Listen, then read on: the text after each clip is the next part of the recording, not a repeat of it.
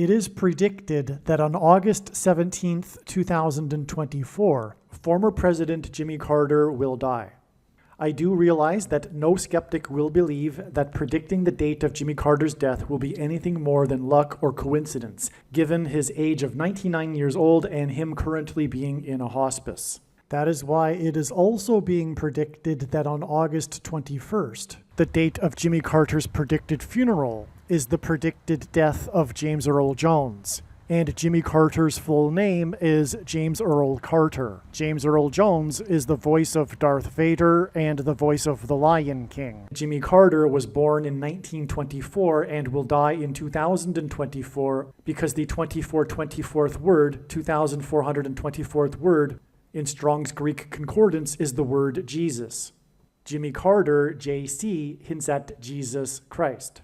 James Earl Jones, the voice of the Lion King, who also played King Jaffe Jaffer in the movie Coming to America, is king symbolism. JC, Jesus Christ, is the King of Kings. No rational person will be able to conclude that when Jimmy Carter will die on August 17th, and James Earl Jones will die on August 21st, as predicted, that it will be a coincidence or random luck. The date that this video is posted proves that these predictions are being made ahead of time, as do these time-stamped emails and forensic notes PDF documents. If you are skeptical for some reason, please email me and I will forward these to you. Hello, welcome. I am predicting that Vice President Kamala Harris will die in a plane crash in St. Louis due to a bird strike into Busch Stadium. In the area code 314, it will be a burning bush, as described in Exodus 3:14, on August 21st, 2024. She will be replaced by Michelle Obama, and then Barack Obama will replace Michelle. Harris's plane is predicted to crash in St. Louis on Wednesday morning at 3 a.m. on August 21st, because Simon and Garfunkel's first studio album was named Wednesday Morning 3 a.m. But her flight is predicted to depart Los Angeles LAX Airport on August 20th. I am predicting that former President Jimmy Carter will die on August 17th, and that his prophetic funeral, in which Trump will sit next to Obama, will be on August 21st. I am predicting that James Earl Jones, the voice of the Lion King and the voice of Darth Vader, will die on August 21st, which is the same day on which it is predicted that Carter's funeral will be on. I am predicting that singer-songwriter Paul Simon will die on August 19th. I am predicting that on September 3rd, a solar flare will erupt on the surface of the sun that will then send a coronal mass ejection that will hit Earth on September 5th, 2024, which will knock out America's power grid and will lead to food shortages. This will also trigger the eruption of Yellowstone volcano, which is predicted to erupt on September 5th. The hit of the coronal mass ejection predicted for September 5th that will knock out the power grid will also knock many planes out of the sky. September 5th will be the day of the Resurrection Rapture event. I am predicting that on September 6th, 2024, the key will open the bottomless pit and fallen angels will cross over into the earthly realm. September 6th will be a symbolic beginning to the fifth trumpet judgment that is described in Revelation chapter 9, when the demonic realm collides with the earthly realm. September 6th will be a symbolic beginning to demons pretending to be aliens, and it is probable that on September 6th, Pope Francis will announce that aliens have arrived and have made him the ambassador for the world. This will immediately give Pope Francis, the Antichrist, supreme power over governments of the world. At some point, there will be a massive Mary apparition that will deceive the masses, because all Mary apparitions in history have been demons pretending to be Mary. September 6th will be a symbolic beginning to a zombie pandemic and the masses becoming demonically possessed that will be facilitated through the thing, which is the mark of the Antichrist and 5G frequencies. September 6th will be a symbolic beginning to the coming genocide politicide in America.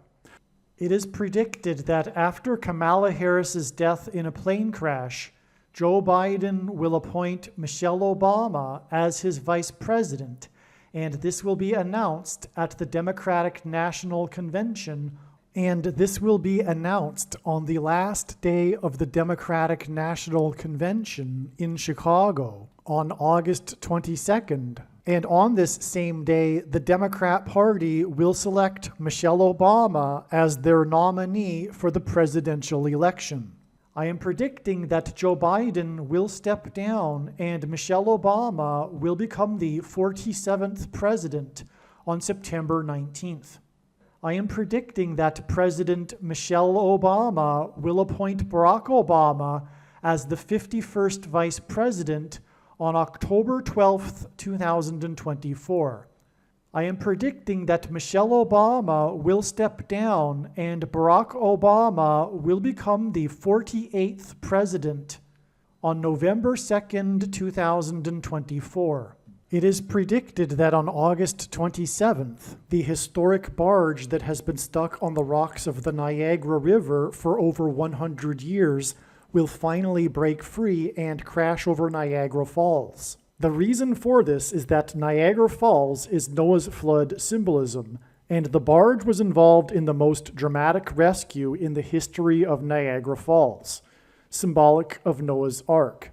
Niagara in the native language means straight, narrow way, and Niagara's Horseshoe Falls is perfectly aimed at the CN Tower in downtown Toronto, because Toronto and its tower are symbolic of the Tower of Babel. In a game of horseshoes, the object is to aim the horseshoe and throw it at the metal stick, which is why the Horseshoe Falls is perfectly aimed at the metal stick that is the CN Tower. God is communicating that as testament for those who will live in the 1,000 years of Christ's reign on earth, the geography of North America will, as a result of a massive earthquake, be divided by a body of water from the Great Lakes to the Mississippi Delta. This destruction will be judgment on America and Canada for attempting to divide God's land, Israel. When this happens, the water in the Great Lakes will spill out over southern Ontario and Toronto. And this is going to happen sometime before October 12th, 2024. I am predicting that dirty bombs will explode in Manhattan, New York City, and there will be a large-scale evacuation on August 25th. I am predicting that Israel will bomb Iran on August 26th. I am predicting that on August 29th, President Trump will die from a heart attack. I am predicting that on October 9th, there will be a catastrophic asteroid hit on Earth. The day of the Lord, the second coming of Lord Jesus Christ, will be on December 26th, 2024. The date that this video is posted proves that these predictions are being made ahead of time, as do these time-stamped emails and forensic notes PDF documents. If you are skeptical for some reason, please email me and I will forward these to you. If you have already watched this essential introductory information in another video, you can skip ahead 2 hours and 25 minutes. The information in this video is showing how God was pointing to the date July 1st in regards to the predicted death of James Earl Carter, former President Jimmy Carter. The prediction being made in this video that James Earl Carter or Jimmy Carter would die on July 1st is 100% correct. The information in this video is valid. God was pointing overwhelmingly to July 1st, 2024 with Jimmy Carter connections. Not only is the information in these videos that predicted July 1st valid, it is extremely important and must be watched. Through the connections God used to point to July 1st, God told important stories and revealed essential knowledge. These videos must be watched. July 1st ended up being a step in the trail of signs that is 10 days before Carter's predicted funeral at the National Cathedral on July 11th, 2024. All right, this email here that I'm reading was originally composed the day after July 1st, and God was also pointing to July 6th, and therefore the signs that revealed adding 10 days to July 1st was believed that it was because that would be the day of the funeral, and that July 6th would be the date of Jimmy Carter's death. It turns out that we received amazing prophetic signs on July 6th as well that confirmed all of the analysis for Jimmy Carter, and this will be explained in another video, so make sure you watch all of the Jimmy Carter videos. There will be, for example, a video dedicated to the prophetic signs that God is using to point to the extremely important prophetic sign that will be the funeral. In other words, the biggest part of the signs, the theme that God is using for Jimmy Carter is involving the funeral, and I'll explain why. It has to do with the lineup of the former presidents sitting in the pew at the funeral, okay? And anyway, it is now believed that, well, the signs confirm it as well, including this 10 days. This 10 days that was for adding to July 1st was to get to the date of Jimmy Carter's death, not his funeral, okay? So this is correct, this 10 days, and I, again, will explain how we get this 10 days from the signs that occurred on July 1st. In just a minute, I'll explain that. Now, the rest of this paragraph here, I simply speak about how this movie, which was being pointed to on July 1st, this movie named How to Lose a Guy in 10 Days, believe it or not, you'll see this is a movie God pointed to, and believe it or not, if you are new to this, even this concept of God using pop culture, well, get used to it, because this is how it works. God is highly involved in the world. That's the thing that surprises people. Even Christians will be shocked to learn how involved God has been throughout the years in history. All right, and that's proven with these prophetic signs, including, and again, this movie, How to Lose a Guy in 10 Days. It's a movie about do's and don'ts, which is a hint at the 10 commandments. All right, this will be explained. Well, anyway, again, so we received the sign, this movie, it hinted at adding 10 days. We get July 11th. There's far more confirmation than only that. All right, and that's the rest of this paragraph, and I'll just continue on here. All right, so what you just heard was recorded prior to July 11th. July 11th also ended up being another amazing step in the trail of signs leading to the death of Jimmy Carter. In other words, the signs that occurred on July 11th related to all of the analysis for Jimmy Carter. They were, in other words, signs related to the coming death of Jimmy Carter. The sign we received on this day, one of them was the death of Shelley Duvall, who is most remembered for her portrayal of Wendy in the movie The Shining, with her co-star Jack Nicholson, which is amazing because on July 1st, 10 days earlier, was the death of Robert Towne, and Robert Towne famously won the Academy Award for Best Screenplay for the movie Chinatown, starring Jack Nicholson, which, as I'm about to explain, is how we get to the movie How to Lose a Guy in 10 Days. In other words, this wasn't expected in advance, but the 10-day interval that I just said God was pointing to between July 1st and July 11th, both end up being signs involving movies starring Jack Nicholson.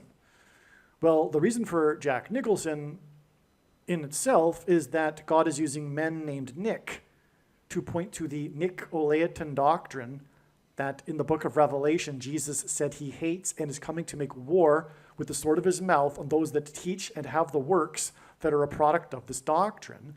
And also in Revelation chapter 2, the same chapter, God or Jesus speaks of a 10 days period of testing for the saints in context of Nicolaitan doctrine. And that is because the vast majority of American Christians are Nicolaitans.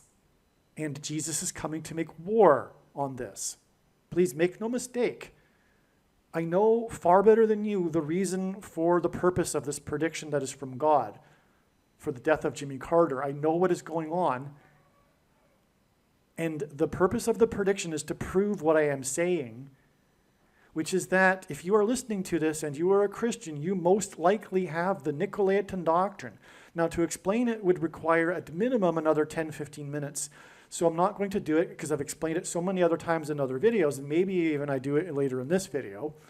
But you need to watch the 23 church signs video, okay? Nicolaitan means ruling over the laity. Jesus forbid pastors.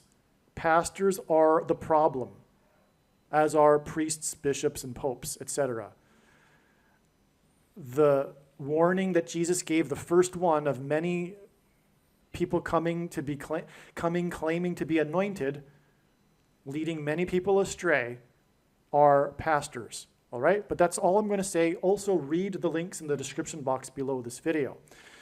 Now, the sign involving Shelley Duvall, who died at the age of 75 on the day of the 75th anniversary of the NATO summit, hinted at adding 7 + 5 days to get to July 23rd, which is 7/23.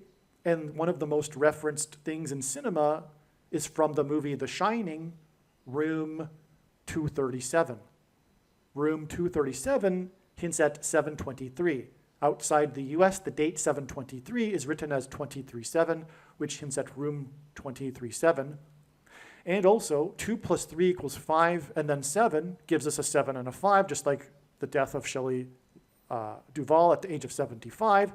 So room 237 also hints at 2 + 3 = 5 + 7 = 12, and it is 12 days after July 11th that we get July 23rd, the date it is predicted that Jimmy Carter will die, and that's also why Shelley Duvall died at the age of 75 on the 75th anniversary of the NATO summit, which also hints at adding 7 + 5 to get July 23rd. Now, trust me, I am only scratching the surface here. I have made an amazing video. It is so profound, you have no idea. I can't exaggerate that. I can't express that enough, okay? And it is titled The Shining Video. I've titled this movie, or this video, that's explaining in far more detail than I just have, the signs that occurred on July 11th. And I've titled the video The Shining. It is an absolute must-watch. Of course, the wise person will recognize when the prediction comes to pass that every minute of every video should be watched, including every minute of every Jimmy Carter video. But make sure you watch the Shining video on this channel.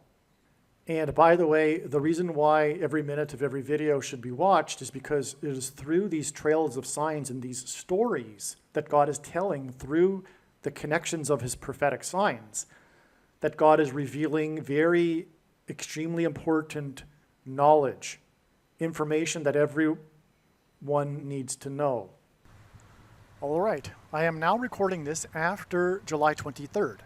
Today is July 29th, and the prophetic signs that were expected in advance of July 23rd confirmed all of the analysis. Again, God was pointing to July 23rd in regards to the coming prophetic death of James Earl Carter, Jimmy Carter. Both James Earl Jones and Jimmy Carter are, by the way, in God's signs, king symbolism, which is why the sign we received on July 23rd involved the king of Hollywood This is a nickname for Clint Eastwood. He also goes by the king of Western movie genre, the king of Western, the king of Hollywood, Clint Eastwood.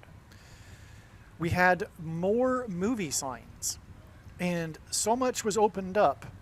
God showed so much amazing information and revealed it through the signs that occurred on July 23rd that another separate video has or will be made, and it'll be titled The Unforgiven Video. There'll be a thumbnail with a picture of Clint Eastwood on it, and it'll be titled Unforgiven. This is the movie in which Clint Eastwood directed and starred in and won many Academy Awards. And of course, the name Unforgiven is a prophetic hint at God's judgment for America and it being unforgiven, having not repented. Clint Eastwood is known for saying in a published interview that Barack Obama was the biggest hoax on America in American history. Obama is the biggest hoax on America in history. And he said this right after, just a week after, his famous speech he delivered at the Republican National Convention, in which he spontaneously pretended to be interviewing Barack Obama, sitting next to him. And he was mocked in the media for this, which is why he gave this interview to his hometown, small town in California, the local newspaper, which published this interview, in which Clint Eastwood said that the biggest hoax in American history was Barack Obama. And this became a major news story in itself, him calling Obama the biggest hoax in American history. This is why one of the things that point to Clint Eastwood on July 23rd was the senator from the 45th state quickly reposting a hoax that Jimmy Carter had died. And again, God was pointing to July 23rd ahead of time for the death of Jimmy Carter. And on this day was a major news story regarding this hoax regarding the death of Jimmy Carter. This senator from the 45th state reposted this, and the senator's name is Mike Lee, and he quickly reposted it without checking to see if it was real, which hints at Quick Mike, the name of the character at the center of the plot in the movie Unforgiven. One of the other news stories on this day that confirms all of this is the announcement, the report in the New York Post regarding the announcement from the Monterey County Health Department regarding how it is that Clint Eastwood's wife died. I will be explaining more. I'm just going through this very superficially here. This just briefly to explain how it is that July 23rd was confirmed, the analysis was confirmed, and how it reveals adding an additional 9 days to get to the date that it is predicted that Jimmy Carter will die on August 1st. This Senator Mike Lee, who hints at Quick Mike, also posted another hoax 6 + 6 + 6 days earlier, which hints at the Antichrist's number 666. He did the same thing. He quickly reposted a hoax regarding Joe Biden's regarding a medical emergency that Joe Biden supposedly had on his Air Force One. This is because all of this is connecting to the death of Kamala Harris in her Air Force plane. And this senator is the senator from the 45th state, and I will explain in the Unforgiving video how the 4th out of 5 Dirty Harry movies about a detective from San Francisco, and Kamala Harris is from San Francisco, and as in Dirty Harry, the detective in the Dirty Harry movies in San Francisco. Well, anyway, the 45th state is the sign on this day, but also on this day, Elon Musk, in his interview, speaking of interviews with Clint Eastwood, told Jordan Peterson that he was not donating $45 million to the Trump campaign. And Trump is the 45th president. Jordan Peterson hints at Michael Jordan, who also wore jersey number 45, in addition to his jersey number 23, which is the jersey number that Barack Obama, the basketball president, wore in high school. Michael Jordan also wore jersey number 9 when he played for the U.S. Olympic Dream Team, in which the team outscored their opponents by an average of 44 points, which hints at the 44th president, skipping the 45th presidency. And the number 45 is the 9th triangular number. In the Unforgiven video, I will explain how the news of Clint Eastwood's wife and his death points to the death of his former girlfriend and wife, Sandra Locke, who starred with him, Clint Eastwood, in the only Clint Eastwood directed Dirty Harry movie, the fourth of the 5 Dirty Harry movies, which also hints at the number 45. And again, 45 is the 9th triangular number. And this is why it is 9 days from these signs on July 23rd to the date it is predicted that Jimmy Carter will die on August 1st. The fourth of the 5 Dirty Harry movies made $150,000. This is one reason for it being revealed that 15 days after July 23rd and these Clint Eastwood-related prophetic signs will be the day that Kamala Harris will die in a plane crash on August 7th. The reason why this all points to Sandra Locke, the former girlfriend and wife of Clint Eastwood, is that throughout her entire career and for her entire public life after her public is that throughout her entire career and also her public life after her career, she maintained a big hoax regarding her birth date. In her first role, she shaved off 6 years to get her role, which got her nominated for an Academy Award. 6 years is 2 times 3 years, which hints at 23. And this hints at Barack Obama, the basketball president, who wore jersey number 23. And it is what Clint Eastwood is alluding to when he called Obama the biggest hoax. He's alluding to the hoax of Obama having been born, his birth location in the U.S., which is why the hoax of Clint Eastwood's girlfriend is relevant regarding her hoax about her birth date. Her hoax of 2 times 3 years, which hints at 23, pairs with the number 9, and this is how God's true big picture of signs, patterns, and connections works, which is only being explained on this channel. It works on the principle of second and third and multiple witnesses confirming a matter as the Bible says is required, and this is what makes what is being explained on this channel true and not a product of one's imagination, and different and unique than everything else on the internet that claims to be an analysis of God's prophetic signs. And if we think about it, one simple way in which God would provide a second witness for us is through pairing certain numbers together, such as 9 and 23. 23 is the 9th prime number. Barack Obama, the basketball president, wore 23 and became president in 2009. In other words, the hoax of Clint Eastwood's former girlfriend of 2 times 3 years confirms the addition of the 9 days from these signs related to Clint Eastwood on July 23rd to give us the date that Jimmy Carter will die on August 1st. Now again, I'm only scratching the surface here. This video that I'm speaking of, the video that will be titled The Unforgiven Prophecy, is so overwhelmingly astounding, it must be watched.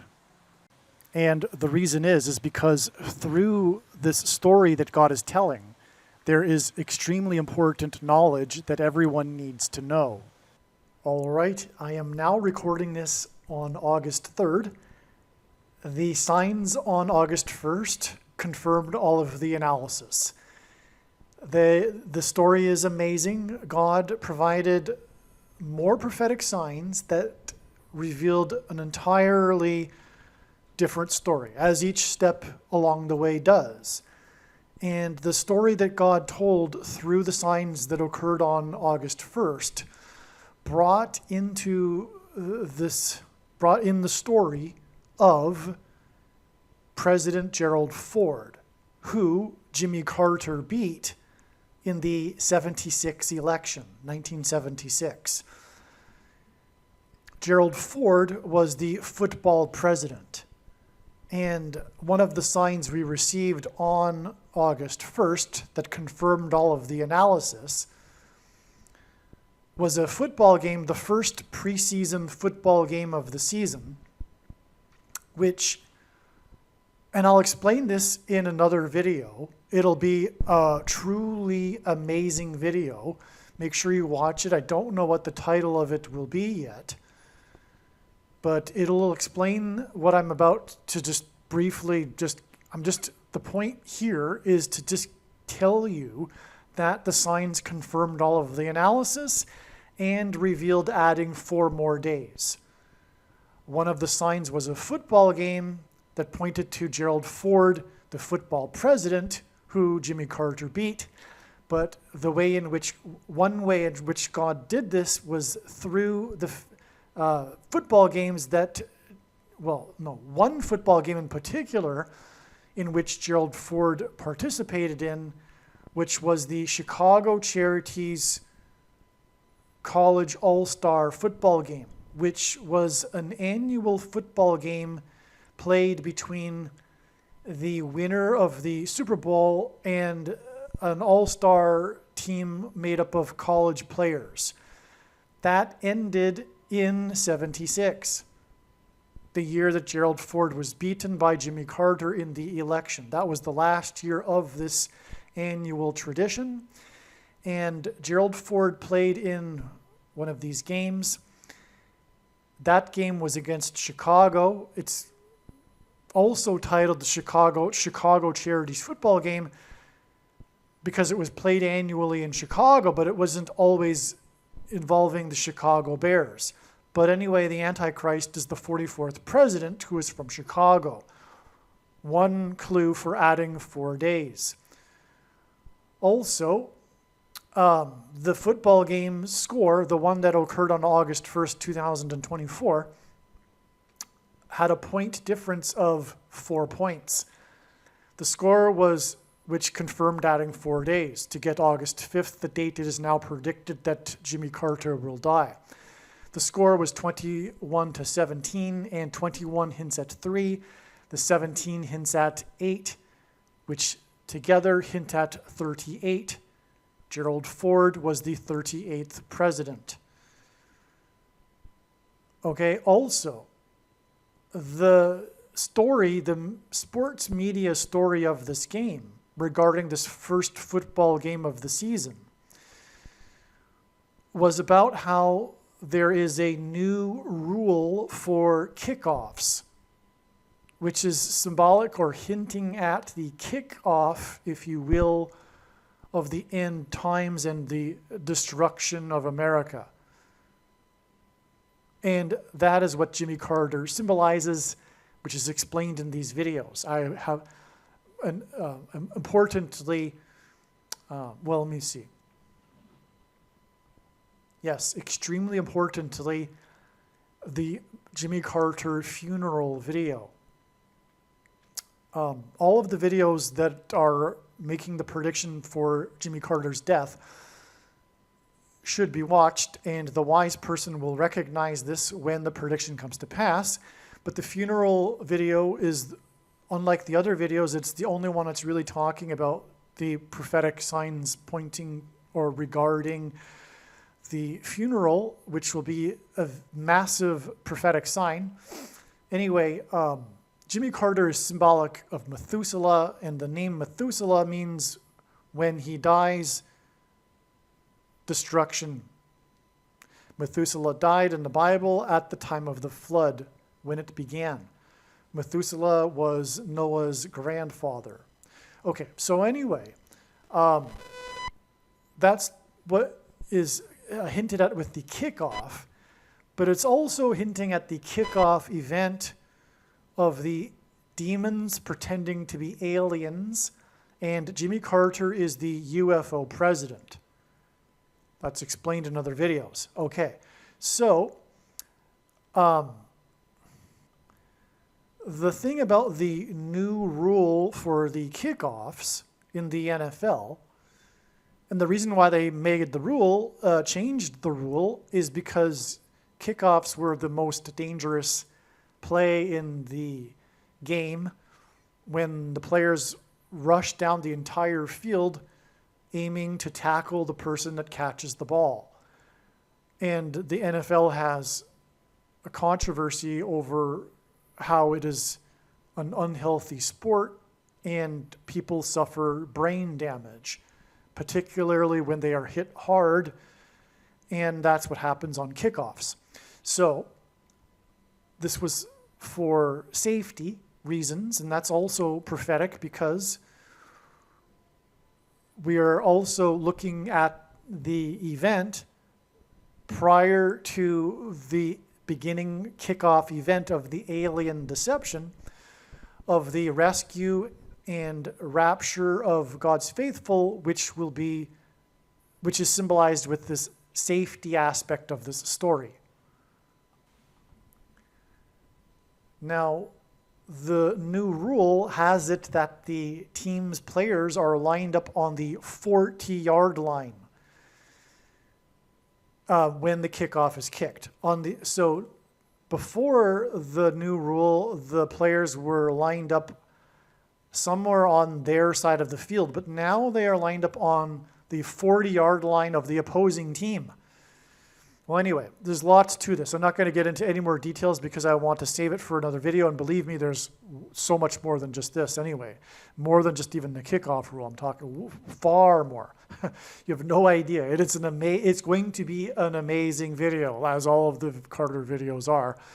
Well, anyway, the new rule about the 40-yard line not only hints at the 40th Vice President Gerald Ford, who was the only president to never have been elected either vice president or president, which makes him being the 40th vice president that much more relevant, because it hints at the 44th president, Barack Obama, who will likewise become the president again through being appointed instead of elected, thus overcoming the 22nd Amendment's restriction on someone being elected to the office more than twice. He will be appointed just like Gerald Ford, the only president to never have been elected. He was appointed instead. He was appointed the 40th vice president. Okay, and so that's the 40-yard line we are talking about, and as I'm saying, and we'll explain in the other video, this is all pointing to Gerald Ford. And anyway, the 40-yard line new rule is further confirmation of adding 4 days, in addition to the 4-point difference in the score of the game. Now, another sign we received, the big news story of the day, was the hostage exchange. The media would call it the prisoner exchange, but you could also look at it quite accurately as being a hostage exchange.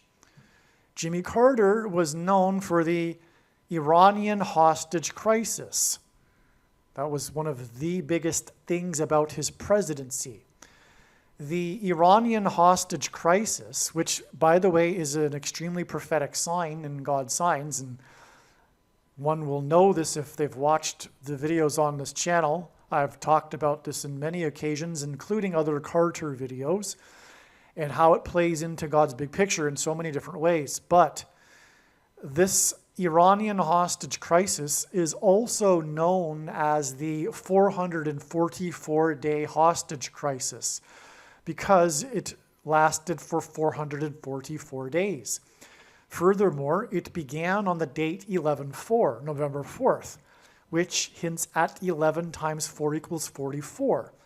Barack Obama, the Antichrist president, the 44th president, was elected on the date 11/4. Incidentally, Barack Obama, the 44th president, who was elected on the date 11/4, which hints at 11 times 4 equals 44, was elected exactly 29 years after the beginning of the 444-day hostage crisis on the date 11/4. The reason for 29 years is because if God were to symbolize 9/11 and the judgment warning through the events on 9/11 and 2001 for America, using only two numbers, it would be 29 or 92, as the 2 hints at 2 ones. And so anyway, this prophetic sign involving the hostage crisis, which was an exchange of 24 hostages total, hints at the 444-day hostage crisis, which is further confirmation of adding 4 days. 444-day hostage crisis hints at 4 days to the date it is predicted that Jimmy Carter will die on August 5th, 4 days after August 1st.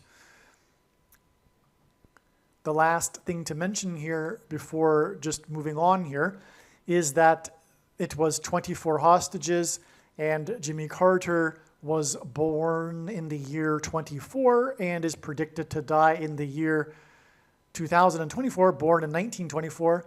And that is because Jesus Christ was, the name Jesus in the Greek concordance is G2424, which incidentally is why Jesus Christ will return in the year 2024. It hints at 2 times 24, in other words, 2424. Also, JC hints at Jimmy Carter. Jesus Christ, the initials are hinted at with Jimmy Carter. The initials for Jimmy Carter, I should say, JC, hint at Jesus Christ. And so that's why 24 hostages. And also 24 is 8 plus 8 plus 8, and G2424 in Strong's Greek Concordance, the word in Greek for Jesus, is equal to, in Greek gematria, 888. Furthermore, it was 2 nations that did the exchange. That hints at 2024 and also 2424, which is what the death of Jimmy Carter hints at, because he was born in 24 and will die in 24. And so there you have just a brief explanation. Make sure you watch the full video. It'll explain so much more. There's so much to this story. It is so amazing. But here you have why it is that, or how it is that the analysis for August 1st was 100% correct and revealed adding 4 days to get the date. It is now predicted that Jimmy Carter will die on August 5th. And once again, the reason for the need to watch the other video is that God is telling these stories through these big pictures, through the trail of signs. And there is important, extremely important knowledge and information that needs to be known. This is why the other video needs to be watched. It's not enough to just simply know about the prediction. If God wanted to, he could simply tap on someone's shoulder and say, hey, tell the world that this is going to happen on such and such date. But what would that be good for?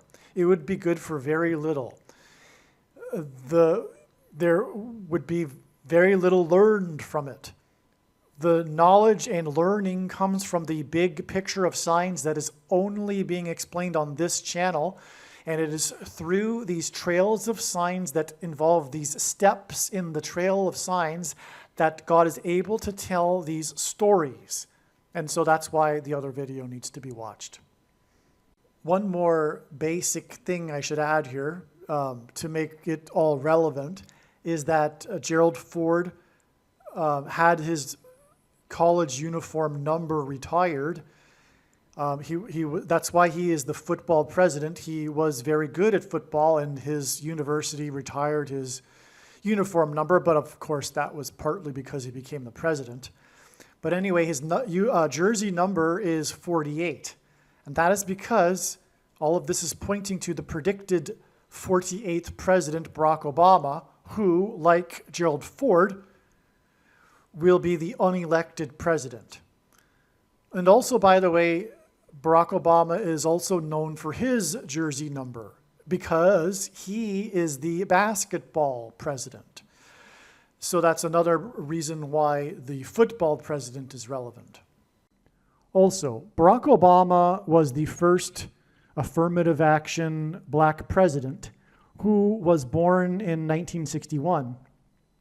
And Gerald Ford, part of the story of his college football days is the time in which his Wolverines from Michigan were told by Georgia Tech, the team from the fourth state, the state that Jimmy Carter is known for being from, told the Michigan team that they wouldn't play the Michigan team, if their black player would play in the game. And this black player was Gerald Ford's best friend on the team and the guy that he would room with when they went on road trips. This black player of the Michigan Wolverines was number 61, which hints at Barack Obama, who was born in 61. 61 is the 18th prime number, and 18 is 6 plus 6 plus 6, which hints at the number of the Antichrist in Bible prophecy, 666. All right, I apologize. I took a little longer than I should have to explain some of the things regarding August 1st and how the prophetic signs on that date confirmed the analysis. For one thing, what I just explained, there's so much more to it, and it's explained in the video that I made that will be explaining all of this. So anyway, August 5th also turned out to be a step in the trail of signs, and it was recognized that it would be before August 5th. I think it was August 3rd that it was recognized that it would only be a step. Maybe it was August 4th, but regardless, the date didn't come and go before it was recognized that it would only be a step. The reason why the clue came in and to look at a further date down the road was apparent was because it was known that on August 5th, this Hurricane Debbie, which wasn't a hurricane at the time of this discovery, it was thought that it could become a hurricane. But anyway, Hurricane Debbie hints at Judges chapter 4 in the Bible regarding Deborah and Barak, the leaders of Israel.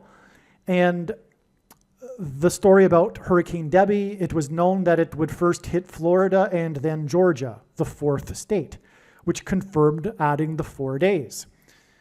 Not only that though, it hit Florida first, and Florida is the 27th state, and 27 is 3 times 9, which hints at 39 and the 39th president, who is from the fourth state. Not only that, now it is August 7th, as I'm recording this, and it's now reported that 4 people died in Florida due to this storm. That was known to be the sign to confirm the adding of 4 days from August 1st. And not only that, that same story talks about how 4 times 400 flights were canceled, which is more confirmation for the 4. And that all said makes all of this confirmation for adding 4 more days to August 5th. To get the date, it is now predicted that Jimmy Carter, who is from the fourth state, will die on August 9th. This is all flood symbolism, a hurricane, it's flooding, it's water, and August 9th will be the 50th anniversary of the end of the Watergate scandal, which was the beginning of Gerald Ford's presidency. The 40th president becoming the president. Okay, so that's why we had 4 days to August 5th when the storm, by the way, it was also the 4th named storm of the season. So the 4th named storm of the season, Debbie hinted at Judges chapter 4, and it hit the fourth state, killed 4 people, and canceled 4 times 400 flights 4 days after the 40-yard line rule and for kickoffs and the 4-point differential in the game. and on and on. But anyway, you get the idea. We add 4 more days to August 5th. There's much more to August 5th, which will also be explained in the same video that I'm going to explain August 1st. So I shouldn't really say this, but if you only watch one Carter video, I recommend watching this particular Carter video that I've titled The Trump Assassination Prophecy, because that's part of it, but that shouldn't be said because it really isn't a better video or a more informative video than the other videos. They're all profound. But make sure you watch, anyway, the Trump Assassination Prophecy video that is predicting that Jimmy Carter will die on August 9th. Yeah, I'm going to emphasize this one more time. Make sure that you watch all of the Trump Assassination Prophecy video predicting Jimmy Carter's death on August 9th. Not only will there be much more information regarding what happened on August 1st and 5th, but it is a beautiful summary of so many things regarding Jimmy Carter. There's so much to it. Trust me, it's far more than what I've just alluded to with what I've talked about so far regarding August 1st and 5th. It's an absolute must watch.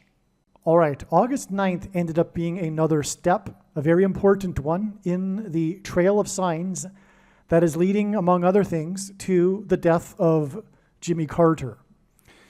August 9th, I should have known, would be a step. I should have known this because, as I was talking earlier a minute ago about August 1st, this was the day of the prisoner exchange with Russia.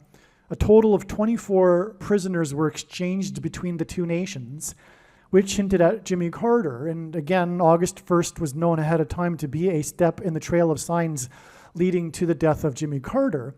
And Jimmy Carter was born in 1924, and he's predicted to die in 2024.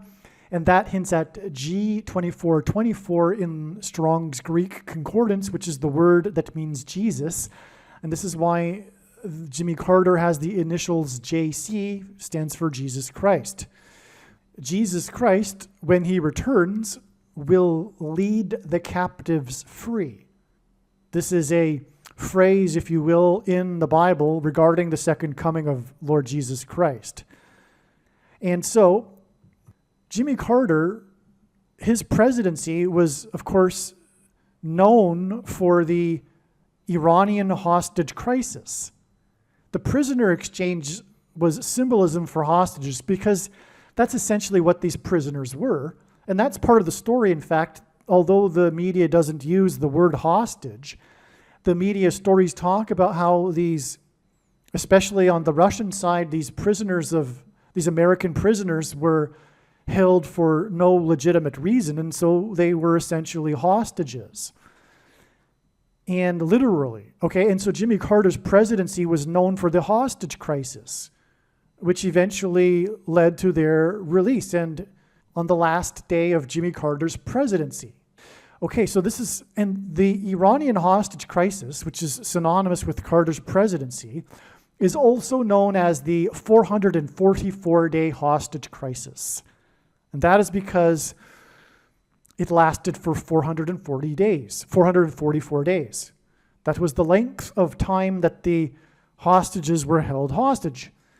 And so one of the names of the Iranian hostage crisis is the 444-day hostage crisis.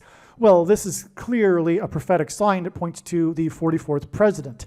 I've explained in the Jimmy Carter malaise video, the thumbnail for that particular video is the malaise speech video.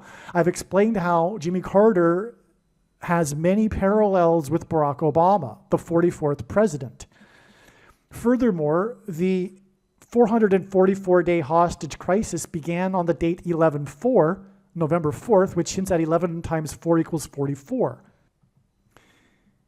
The 444-day hostage crisis that began on the date that hints at 44 was exactly 4 times 4 weeks after one of the other big things that the Carter presidency is known for, which is his malaise speech, which again I outline in the malaise video, and that speech is it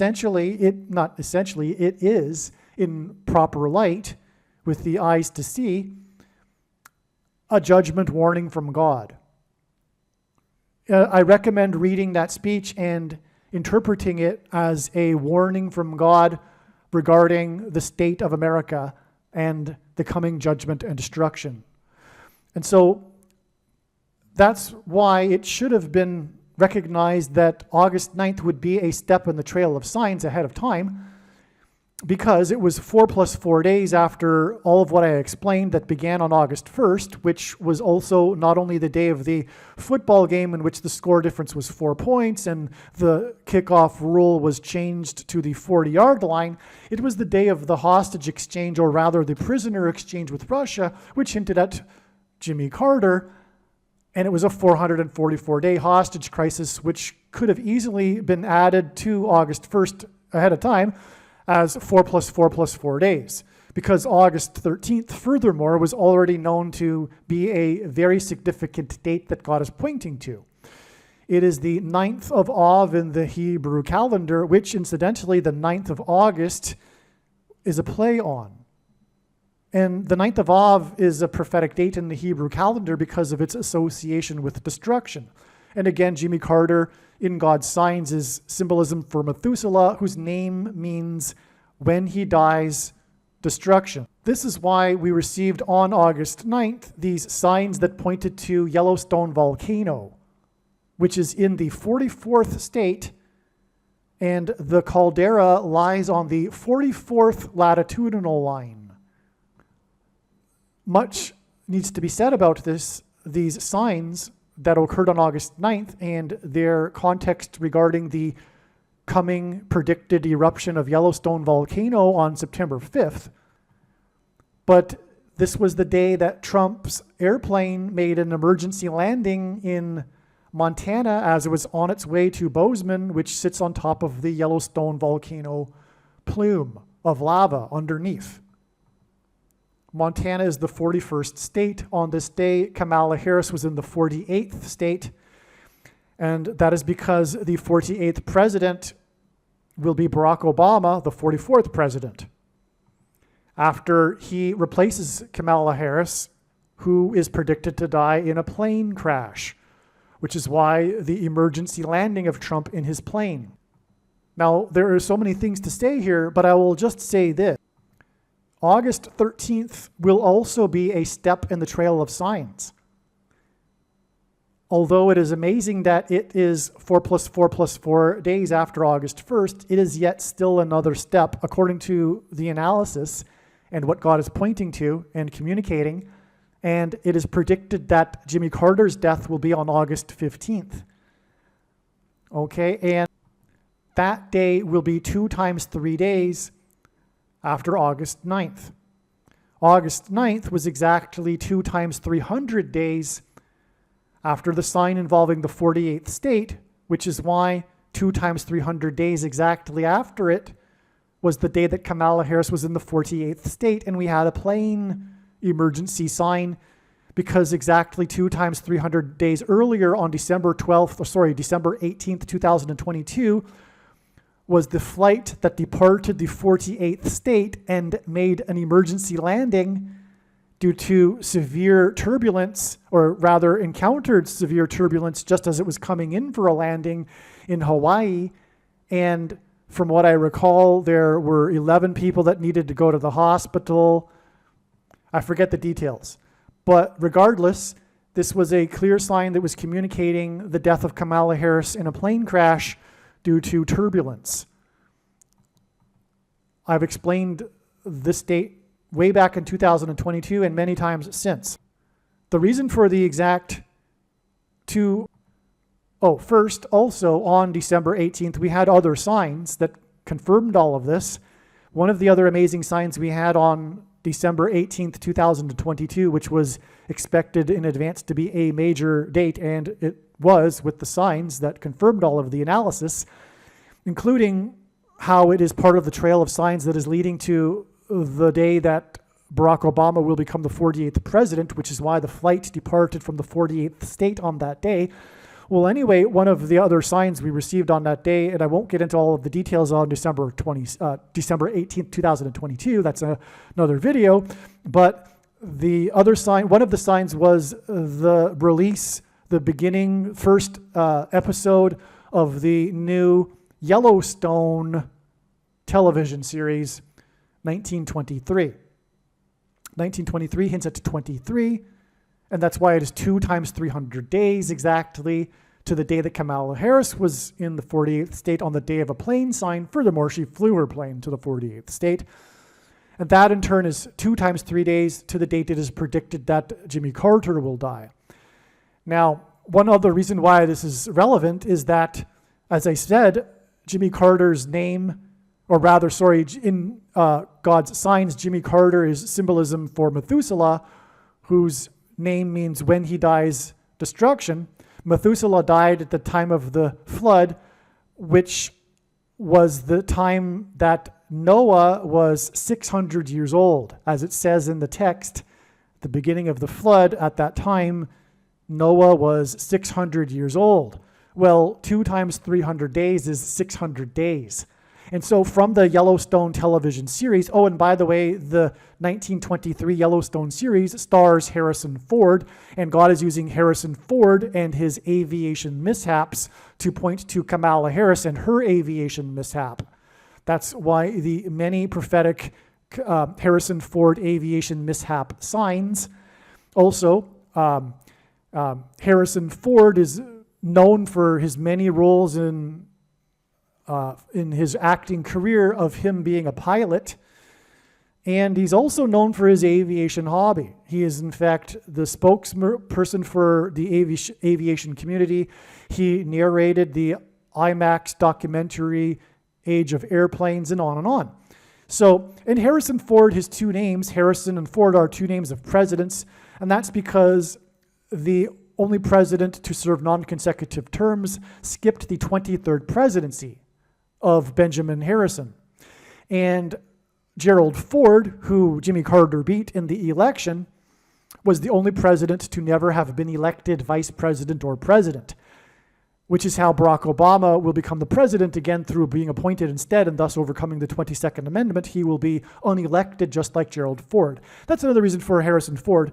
And so that's why Harrison Ford and his aviation mishaps connected to Kamala Harris. And again, the release of the new first episode of Yellowstone starring Harrison Ford was 2 times 300 days, and that was the day of the a flight that departed the 48th state, and it's 200 times 300 days exactly later to Kamala Harris, who flew into the 48th state.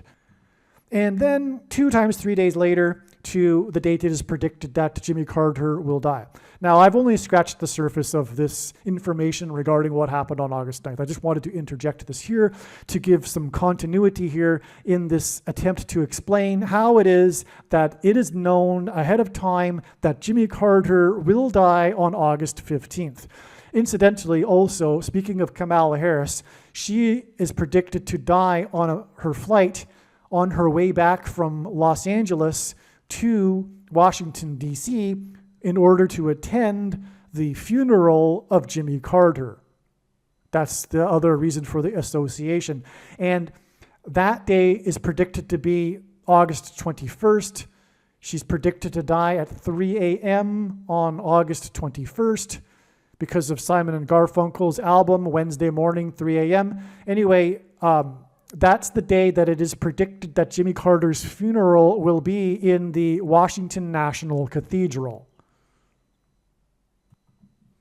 And then Jimmy Carter's party, the Democrat Party, the following day, on the last day of the Democratic National Convention, is predicted to nominate, well, it is predicted that Joe Biden will make Michelle Obama his vice president, and it is predicted on that same day, the day after Kamala Harris's death, it is predicted that the Democrat Party will select as their nominee for the presidential election Michelle Obama.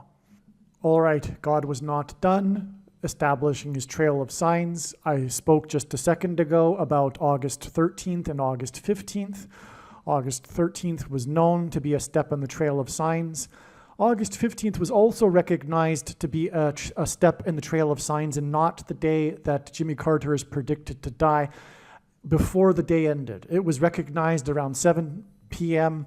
when I woke up here in the time zone that I'm in the morning, realizing that it would be a step and that Jimmy Carter's death would be on August 17th. Now I will explain a few things. First of all, August 13th, as I just explained, was 4 plus 4 plus 4 days after the signs on August 1st that involved the number 4, and also that included the hostage exchange, which hinted at the 444-day hostage exchange during Jimmy Carter's presidency. What I also didn't mention, by the way, is that 444 days were the last 444 days of Jimmy Carter's presidency. And that's also, in a way, how 444 symbolizes Jimmy Carter. And so anyway, from the trail of signs that led to August 1st, we had 4 plus 4 plus 4 days to August 13th. Now, the signs that occurred on August 13th are, like usual, extremely profound and extremely important, and they are explained in the absolute must-watch, like all of the Carter videos are. These are explained in the Carter equals Jimmy Carter will die on August 15th or 17th, depending on whether I have time to remake the video or not, equals Israel will bomb Iran on August 26th. On this day, we had a Jewish protesting group of Jewish protesters. Okay, this was the 9th of Av, which is the date associated with the Hebrew calendar date that's associated with destruction and calamity for Israel. And on this day, we had the Jewish protesters, pro-Hamas Jewish protesters protesting Israel and shutting down the I-405 highway. And 405 hints at 45 in August. Well, anyway, the point here is that this was a step 4 days before August 17th. And the bottom line here, just to summarize, because I explained it all in the other video anyway, is that the sign occurred in California. California is the 31st state, which hints at adding 1 plus 3 days to get to August 17th. What gives us a second witness confirmation for adding 1 plus 3 days is the number 13 is very much relevant to Israel, as is Jimmy Carter. And Jimmy Carter, again, is symbolism for Barack Obama, the Antichrist, who, like Jimmy Carter, will lead a world effort to persecute Jews in Israel and divide Israel's land and make Jerusalem an international city, and on and on. So that's why Carter symbolism, okay, but the dates on which the Jews were persecuted in the in the Bible, in the book of Esther, were the 2 13th days of the month. And that's why we had the 13th of August, which hints at Av, and then 13 days later is the day that Israel is predicted to bomb Iran, which was Persia, and the book of Esther is a story of the Jews' time in Persia. And there's 2 13 days. The 13th of the month, adding 13 days, gets us to August 26th. Okay, so that is a confirmation for the relevance of the 13. Oh, and also the most anti-Semite, anti-Israel congressperson, Ilhan Omar, won her primary on August 13th by 13%. Okay, and again, it was the leader and a congressperson is a leader. It was the leader in Persia that persecuted the Jews on the 2 13th days of the month. Anyway, that is a confirmation for the relevance of the number 13 and 1 and 3, which is why we add 1 plus 3 days to get August 17th from August 13th, the date it is now predicted that Jimmy Carter will die. Now, regarding August 15th, I have some more amazing information that I'm just going to read. All right, here we can see that this email is composed, predicting that Carter will die on August 17th, is composed on August 15th, 5:12 p.m. All right? Okay. Now, This email is documenting the prediction that former President Jimmy Carter will die on August 17th and that his prophetic funeral in the National Cathedral will be on August 21st. The date on which it is predicted that will be the funeral of James Earl Carter in the National Cathedral, August 21st, is the same day on which it is predicted that actor James Earl Jones will die. No skeptic will believe that predicting the date of Jimmy Carter's death will be anything more than luck or coincidence, even though this conclusion will be irrational based on the reasons I am providing for how the date August 17th is known ahead of time. That's a typo. Shoot.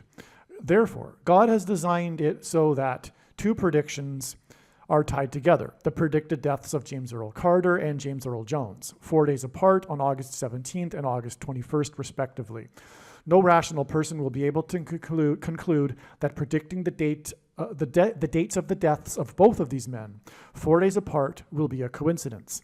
Also, Carter became the president in 77, and it is also predicted that the 49th, as in 7 times 7, Vice President Kamala Harris will die in a plane crash on a flight on August 21st that will mirror that of Flight 77 on 9/11. To confirm his signs and connections, God pairs the numbers 23 and 44 together, as the 44th president was the basketball president who wore jersey number 23 in high school. The date of Carter's predicted death, August 17th, hints at 8 times 17 equals 136, which is the 44th semi-prime number, a number that is only divisible by two other prime numbers, which God uses in his signs and connections.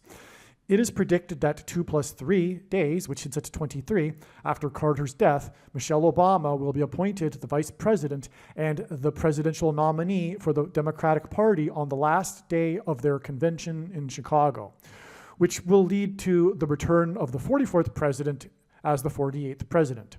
Carter, the UFO president, and the 44th president is the Antichrist.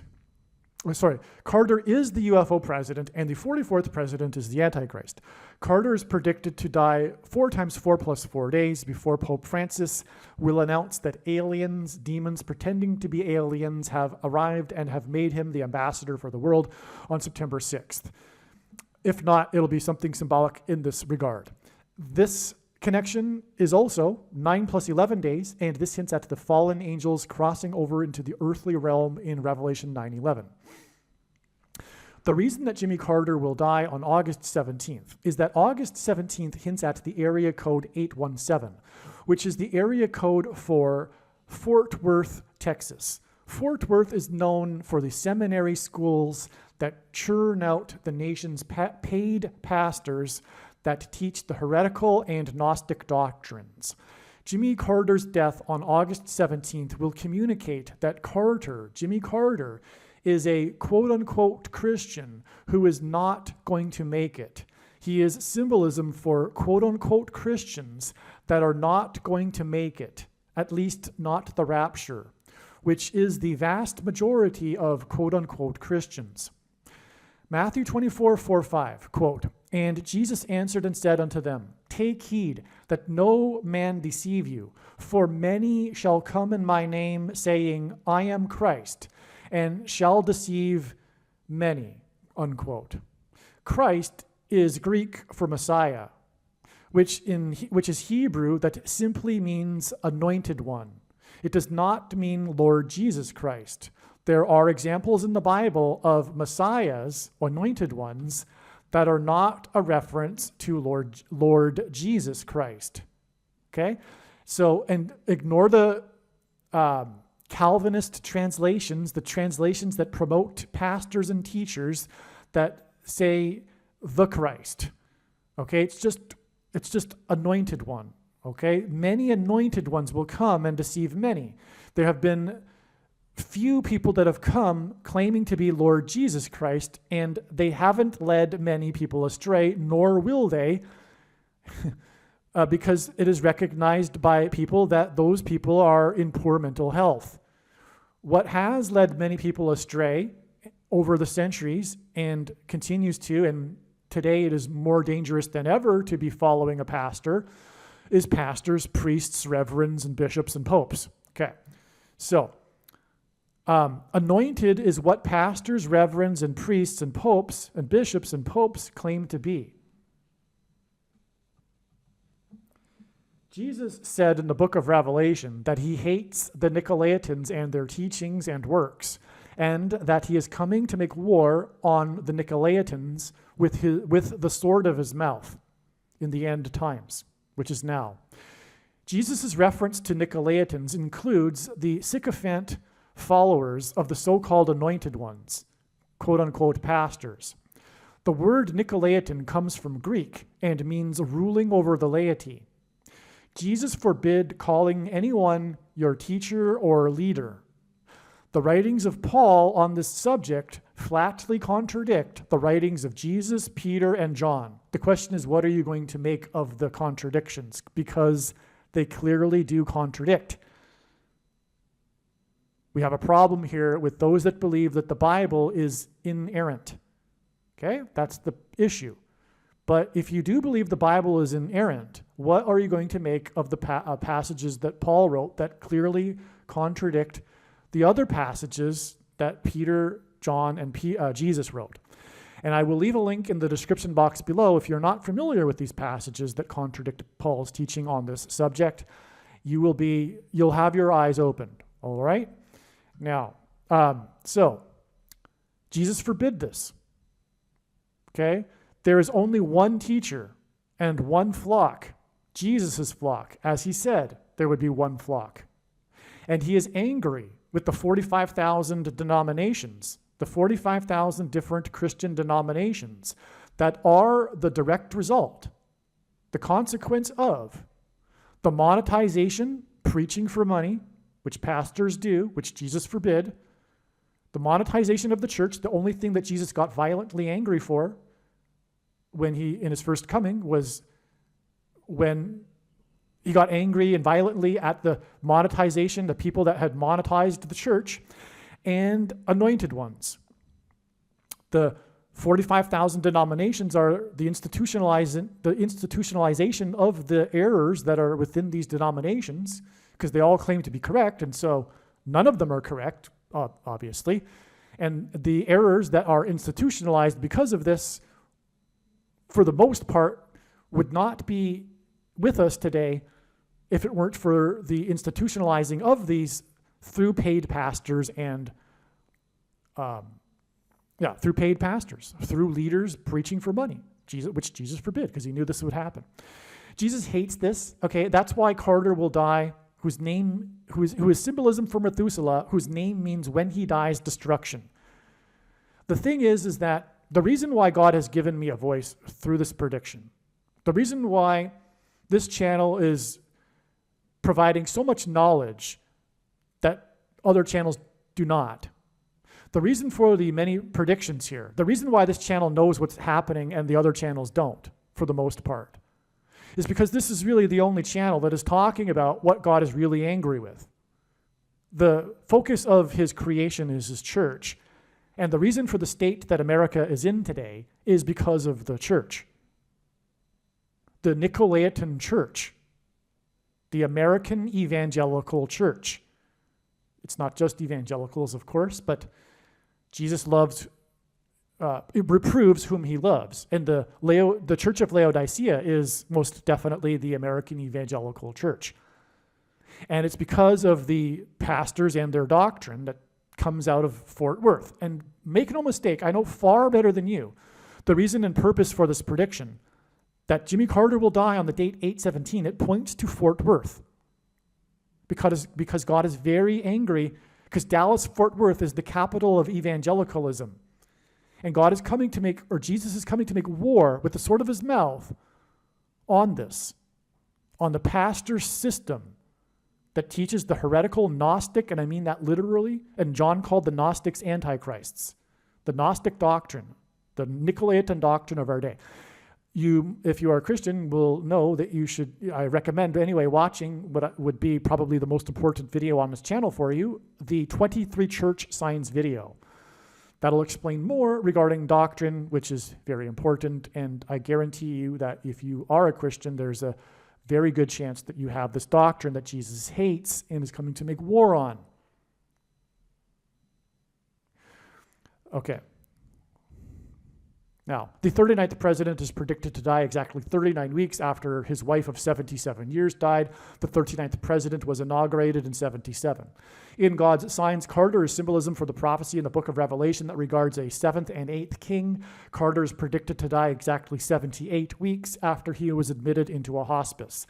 This connection is also 1 year, 5 months, and 30 days, which hints at 153 fish that were caught in the net in Jesus' last miracle, which was symbolism for the end of the age of fishing for men. Jimmy Carter was born in 24, and he is predicted to die in 24. G2424 in Strong's Greek Concordance is the word that for Jesus. Jimmy Carter's initials, JC, hints at Jesus Christ. Jimmy Carter is predicted to die in 24 plus 24 days, in other words, 2 days, after news regarding arrests made related to the death of Matthew Perry. This was August 15th, okay? So I explained how the Trail of Signs led to August 15th. Now I'm explaining what happened on August 15th. This is amazing, okay? Now, what I'm saying is that there was news on August 15th regarding the death of Matthew Perry. It was the arrests that were made. Perry died after playing pickleball. Pickles are food. The Antichrist will ration food. That's why God is alluding to food here. And Carter was a farmer of food, including pears. Which is what the name Perry hints at. It hints at pears. The most common type of pear sold are Bartlett pears. The news regarding Perry on August 15th was the same day that the actor who played President Gerald Bartlett in the West Wing TV show saluted President Biden at the White House. Martin Sheen, who I'm talking about, also starred in Apocalypse Now. And August 15th was the 45th anniversary of this movie that cost $45 million to make, and that's one of the reasons how August 15th was recognized way back in March as being the day. In fact, it was for a while believed to be the day of the rapture because of the overwhelming amount of profound connections, including this one, Apocalypse Now, which hints at the apocalypse, of course, beginning now. But it was just another step for God to tell a story through, which is the purpose of this channel and this video, and the reason why God has given me a voice through this prediction, because otherwise you will not know or learn about these stories that God has been telling through these steps in the trails of signs, which is what August 15th was, another step. As amazing as that was, because it was so convincing that it would be the day, but there needed to be more profound stories to be told. Okay. The news about Perry regards the things, okay, the things of ketamine. And I'm going to use the word thing in lieu of the word that should be word used, but you know what I'm talking about, okay? How does ketamine get into a person? It's put into a person with a thing, okay? It's a thing. Okay, so the news about Perry regards the things of ketamine that were thinged, put into him, into his blood. Sheen's famous and iconic scene in the movie Apocalypse Now was unscripted when, during filming, he accidentally cut his hand breaking a mirror. Following cutting his hand, he continued acting and improvised the scene with his bloody hand spreading the real blood around his body and the hotel room. In the scene, Sheen's character is trapped and waiting inside a hotel room. Apocalypse Now was released in 1979, the year during the Carter administration in which began the Iranian hostage crisis of trapped Americans waiting in their rooms for their release. Apocalypse Now was released exactly 9 times 9 days before the 444-day hostage crisis, and to confirm his signs and connections, God pairs the numbers 9 and 44 together as the 44th president became the president in 2009. And again, that's the reason why the last 444 days were the Iranian hostage crisis, is because it points to the 44th president, Antichrist. Oh, and also Persia hints at the Antichrist, which is Iran, because of the story in the Bible. And so that's further confirmation that the Iranian hostage crisis that was 444 days long pointed to the 44th president, Antichrist. Okay, now where was I?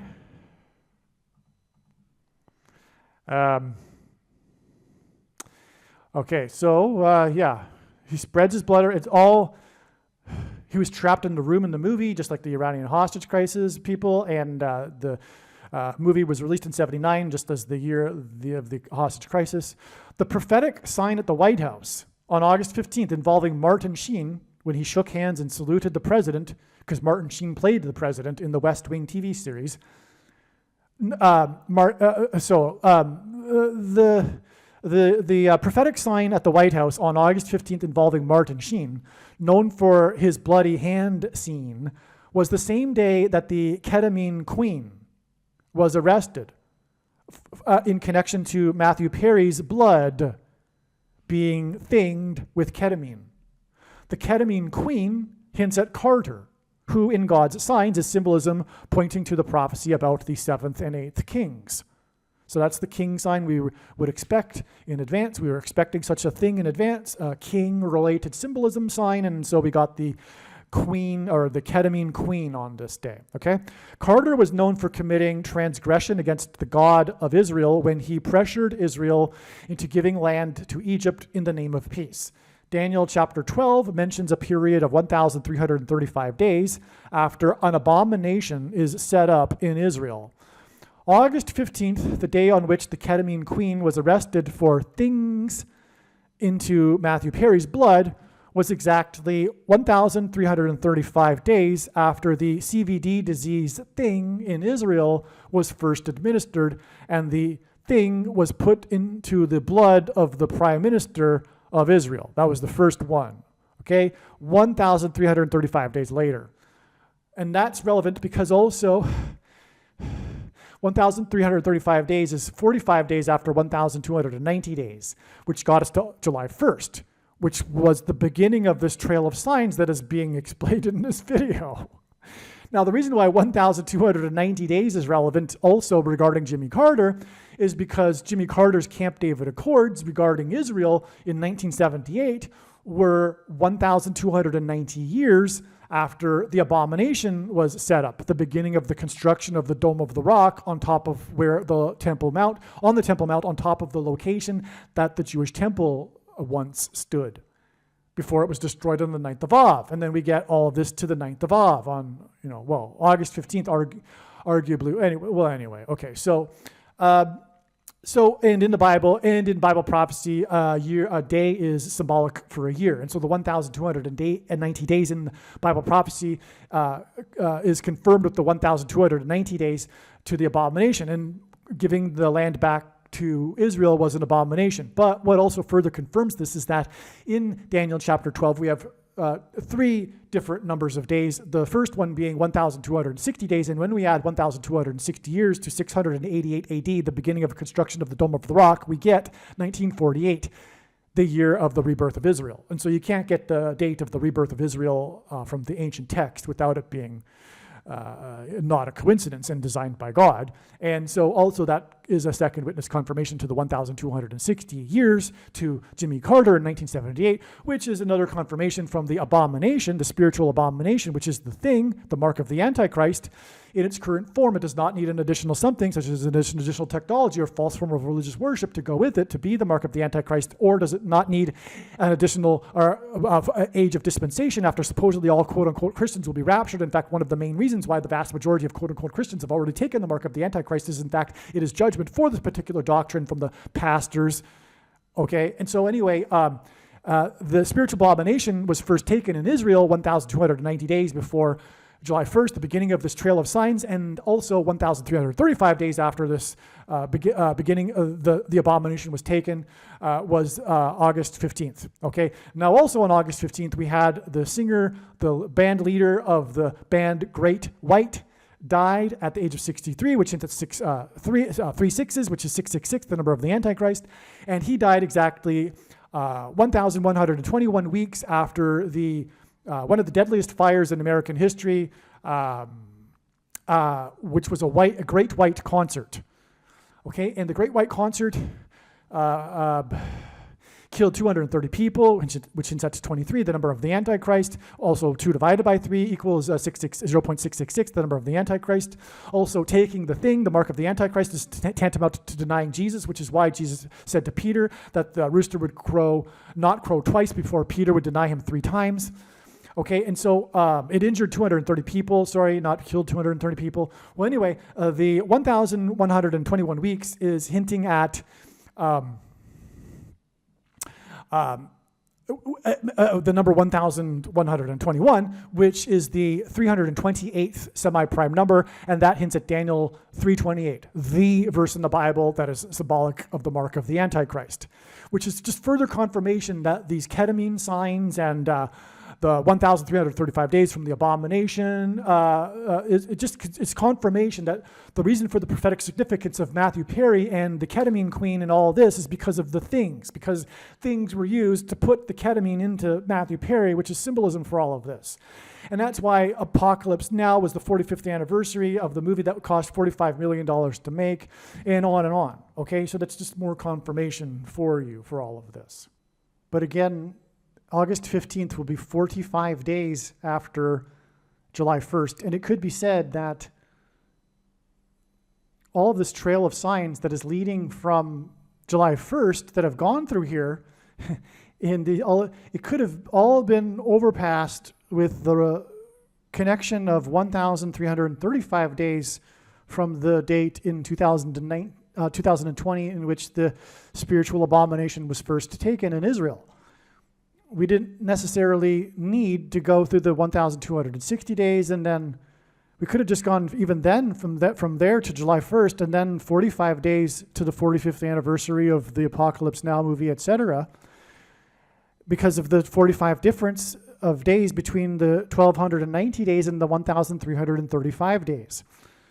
But there's so much to this, and obviously that wasn't God's plan because of all of the amazing, very extremely important information that came through God telling these stories that were able to be told through these steps in the trail of signs. In other words, there's so much information, as you may know by now, regarding Jimmy Carter that came through this last 45 days.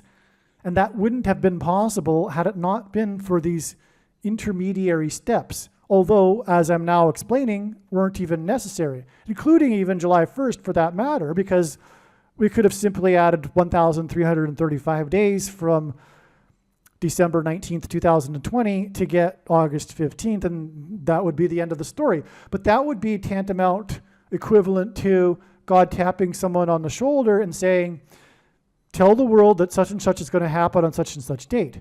But what good would that be? That would be essentially worthless.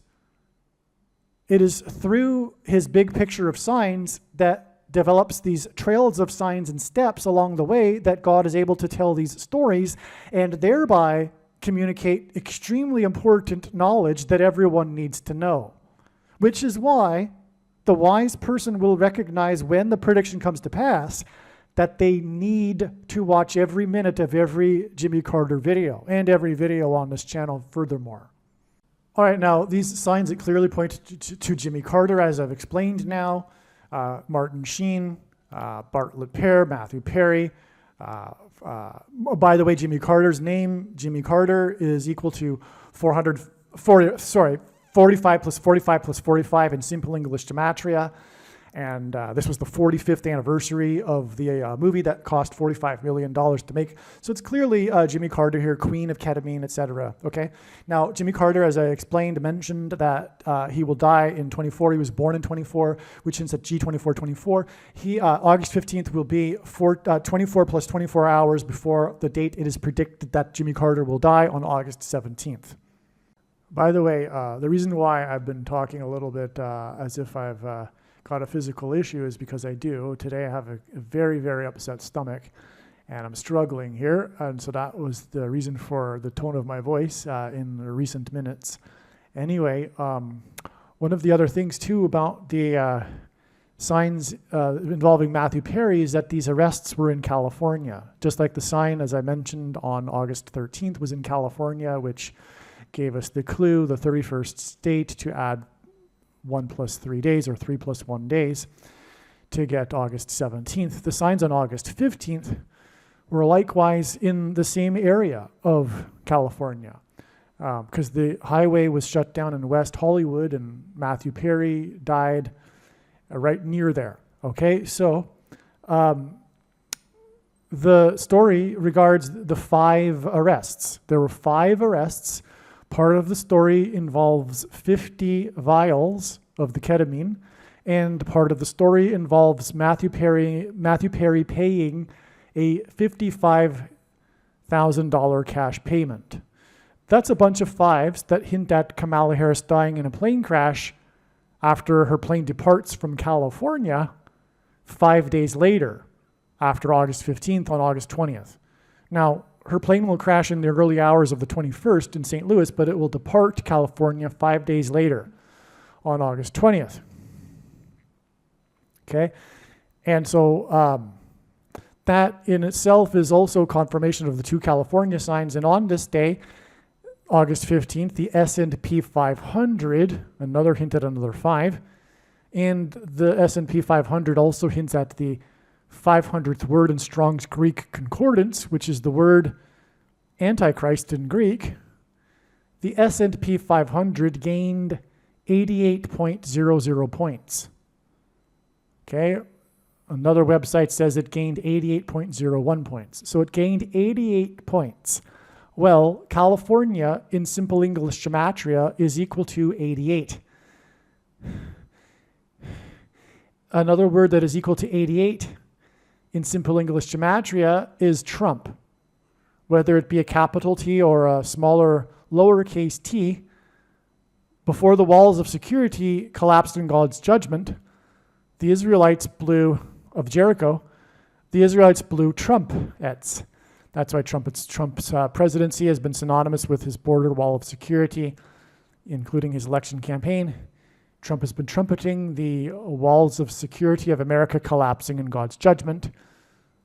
The 88 gained points here on August 15th would be a trumpeting of what we are saying, the apocalypse beginning now, which is why it was the 45th anniversary of Apocalypse Now movie that cost $45 million to make, starring Martin Sheen, which is why we had the amazing Martin Sheen sign on this day when he shook hands with the president, because Martin Sheen played the president.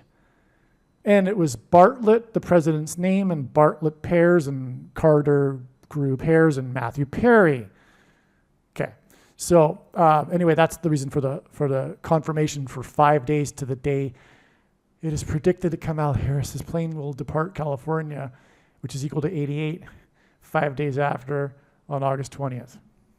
The question is, how did God point to this movie, How to Lose a Guy in 10 Days?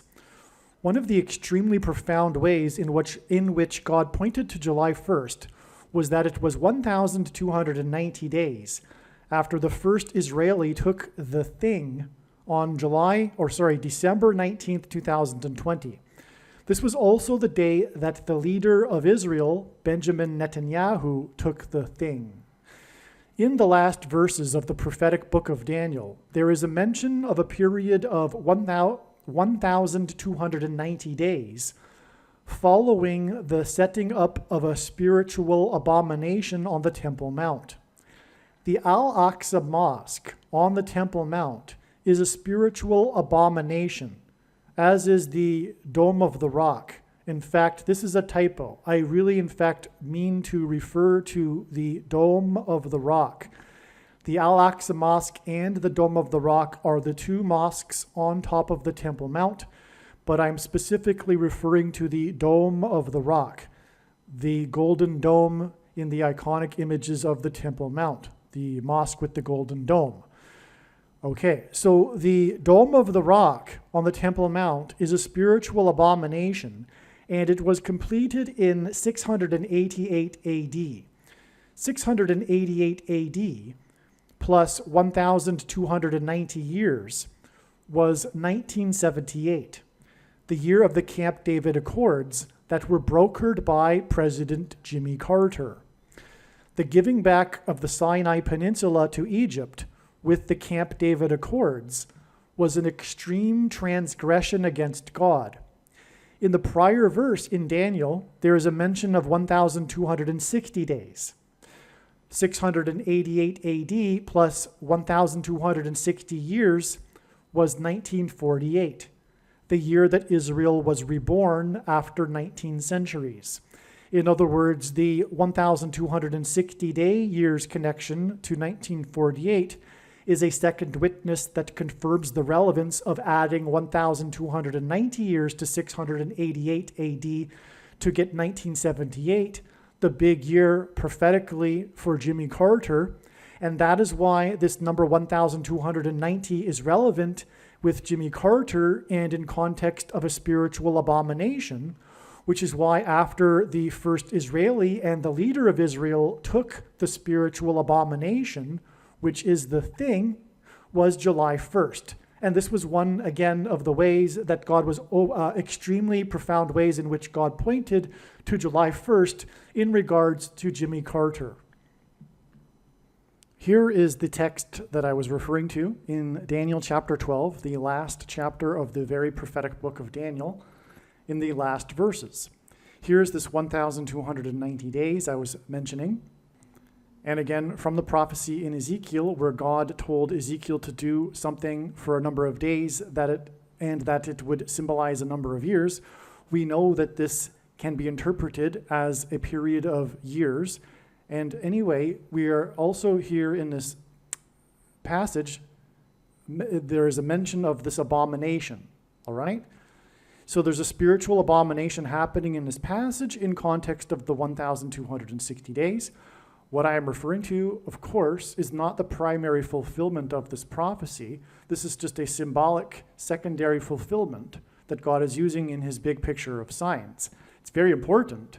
We are talking about the mark of the Antichrist, and then 1,290 days later, we get July 1st, but that's a parallel with the abomination, because this is talking about the Temple Mount. It's talking about the regular burnt offering, which is what the ancient Jews used to do on the Temple Mount.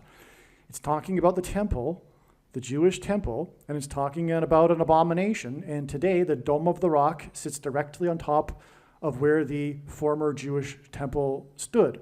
The Jews would love, or the Orthodox religious Jews would love to rebuild the temple, and they can't because the Dome of the Rock is there, because it is an abomination.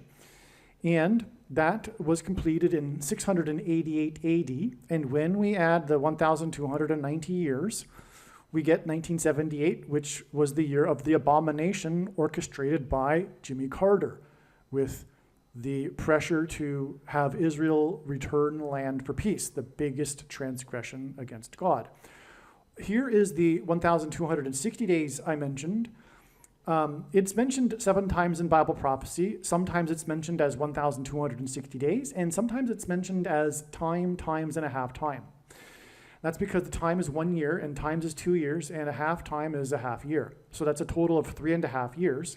And in biblical prophetic years, year is 12 months of 30 days each, and so 3.5 years is 1,260 days.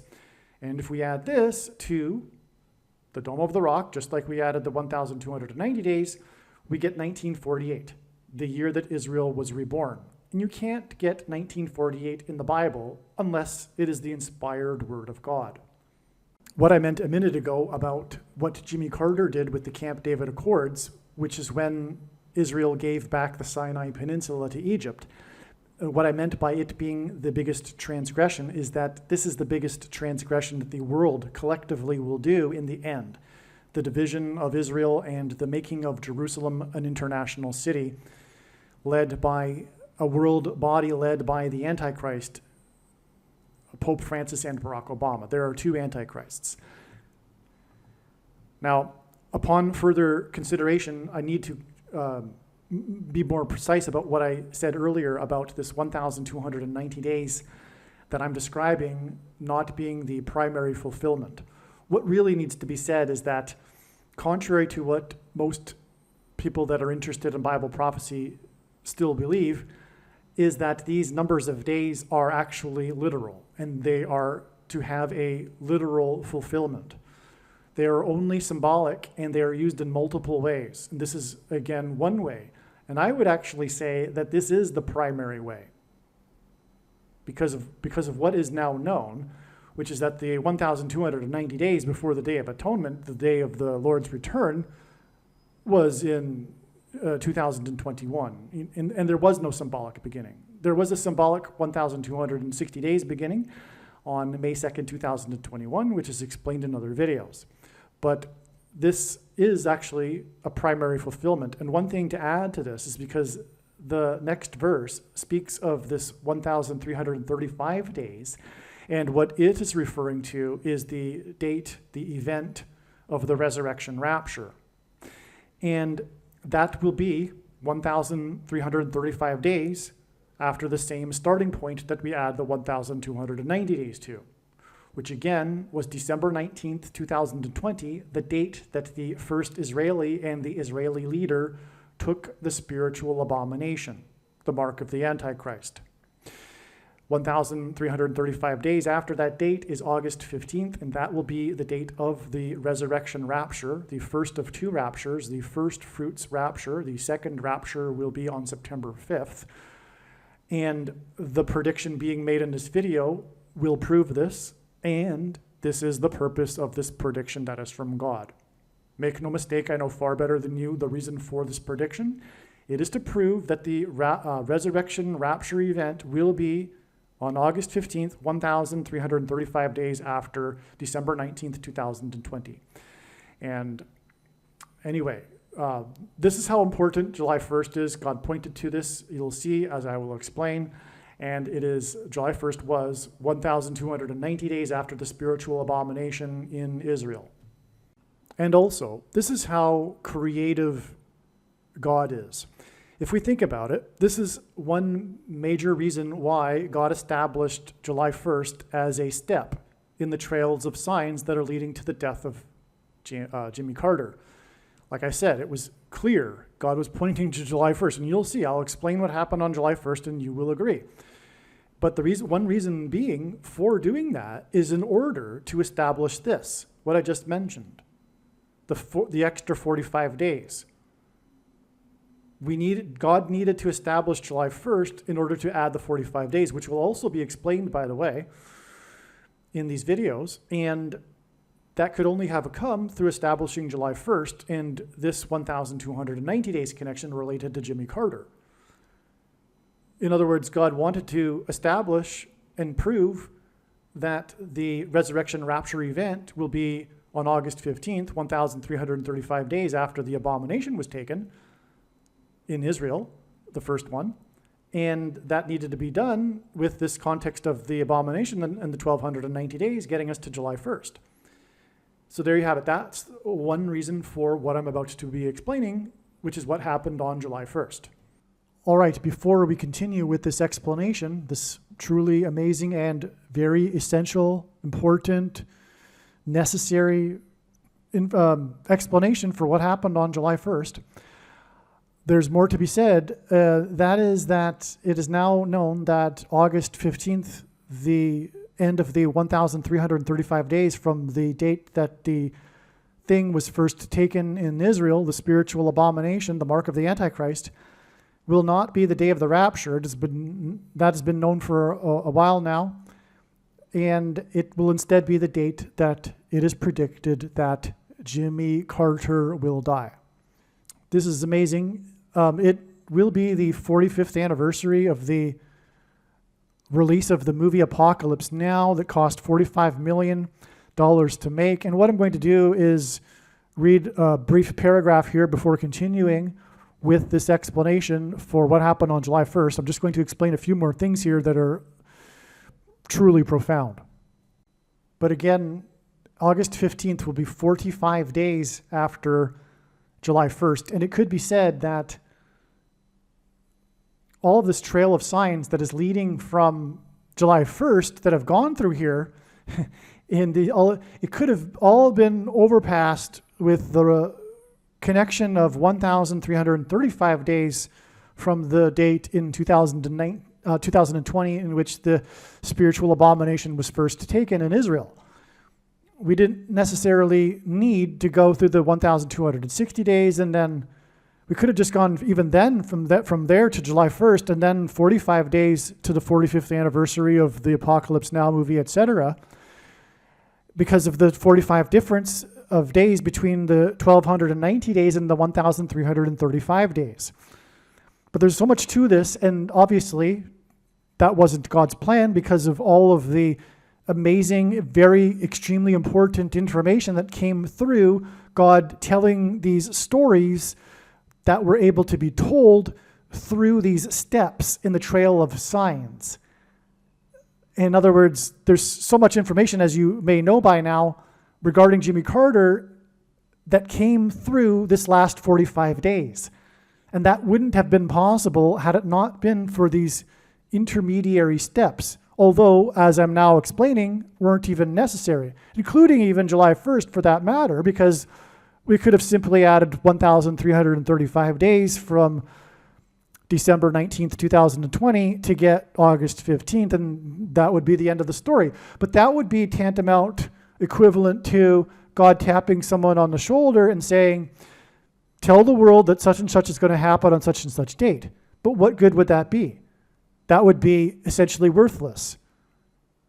It is through his big picture of signs that develops these trails of signs and steps along the way that God is able to tell these stories and thereby communicate extremely important knowledge that everyone needs to know. Which is why the wise person will recognize when the prediction comes to pass that they need to watch every minute of every Jimmy Carter video and every video on this channel furthermore. All right, this is briefly what I wanted to read before we continue with the explanation for what happened on July 1st. Carter is symbolism for Methuselah, whose name means when he dies, destruction. The name Jimmy Carter is equal to 135 in simple English gematria. God repeats a number 3 times for emphasis of its symbolic meaning. 100, and by the way, simple English gematria is A equals 1, B equals 2, C equals 3. 135 is 45 plus 45 plus 45. And God repeats a number 3 times for emphasis of its symbolic meaning. That's very important, in other words, regarding Jimmy Carter. What does number 45 mean? Well, what I'm saying a minute ago, his death will be at the end of the 1,335, which is symbolized by 45 because of the number of days in between the 1,290 days and the 1,335 days. But there's more to the symbolism for the number 45. It is a very special number. And the death of Jimmy Carter will be a very special prophetic sign. The reciprocal of 45 is 0.022. This is a big thing personally for how this came to be realized that this is the case and that this is very important. Let me just put it that way. Okay, it took a lot for this to happen, for this realization that this is what 45 hints at. I would say the biggest reason for the importance of the number 45 is that the reciprocal of 45 is 0.022. What that means is 1 divided by 45. It means it's the opposite. It means it's like hidden, if you will. In other words, this number is hidden within the number 45 because when we turn it upside down, we get this number, 0.022, which hints at 220. G220 in Strong's Greek Concordance is the word for rooster, and rooster symbolizes Peter. Throughout church history, anyway, Jesus gave Peter his name, which means rock. And in the Bible, rock is symbolism for Jesus. In other words, this 220 number is symbolism for Jesus. Jesus' triumphal entry into Jerusalem as the King of the Jews was on the Hebrew calendar date 110, the 10th day of the month of Nisan, the first month. So the date 110 was the date of Jesus' triumphal entry. 220 hints at 2 times the date 110, because the date 110 hints at 110, and 2 times 110 is 220. And so therefore, the number 220, which hints at 2 times the triumphal entry, hints at the second coming and the second triumphal entry of Jesus into Jerusalem at his second coming. This is why Jimmy Carter's name gives us 45 plus 45 plus 45, and why he is symbolic of Methuselah, whose name means when he dies, destruction. Because the wrath of God and destruction precedes the second coming.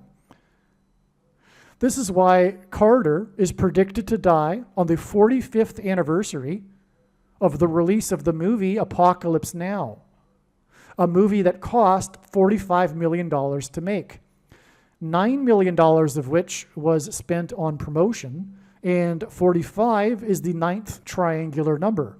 In a triangle of numbers, the last number in the 9th row is 45. Carter's death will coincide with the timing of the prophetic 9th of Av date in the Hebrew calendar that is associated with destruction. Carter's death, and by the way, destruction on Temple Mount, and the abomination, like I just explained a minute ago, the abomination that's set up, the primary reference of that is regarding the Temple Mount. But in the New Testament, God's temple is the body of a follower of Christ, which is why the mark of the Antichrist that was put inside people's temples was a spiritual abomination. Carter's death will also be on the 79th anniversary of Victory Day at the end of World War II in 1945. The number 79 is the 22nd prime number, 22.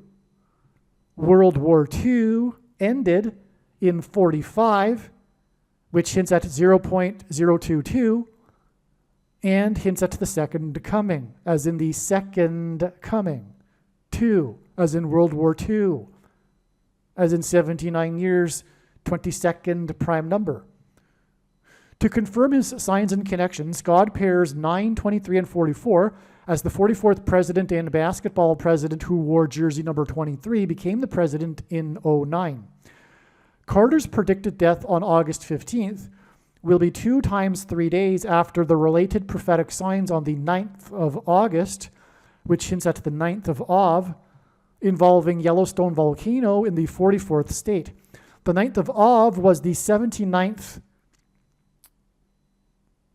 The 9th of August was the 79th, as in 22nd prime number, anniversary of the second of 2 bombs dropped in Nagasaki in 45, the 9th triangular number.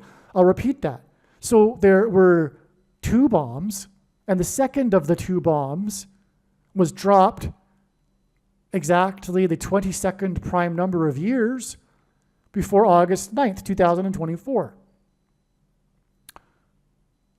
And again, that's another 45 because Nagasaki was bombed in 45.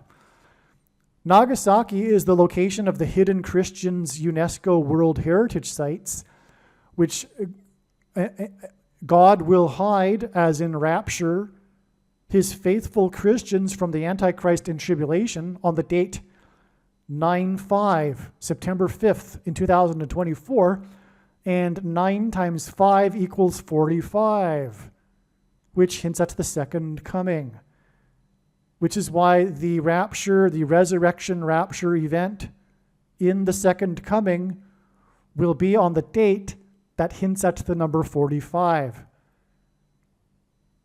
September 5th, 9/5, because 9 times 5 equals 45.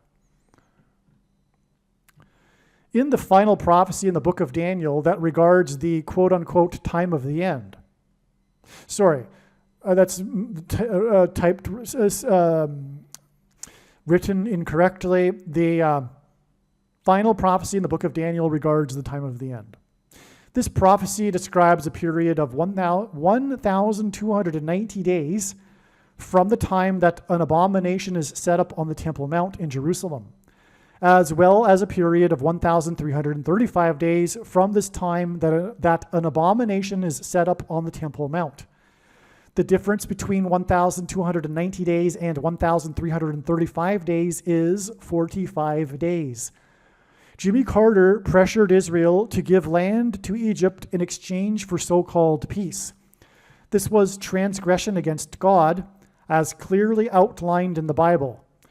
In Bible prophecy, 1 day can be symbolic of 1 year. The Camp David Accords were brokered by Carter in 1978, 1,290 years after the year 688, when construction began on the Dome of the Rock, which is an abomination, on the Temple Mount in Jerusalem, directly on top of the location where the ancient Jewish temple stood. This period of 1,290 days from the setting up of the mentioned abomination in the book of Daniel hints at G129.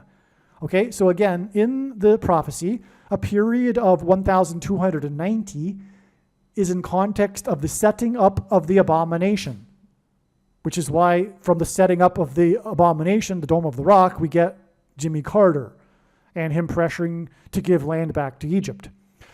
Okay, so, but this 1,290 number in this setting up of the abomination prophecy hints at G129 in Strong's Greek Concordance, which is the word for blood.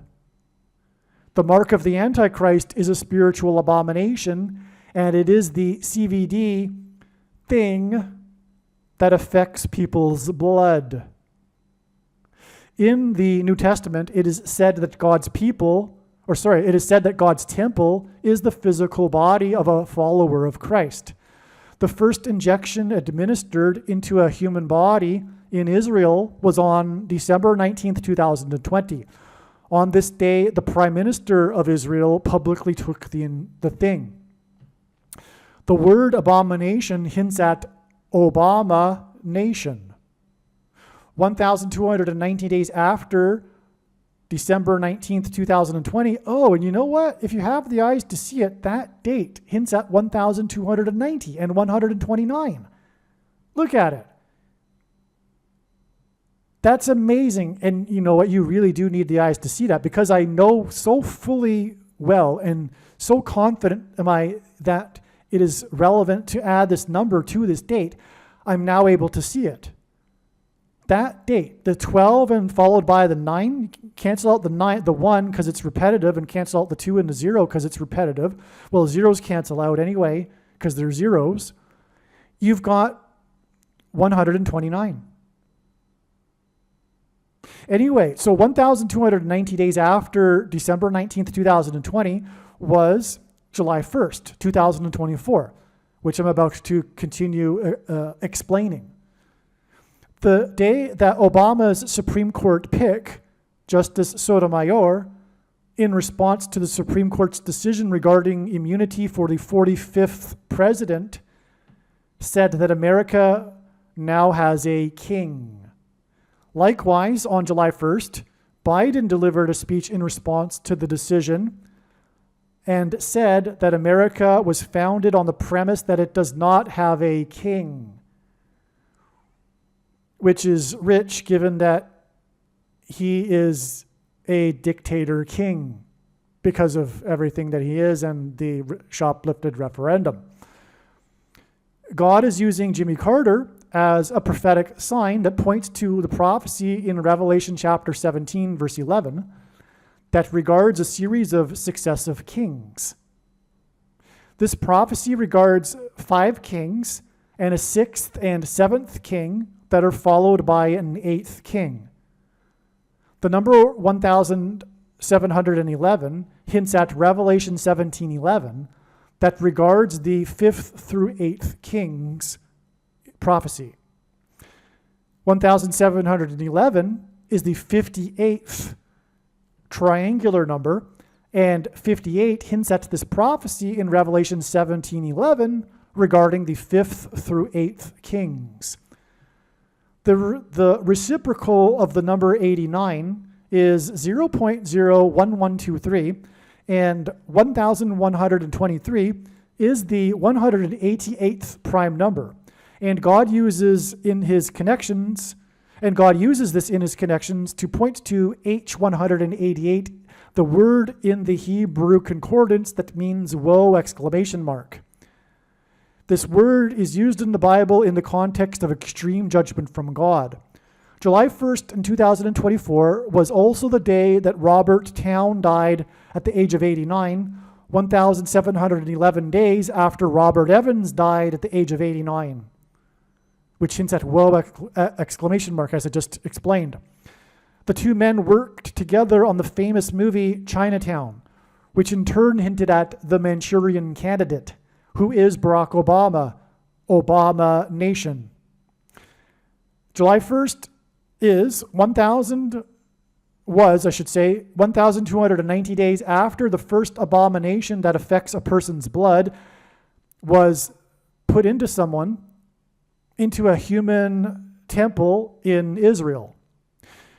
July 1st, 2024, and the court's decision regarding the 45th president is 45 days before it is predicted that former President Jimmy Carter will die, the president who pressured Israel to give land to Egypt. The president who pressured Israel to give land to Egypt 1,290 years after the abomination was set up on the Temple Mount, which makes the day that it is predicted that Jimmy Carter will die 1,335 days after the abomination thing was first administered into a human temple in Israel. Daniel 12, verses 11 through 12, quote, "And from the time that the regular burnt offering is taken away and the abomination makes desolate is set up, there shall be 1,290 days. Blessed is he who waits and arrives at the 1,335 days." Now, again, the 1,335 days completion on August 15th is no longer believed to be the date of the resurrection rapture, which is what, of course, is being referred to by blessed is he who waits and arrives at that date. But it will be at the end of the 45 days and also 1,335 days, which I have now explained symbolizes or is symbolism for 45 days and the other way around and vice versa.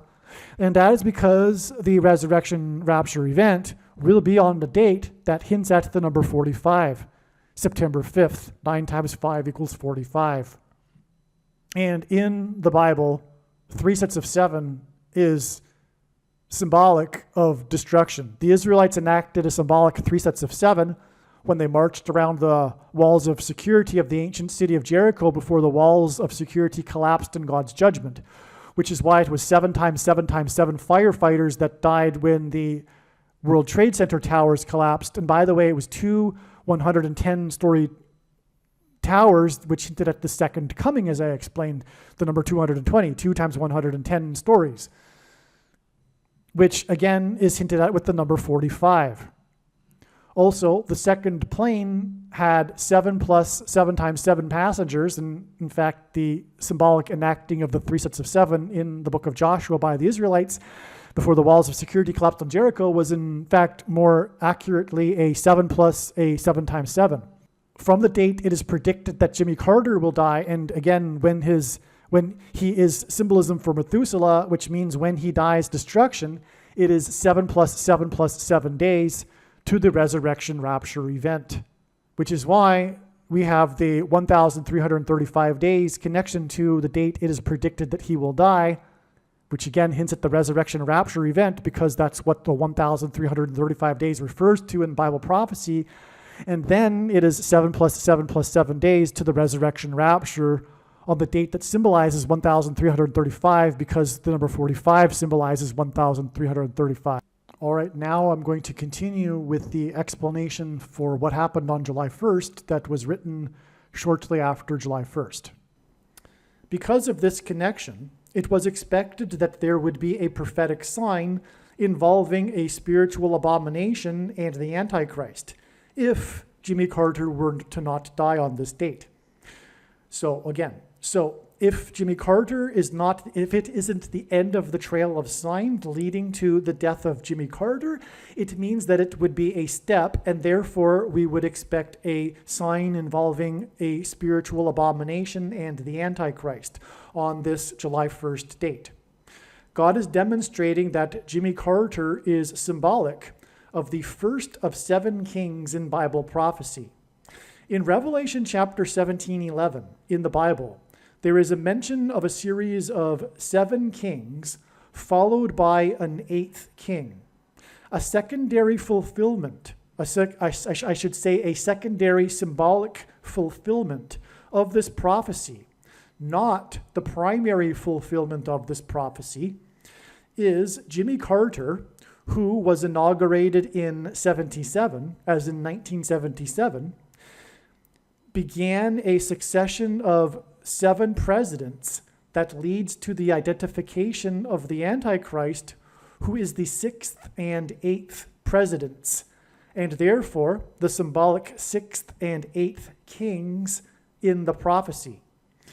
The name Barack Obama is equal to 68 in simple English gematria, which is A equals 1, B equals 2, C equals 3, etc. And therefore, his name in a succession of presidents that begins with Carter, Barack Obama is the 6th president and is predicted to become the 8th president, which is why his name equals 68 in simple English gematria. Trump is the 7th president after Carter was inaugurated in 77, which is why Trump was elected by 77 electoral votes, and on Trump's inauguration day, in the year that ended in the number 7, he was exactly 70 years, 7 months, and 7 days old. 77 days after his inauguration, Trump launched 59 missiles into Syria. 59 is the 7th super prime number. The 17th prime number is 59, and 17 is the 7th prime number, making 59 the 7th super prime number. Ancient Rome was founded after a period of 7 kings that ended in 509 BC, which is why, incidentally, the reason for the 7 kings in this Bible prophecy is it is because the primary fulfillment of it identifies Rome. Okay, so in ancient Rome, it is widely known in ancient history, or rather, it is widely known that ancient history tells us that ancient Rome was founded after a period of 7 kings that ended in 509 BC. 509 hints at 59, the 7th super prime number. At Carter's funeral, the presidents will be lined up in chronological order, which will point to this prophecy in Revelation about a chronological order of 7 kings, followed by an 8th king.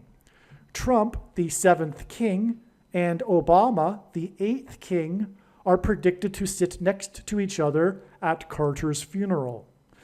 In the prophecy, it is said that the 8th king was, is not, and will be again. Obama was the president, is not the president, and it is predicted he will become the president again on August 25th, 2024.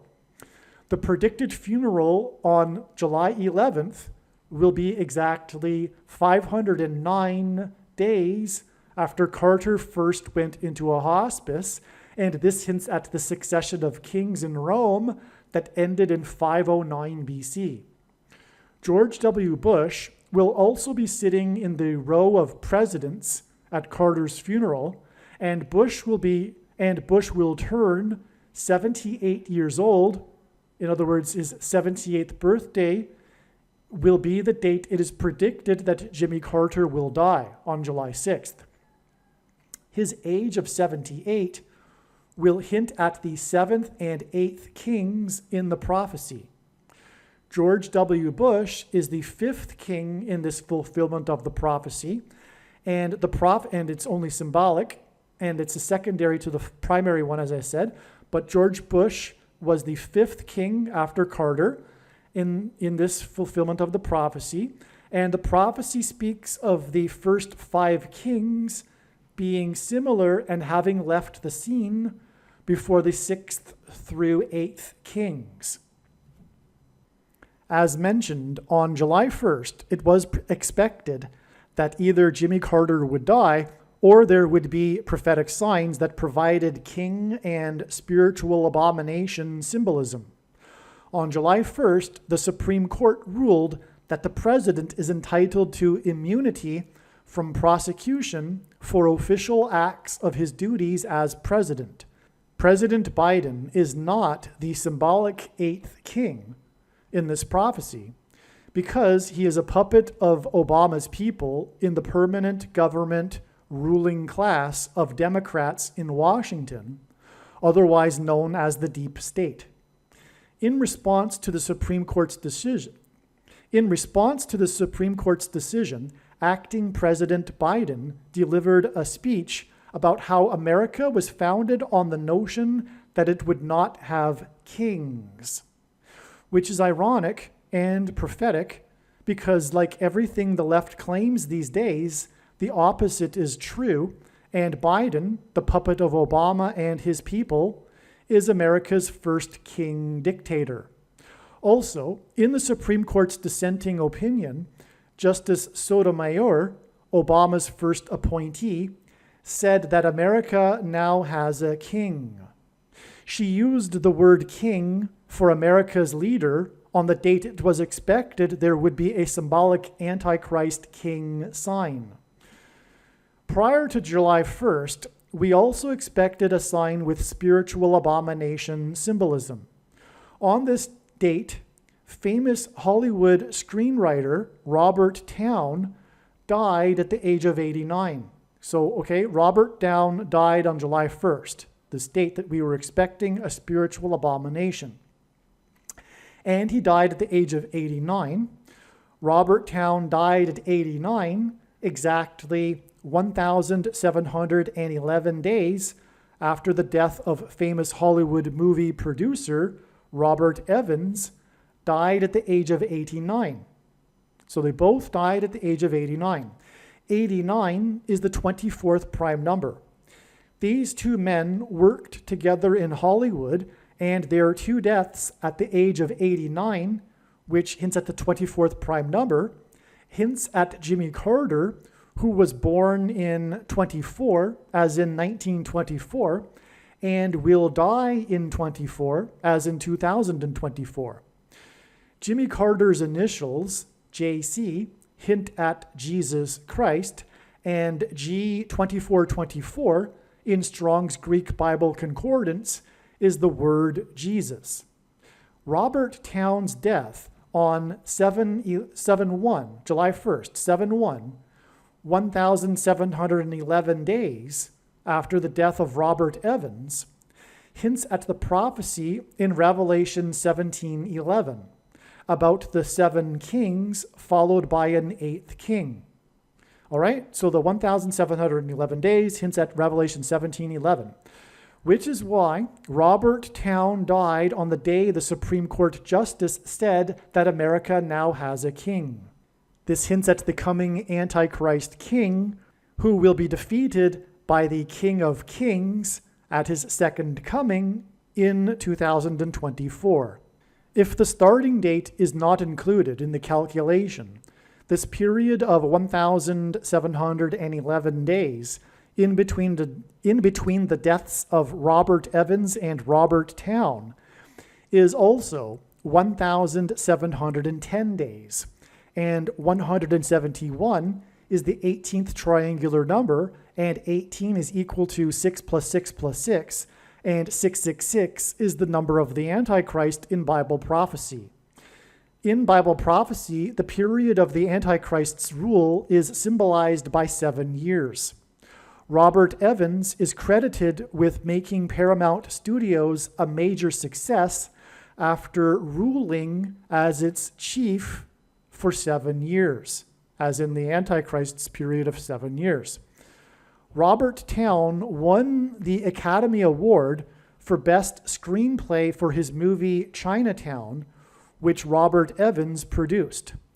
The movie starred Jack Nicholson, and during its production, Nicholson learned from a reporter that his deceased sister and mother were in reality his mother and grandmother, which was an eerie coincidence, given that in the movie, which Nicholson was filming at the time of him learning this, Nicholson's character learns the shocking secret that Faye Dunaway's character is both the sister and the mother of another character as a result of incest with her father at the age of 15. The movie was directed by Roman Polanski, who is known for the sexual relationship he had with a 13-year-old girl. Polanski's pregnant wife, Sharon Tate, was murdered by Manson family members. Polanski directed the movie Rosemary's Baby, which Robert Evans also worked on. The horror movie Rosemary's Baby is about a pregnant woman who gives birth to the baby Antichrist. In the movie, the baby has the eyes of his father, Satan, and the baby is an abomination. Robert Evans died exactly 2,620 weeks after the release of Rosemary's Baby, and 262 is the 84th semi-prime number. The name Obama is equal to 84 in Hebrew gematria, and Obama was born, the Antichrist was born, as in Rosemary's Baby's Antichrist birth, on the date 8/4. Therefore, the movie Rosemary's Baby connects to the death of Robert Evans, and his death connects to the death of Robert Towne on the date that it was expected that there would be a prophetic sign involving a spiritual abomination. Robert Evans's last movie that he produced was How to Lose a Guy in 10 Days, which is why it is predicted that Jimmy Carter's prophetic funeral, in which the presidents will be lined up in chronological order, will be 10 days after the death of Robert Towne, which was the same day that the Supreme Court Obama appointee said that America now has a king, as in the Antichrist king, Barack Obama. What is also amazing is that on July 1st, the date that we were expecting a sign involving Jimmy Carter and his death, was the day that the Jimmy Carter Presidential Library announced that for Jimmy Carter's 100th birthday celebration, the library is planning to have a film festival, a movie festival, and the festival will be running from 10 a.m. until 10 p.m.,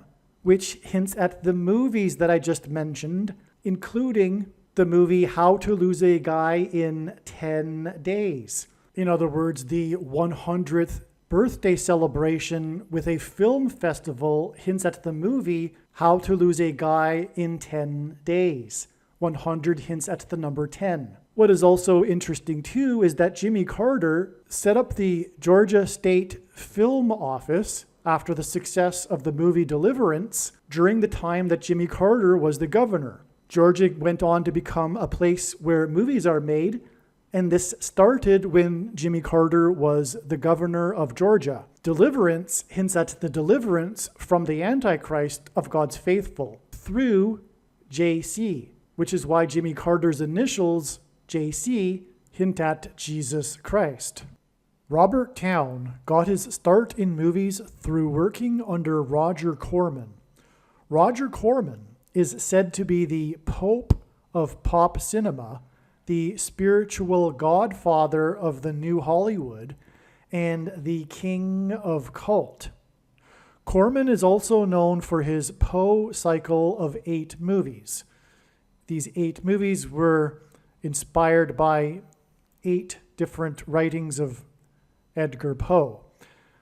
Roger Corman hints at how Pope Francis is the 7th king, and how a revived Roman Empire is the eighth king in the primary fulfillment of this prophecy in Revelation regarding the fifth through eighth kings. This is why Roger Corman died 58 days before it is predicted that Jimmy Carter will die on July 6th, 2024.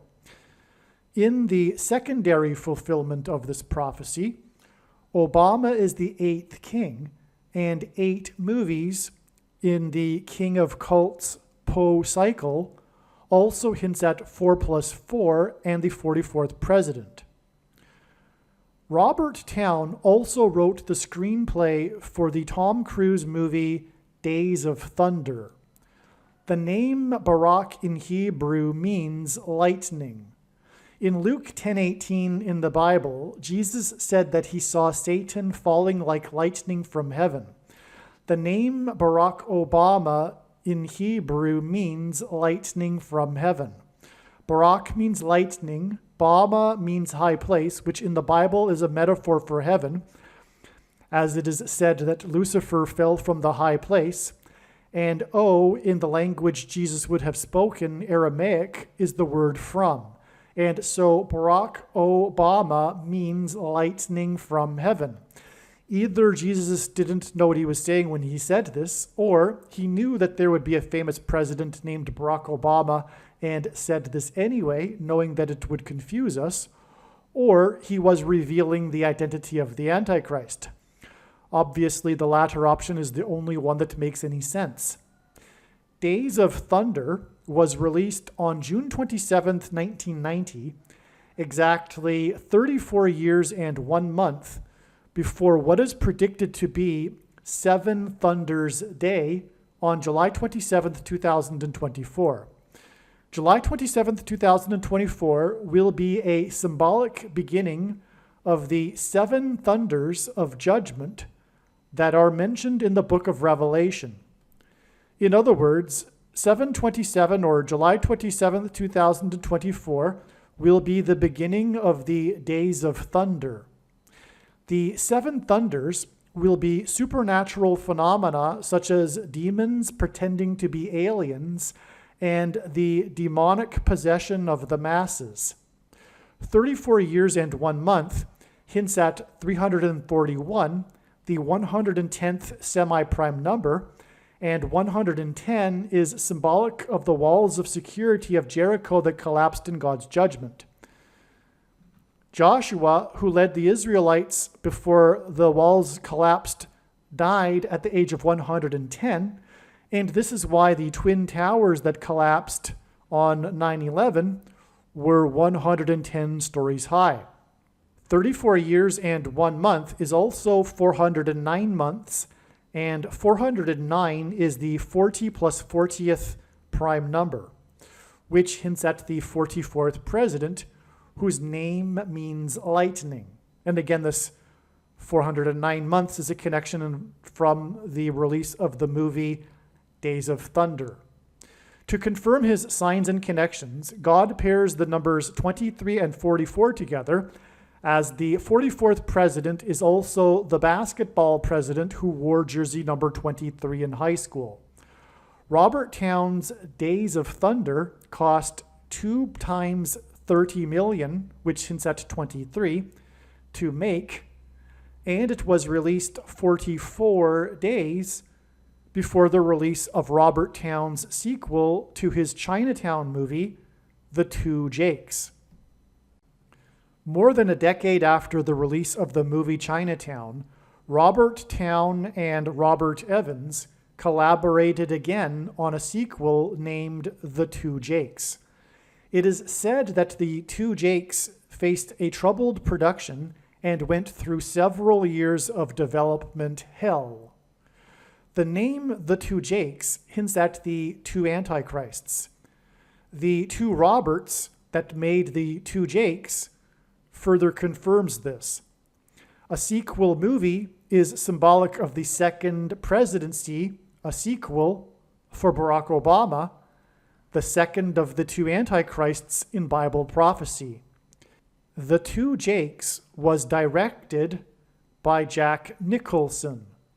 This hints at the Antichrist directing the persecution of the saints in order for God to purge them of their Nicolaitan doctrine that the vast majority of quote-unquote Christians hold and practice, and that Jesus said would come to make war on with the sword of his mouth, on those that teach and have the works that are a product of this Nicolaitan doctrine. Make sure that you watch the 23 church signs video on this channel and read the links that will be in the description box below this video.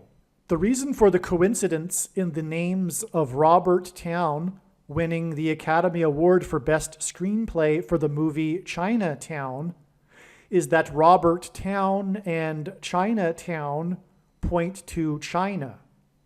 China is symbolic of the red dragon in Bible prophecy that is a metaphor for Satan and his representative, the Antichrist. There is another prophecy in Revelation in which the second of the two Antichrists, Barack Obama, is said to speak like a dragon. This is because Barack Obama and his allies on the political left constantly speak lies while accusing their opponents of lying and doing the very things that they are doing, which is textbook communist strategy that Barack Obama learned from his days studying radical, subversive, leftist political strategy. The truth is, Barack Obama was a member of the May 19th Communist Organization, which bombed the Capitol building in Washington in 1983. The organization was disbanded in 1985, the year that Obama moved to Chicago to further pursue radical leftist politics. The purpose of this prediction in this video, that is from God, is to prove what I have just said. The reason why the name China is pointed to through Robert Towne and Chinatown is because it hints at the movie The Manchurian Candidate. In the 1962 movie The Manchurian Candidate, the protagonist's name is Marco, and the movie was directed by John Frankenheimer, who was said to be the last of the dictatorial style of directors. The name Frankenheimer hints at Frankenstein, and he also directed Island of Dr. Moreau, about genetic experiments that create half-human, half-animal creatures. The production of the movie Island of Dr. Moreau is said to have been the most cursed movie ever made, and interesting documentaries have been made about this. The name Marco and Frankenheimer from The Manchurian Candidate hints at the mark of the Antichrist that changes a person's chromosomes, making them an Obama nation, as in abomination. The mark of the Antichrist has inserted snake venom chromosomes into people's chromosomes, which is what is alluded to with the half-human, half-animals in Island of Dr. Moreau. This makes these people an abomination, as in Obama nation.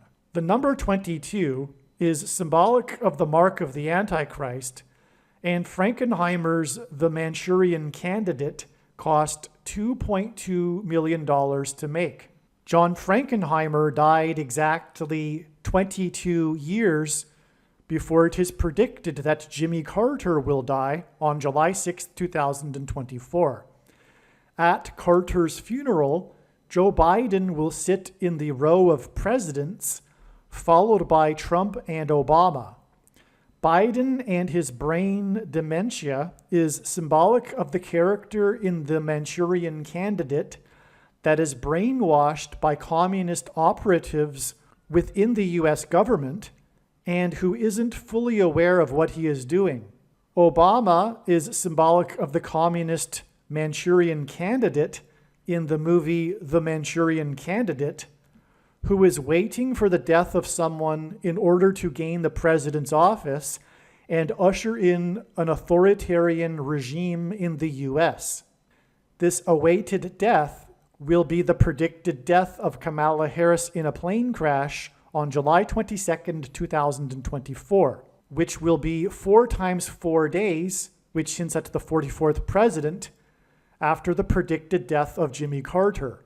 The movie The Manchurian Candidate was released 446 days after the birth of Barack Obama. 446 hints at the 44th president and the 46th president. And the characters in the movie The Manchurian Candidate point to these presidential candidates. Hello, welcome. Where to begin? For many months now, this channel has been speaking about the date August 13th regarding what God is pointing to as being the date of the solar flare, the catastrophic solar flare that will ultimately send a coronal mass ejection towards Earth that will knock out America's power grid. God has overwhelmingly pointed to this. Words cannot describe how amazing the information is with the multitudes of connections from his big picture of signs that is only being explained on this channel. And that said, at the same time, God has been also overwhelmingly with the most beautiful imaginable connections to this same date, August 13th, as being the date for the first fruits rapture. What do I mean by first fruits? There will be 2 raptures, the harvest of the first fruits and the harvest of the wheat, for those that know what I'm talking about. And the second of the 2 raptures will be on September 5th. And so God has overwhelmingly pointed to August 13th for this as well. But I know God and how he has put together his big picture of signs well enough by now to know that that doesn't necessarily mean that it is the date of the rapture. It is so hard to imagine how God would do this, but I know him now and I know how he works. It seems like, as one friend put it way back in early 2018, overkill. When he pointed to a particular date, in fact, it was the spring equinox. He pointed to that in an overwhelming way, and after we only received a relevant and prophetic sign, we thought it was overkill. But that's because we didn't at that time appreciate that this is how God works. All right, but to say that God is pointing to August 13th with overkill is not really the right way to put it. It's so beautiful, but the reason why I believe now he is pointing to August 13th for the rapture is because it is the day of the solar flare. It isn't the date of the rapture because the rapture will be on August 15th. Well, actually, to be more precise, I believe it is very likely, in fact, I do believe that it's overwhelming, the evidence, that the rapture will occur on the 15th Israel time and on the 14th US time. All right, so August 14th is in fact the date of the rapture for those in the US. And I believe it will be approximately at midnight, hence the midnight cry in Matthew 25.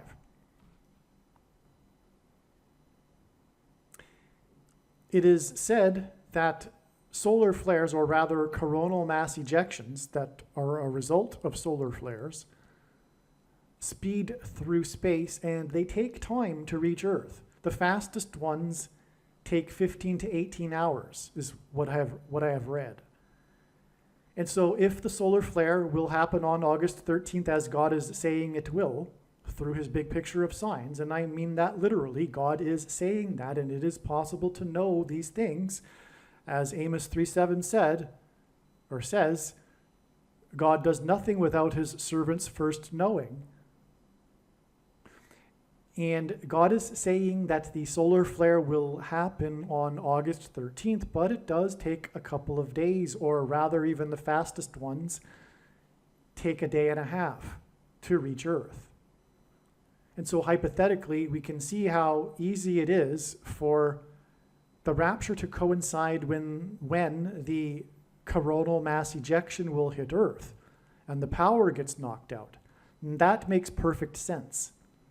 But at the same time, now knowing how God's big picture works of signs, it does make sense that he would point to August 13th in regards to the rapture. But then also confirm that it would be a couple of days later with some other connections, which I'll get into here. And I will be making a lot of videos regarding this information, regarding how God is pointing to August 13th.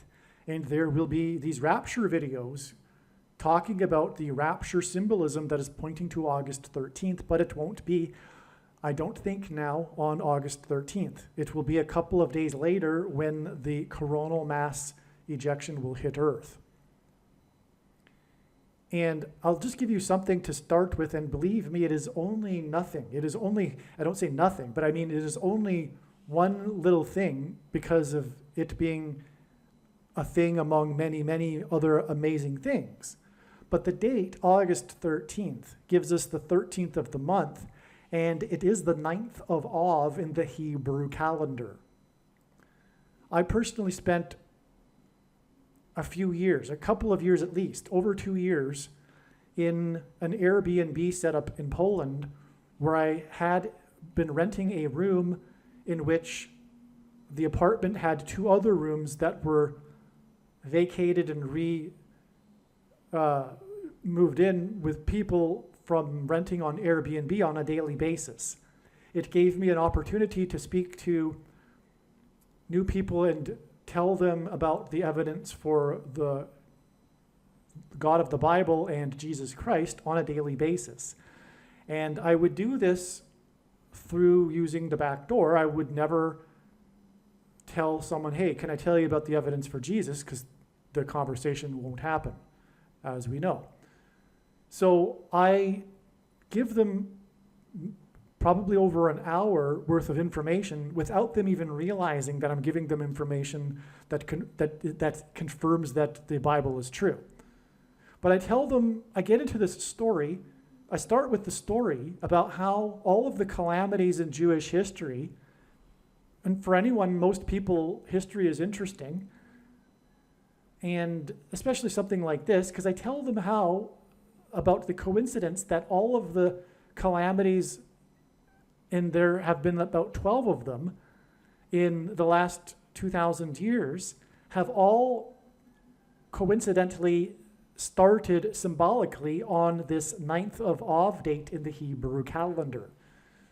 And I tell them how at the end of all of this, it points to Deuteronomy chapter 28, when God said to them, the Jews, as they were entering the promised land, when they reject him in the future, he will, God, chase the Jews around the world from nation to nation by the sword, which is literally what happened. And when the Jews returned to Israel in the 20th century, it was from over 100 countries.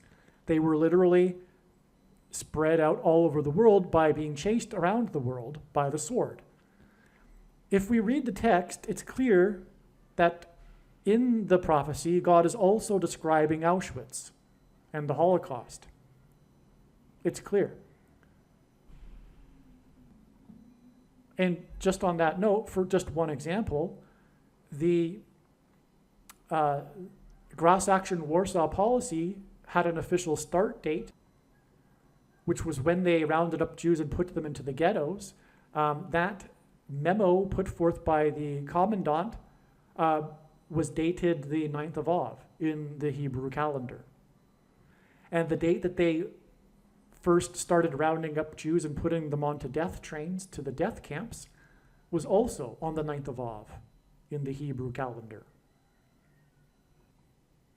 The reason why for all of these calamities that symbolically began on the 9th of Av is because the first and second temples in Israel, in ancient Israel, were destroyed on the 9th of Av. The Babylonians in the 6th century BC came and destroyed the temple on the 9th of Av. And then the Romans also coincidentally destroyed the temple on the 9th of Av. And the Romans weren't like, hey, let's wait a couple of days because the 9th of Av is coming up and let's do it on the same day that the Babylonians did it. No. And in fact, the history of the Jewish-Roman War had it that that just happened to be the day that the Romans finally broke through the walls that around Jerusalem that they had been trying to break through for a number of days. And so anyway, both of the Jewish temples were destroyed on the 9th of Av, and the temple is symbolic of their relationship with God. Okay, and then the first time they were exiled, it was only to Babylon, and then they returned, as was prophesied. They returned after 70 years and rebuilt the second temple in the 70th year after their exile to Babylon. But then after the second temple was destroyed by the Romans, they were chased around the world, as was promised, after God said they would reject him. And so this brings the question, well, how did the Jews reject God in the first century prior to the destruction of the second temple in 70 AD by the Romans? Because the calamities, again, in all of the history symbolically began on the 9th of Av, and I could go through the list, but it would take a while.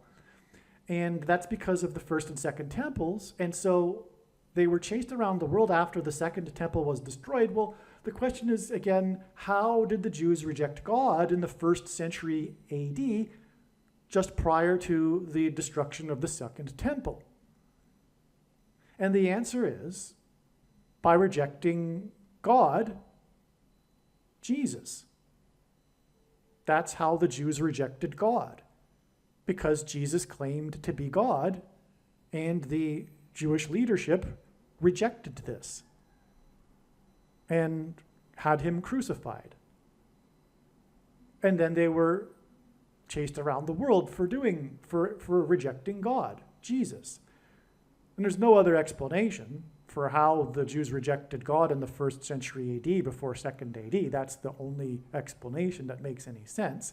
And so as the Jews were being chased around the world from nation to nation on the 9th of Av, God was pointing to the first and second temples that were destroyed on the 9th of Av in order to demonstrate and point to Deuteronomy chapter 28 and their rejection of him, and to point to how they rejected him through rejecting the Messiah, God, Jesus.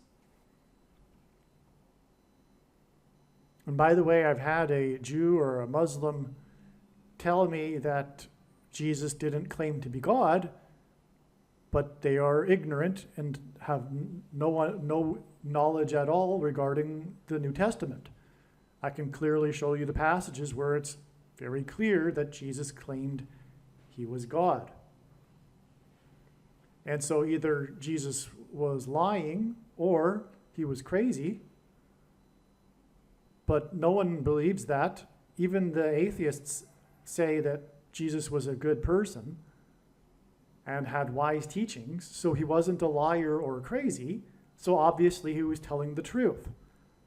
And anyway, this is only scratching the surface of the evidence for Jesus for anyone that cares to look into it. And that gets us to the purpose of life. It is a test to see who actually cares enough to look into the evidence. And why is that a test? Why is that a relevant test? Because it demonstrates the person's interest in righteousness. Because Jesus claimed to be God and claimed to have died in order for that sin could be atoned for, and so that man could be reunited with God. And so that's why it is said that believing is deemed worthy of being deemed righteous. As it is said in the Bible, Abraham was deemed righteous for having faith and trusting God. And so that's why it is a test. It's essentially a test of righteousness.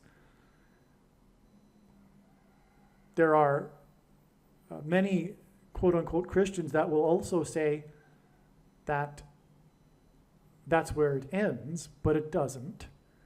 It's not intellectually agreeing with a particular doctrine that enables us to be saved. We are saved through Christ's Spirit and being born again, and through, after coming to faith, living out the rest of our life with faith. Faith is a doing, it is an action, which is why the second part of salvation was illustrated with Abraham when he was requested by God to sacrifice his only son, Isaac, at which point God said to Abraham to stop as he was about to do it, as God said to him, "For now I know that you fear me." And in other words, God didn't know prior to this. Contrary to what the Gnostic Calvinists say, things aren't predetermined, and God does not know everything, otherwise we wouldn't have free will. And that's what makes us in his image, is the fact that we have free will. God knows all possibilities, but he doesn't know what we will choose. That's why he said to Abraham, he didn't know prior to Abraham following through and trusting God with his faith, with his actions. And so demonstrating our faith like Abraham typically involves risk and sacrifice, which is the purpose of the end times period and the test of faith through the Antichrist for Christians that haven't already yet demonstrated their faith through action that involves risk and sacrifice. And we are called to sacrifice our lives, which most quote-unquote Christians have not done yet. They haven't laid down their life and gone into the ground like a kernel and died, like Jesus said, in order to then grow fruit. Being born again implies a death of the self, but in a literal sense, it's not just something that you say. It's not just something you intellectually agree with. Now, I just want to take a couple of minutes to just quickly explain a couple of things here in this video as to how it was first came about, how this discovery is of August 14th and 15th confirmed, how it was first inspired and then confirmed, and how it involves the death of Jimmy Carter, the predicted death of Jimmy Carter tomorrow, July 1st. Today is June 30th. This video will be posted on June 30th. You will be able to see this in the post date for this video. However, there are many other videos that were made and posted many days ago regarding the predicted death of Jimmy Carter on July 1st. So July 1st will be 1,290 days after the first thing, which is the mark of the Antichrist, was given to someone in Israel. Okay? So God has used the first day, the date on which the first American took the thing, okay, which was December 14th, 2020. This date is so very, very important in God's true big picture of signs, patterns, and connections, which is only being explained on this channel. I'll give you one example. The two eclipses, the paths of totality of them, the one in 2017 and the one in 2024, which crossed over each other in the middle of the country and engendered an X over the nation, have point to the dates of these eclipses point to the middle date, which was December 14th, 2020. And this is relevant because X's are a product of two straight lines intersecting each other at their midpoints. Okay, so an X in itself hints at the midpoint. And so the midpoint date of the two eclipses that engendered an X is December 14th. An X is symbolic of the mark of the Antichrist, because the inverse of the mark of the Antichrist, described in Ezekiel chapter 9, would have been a Tav letter, a Tav mark, and in ancient Hebrew, the Tav letter was an X. God has confirmed this in so many ways in his signs that X's are symbolic of the mark of the Antichrist. But another main reason why the mark of the Antichrist is symbolized by an X is because an X resembles chromosomes. And it is a person's chromosomes that are changed after they have taken the mark of the Antichrist. Which is why, and what makes it a spiritual abomination. A person's chromosomes are sacred. It's like God warning to not change the Bible in the book of Revelation. God warns to not change a single word in the book of Revelation. It's the same thing. You cannot change a single thing in God's design of his chromosomes for people without it becoming a spiritual abomination. And if we read the text properly, Genesis chapter 6 tells us that the flood judgment and destruction and the wiping out of humanity occurred after they had corrupted their chromosomes. So it all is full circle, actually. The protruding amino acid chain, if you think about it, you know what I'm talking about. I'm just using my words carefully. The protruding amino acid chain that is in the thing that people put inside themselves to combat the CVD disease, the protruding amino acid chain is in truth snake venom. There has been research done on the use of snake venom in medicine for many decades now, and this is what the protruding amino acid chain is, and that is what is in the thing. And this thing has it that this snake venom is inserted into a person's chromosomes, and the snake is the big symbol of evil in the Bible and the symbol of Satan. And so that's why Satan has his mark in people who have taken the mark of the Antichrist. And make no mistake, the thing is the mark of the Antichrist in its current form. It does not need an additional something to go with it, nor does it need an additional form of false religious worship to go with it to make it the mark of the Antichrist, nor does it need a supposed new age of dispensation after supposedly all quote-unquote Christians will be raptured. In fact, one of the main reasons why most quote-unquote Christians have already taken the mark of the Antichrist is that it is judgment for this doctrine that Jesus said he hates. It is the Nicolaitan doctrine of our day that Jesus said he hates in the book of Revelation and is coming to make war with the sword of his mouth on those that teach and have the works that are a product of this Nicolaitan doctrine. which is the doctrine that talks about the dispensation of grace supposedly ending, and then what is written to the seven churches only applying to those that are left behind, etc.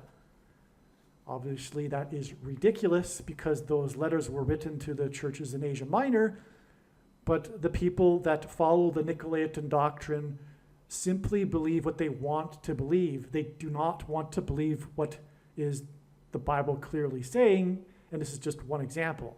They don't want to believe that what is written to the seven churches applies to them, for example.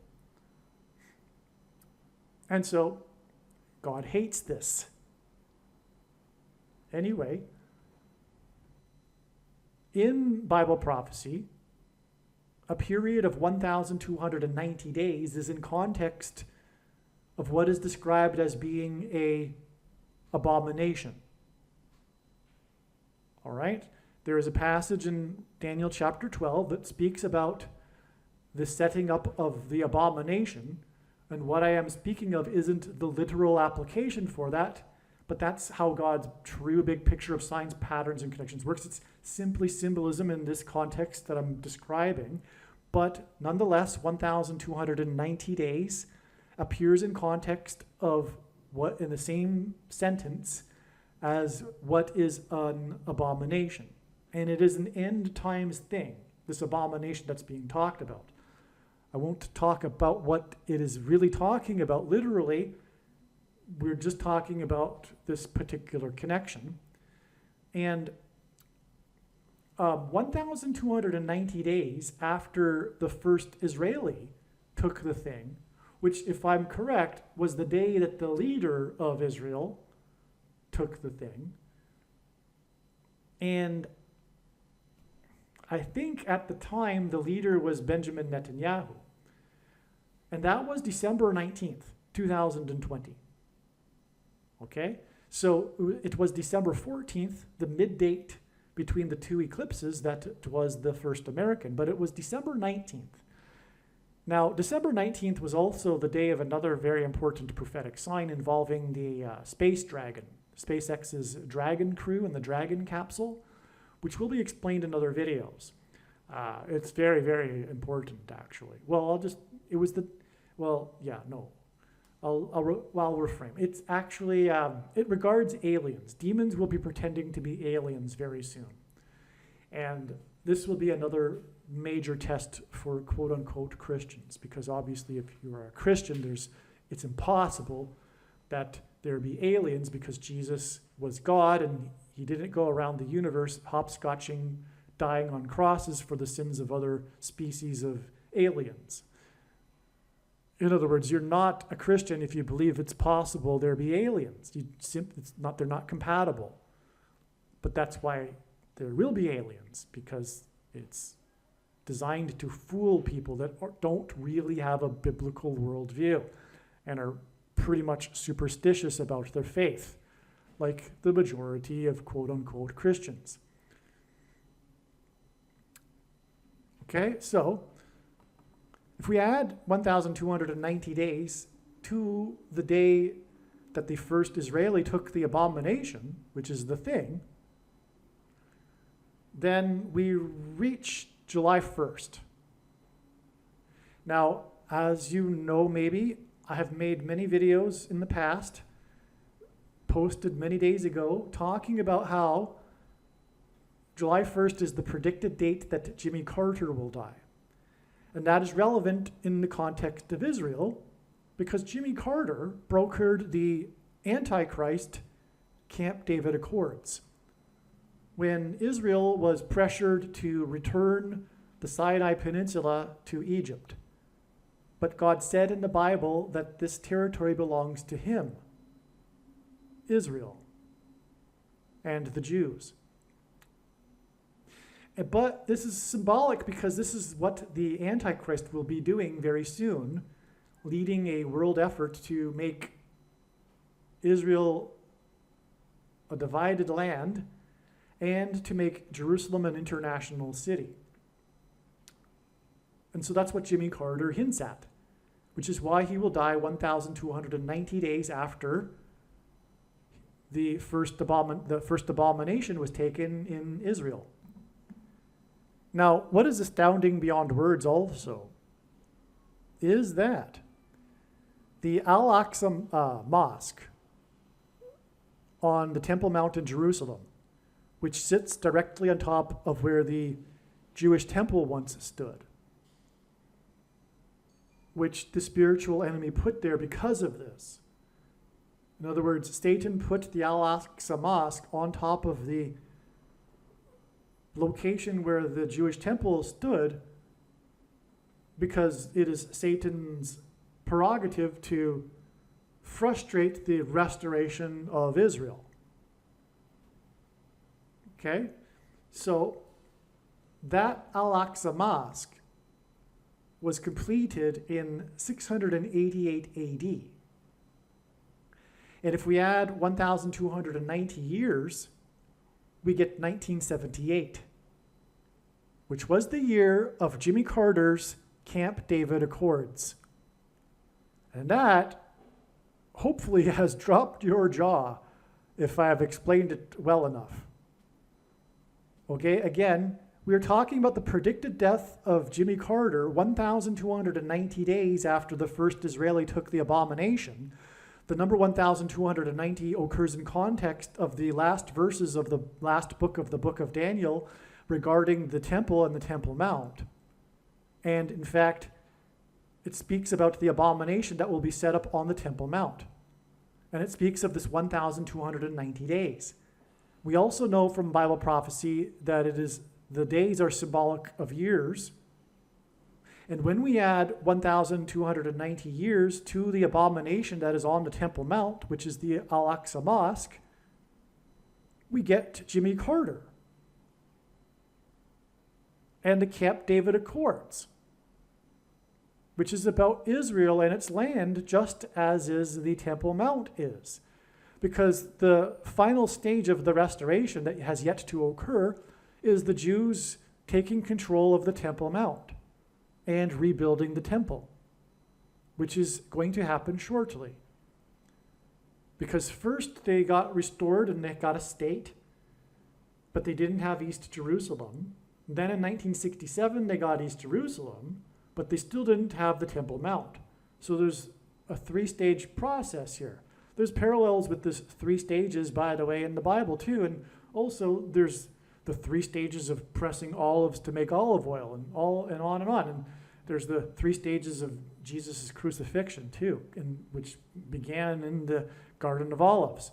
Well, anyway, what I'm saying here, again, I'll just say this again, just to be redundant, just to make it clear. We have in the Bible, in the context of the end and the Temple Mount, a period of 1,290 days. And we know from Bible prophecy that these numbers of days are symbolic of numbers of years as well. Okay, there's the year for a day prophecy rule. I'll just give you a quick example. Daniel chapter 8 talks about the temple and it being restored after 2,300 days. And it talks about the most central or the most important battle in Western history, which was the Battle of Granicus. Had the Greeks lost to the Persians, there wouldn't have been Western civilization. That battle happened in 334 BC. And when we add the 2,300 years instead of days, we get 1967. And if I didn't mention, the reason why that's relevant is because the passage continues to it repeats it over and over about this restoration of the temple. And the Jews recaptured the Temple Mount in 1967. For the first time since Daniel, they had self-rule over the temple, or the East Jerusalem. Well, they had, for one day, or maybe it was 10 days, they had rule over the Temple Mount until they gave it to the Jordanians. And so that fulfilled that prophecy. It was exactly 2,300 years after the Battle of Granicus. And without that connection, there is no purpose for the Battle of Granicus in that prophecy, contrary to what the deluded Jehovah's Witnesses say.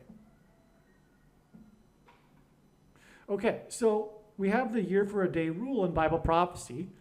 Now, this 1290 days, again, is talking about a spiritual abomination, which we know the primary fulfillment of that is what will happen on the Temple Mount.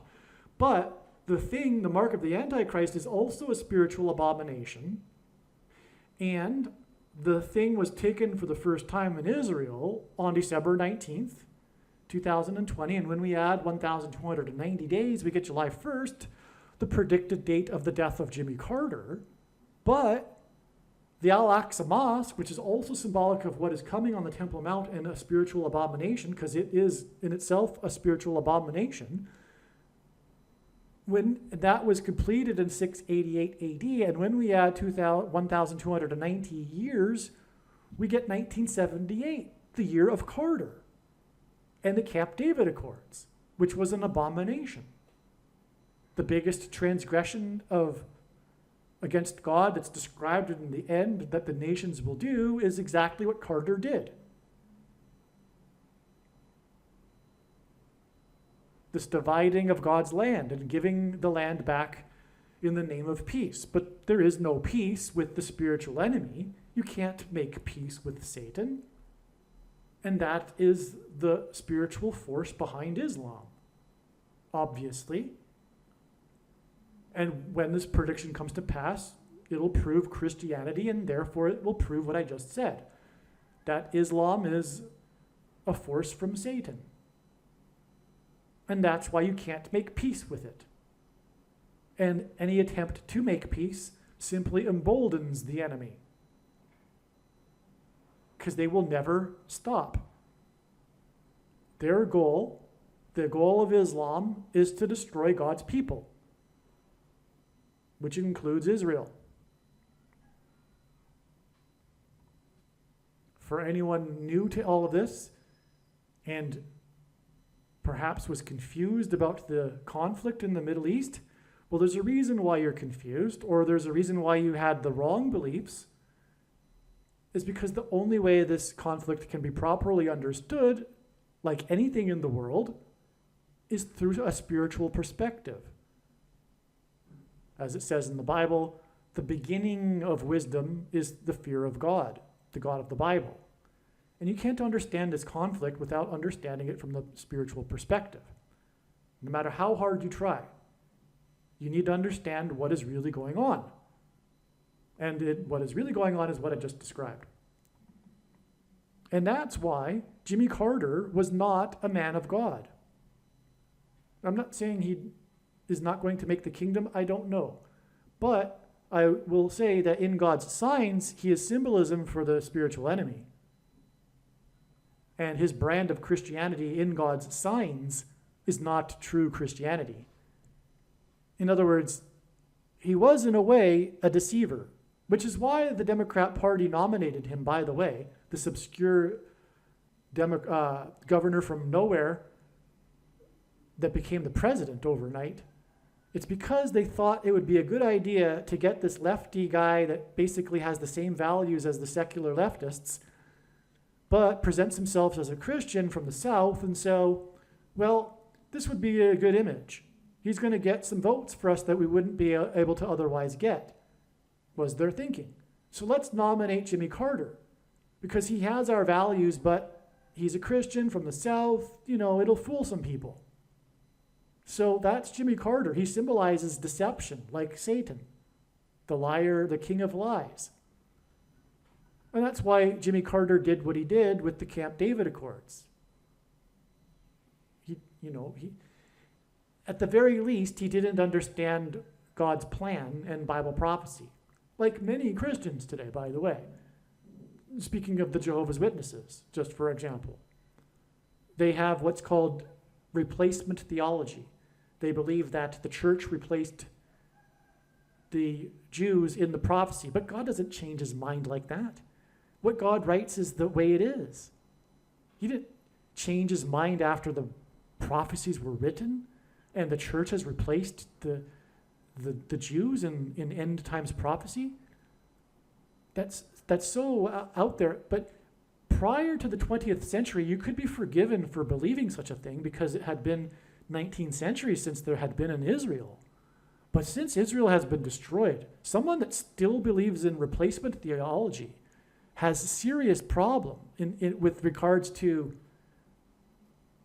thinking for themselves and not going along with, anyway, like something like a cult, like leadership, like the Jehovah's Witness organization. 79 times in the New Testament, the word Israel is used, and not once does it refer to the church. All right.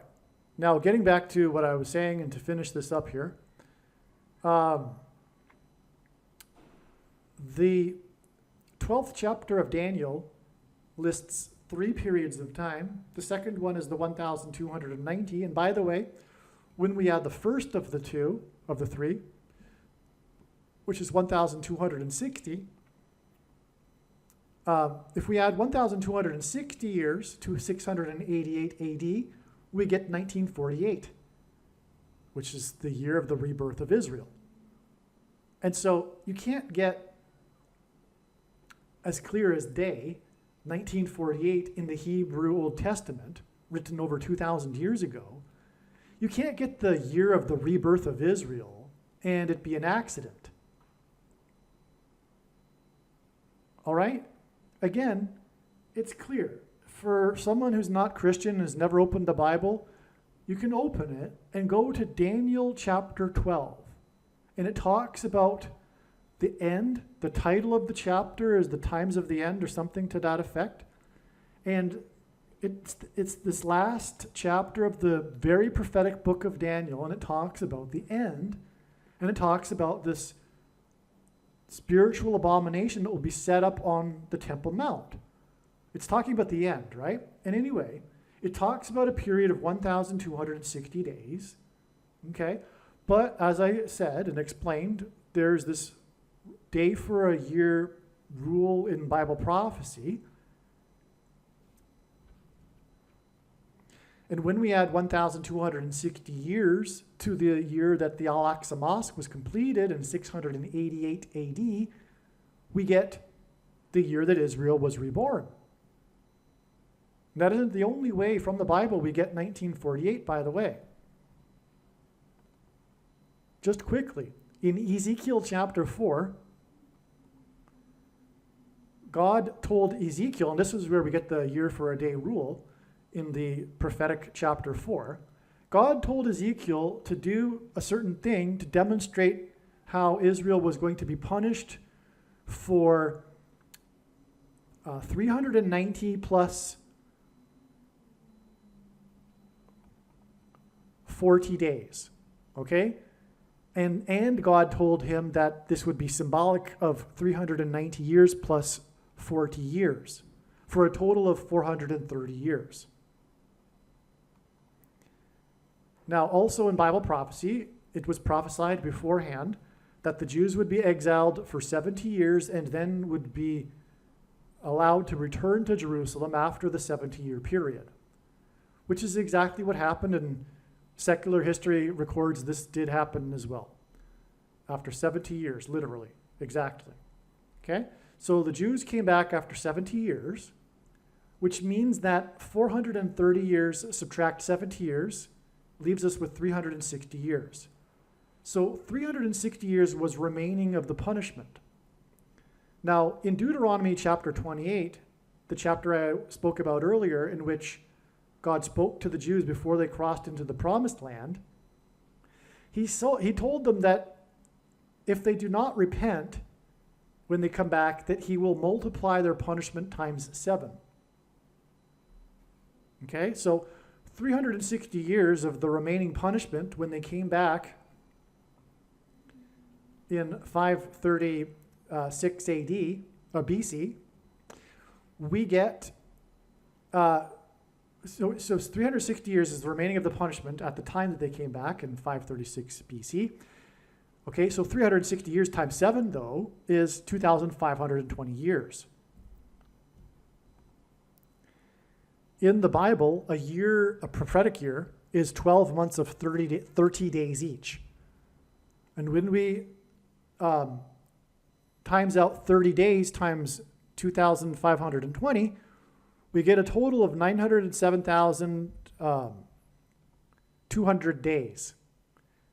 All right, and that number of days, when we add it to the autumn of 536 BC, we get exactly the spring of 1948. You can do that very simply too by dividing the 907,200 days by 365.25. 365.25 because an average year, because there are leap years in which there are an extra day in the calendar. So 365.25, if you divide that into the 907,200 days, you get 2,484.8 years. All right? Now, if you add, they came back in the autumn of 536, so if you do negative 536.25, all right, because it's 536 years back, plus an extra quarter of a year because you're talking about the autumn, and then you add the 2,400,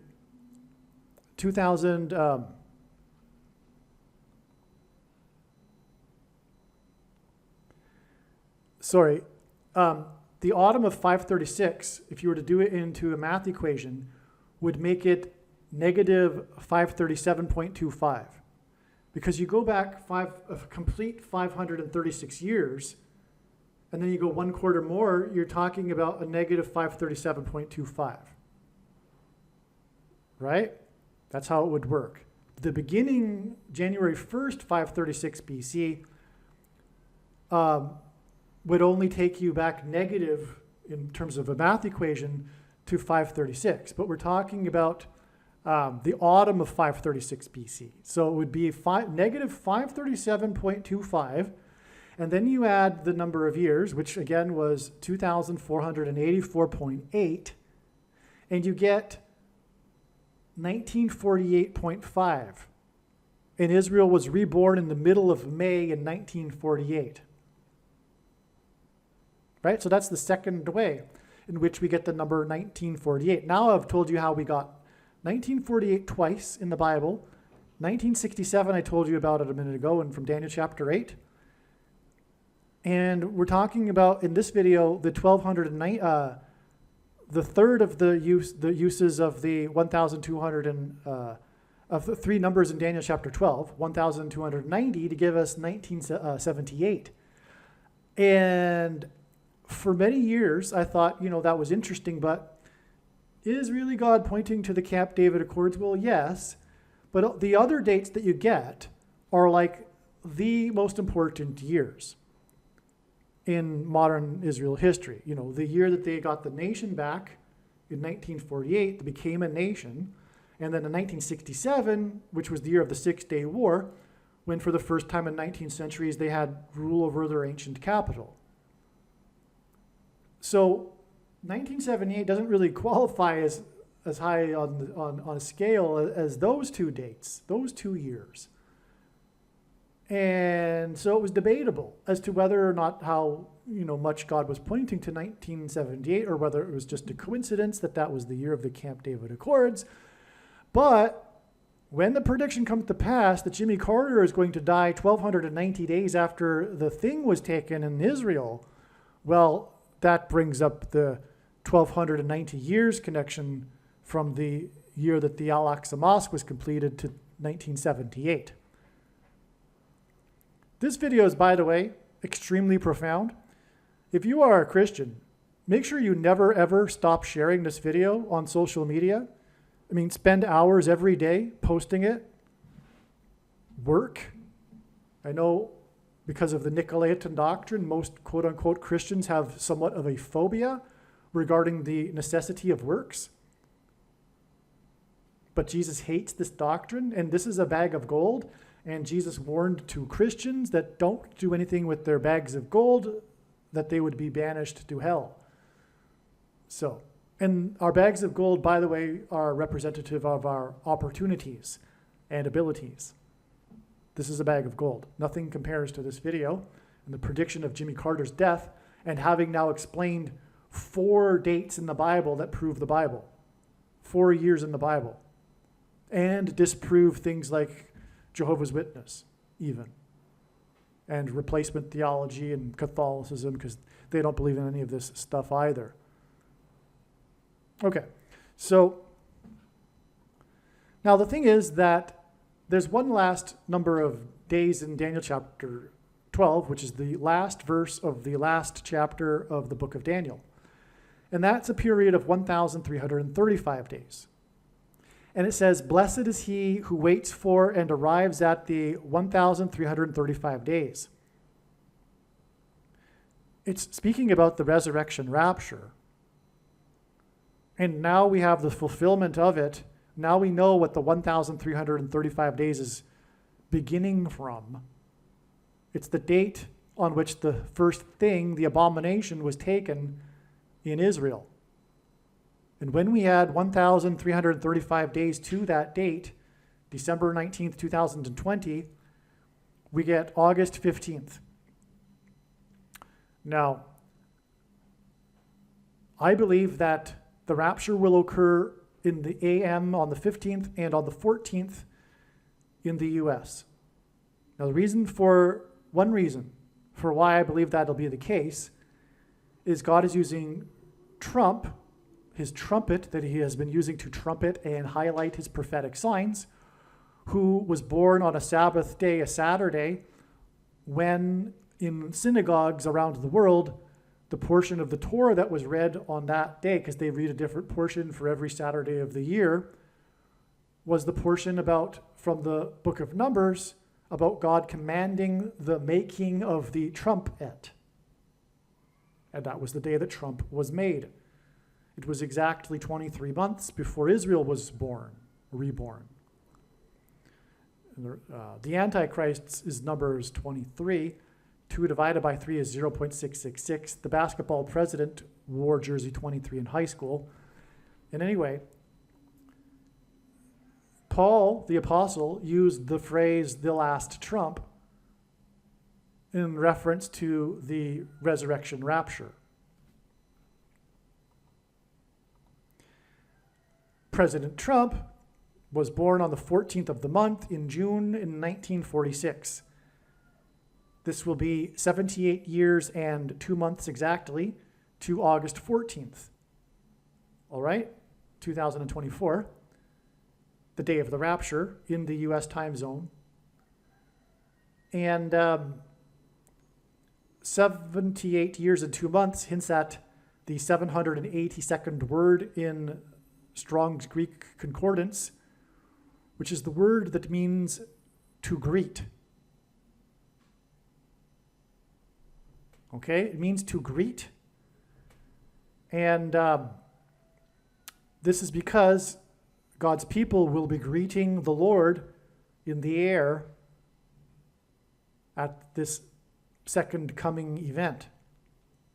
And then will forever be with the Lord. It'll be a massive greeting.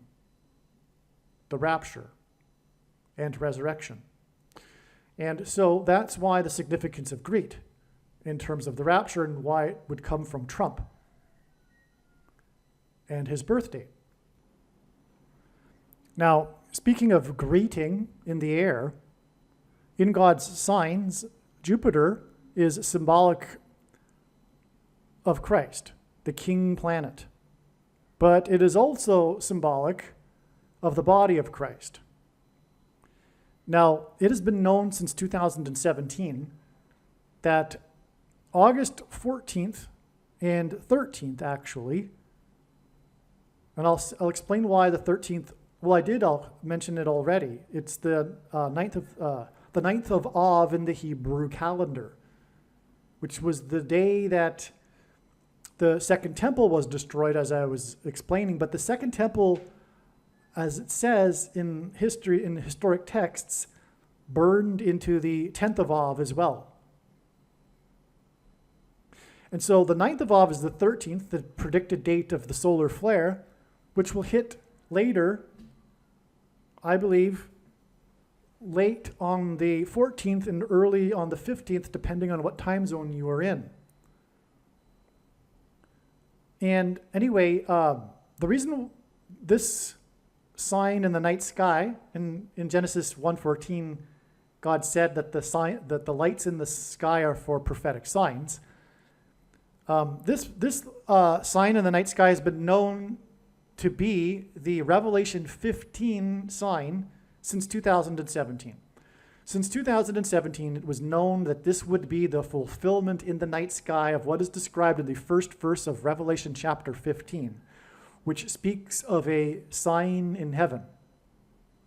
There is another sign in the night sky that's described in Revelation chapter 12 that was fulfilled on September 23rd, 2017. It was the rapture sign, the once in a human history fulfillment, alignment of the stars in the sky, all right, the planets, and that's explained in other videos, and this is the Revelation 15 sign.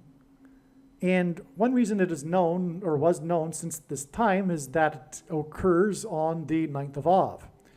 But the 9th of Av technically begins on the 12th at sunset and goes to the 13th at sunset. And so the 14th and 15th aren't the 9th of Av. This was another reason why I originally thought that the rapture would be on August 13th, because it just seemed logical that it would be on this date, on a significant Hebrew calendar date. But, like I'm saying, it is the day for the fire. Speaking of the burning of the temple that burned into the 10th, we are talking about fire from the sun that's coming. Okay?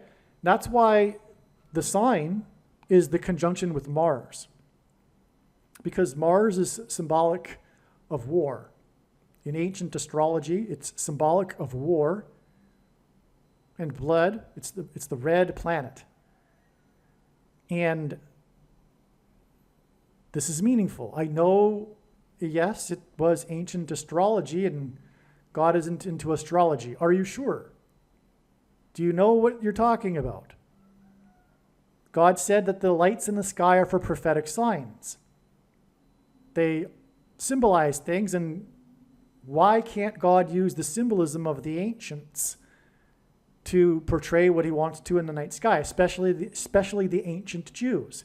Because the ancient Jews definitely observed the night sky. In fact, the wise men that were able to recognize the Star of Bethlehem while everyone else didn't know what they were talking about, as described in Matthew chapter 2, is because they were students of studying God's signs in the night sky through the symbolism contained in the night sky.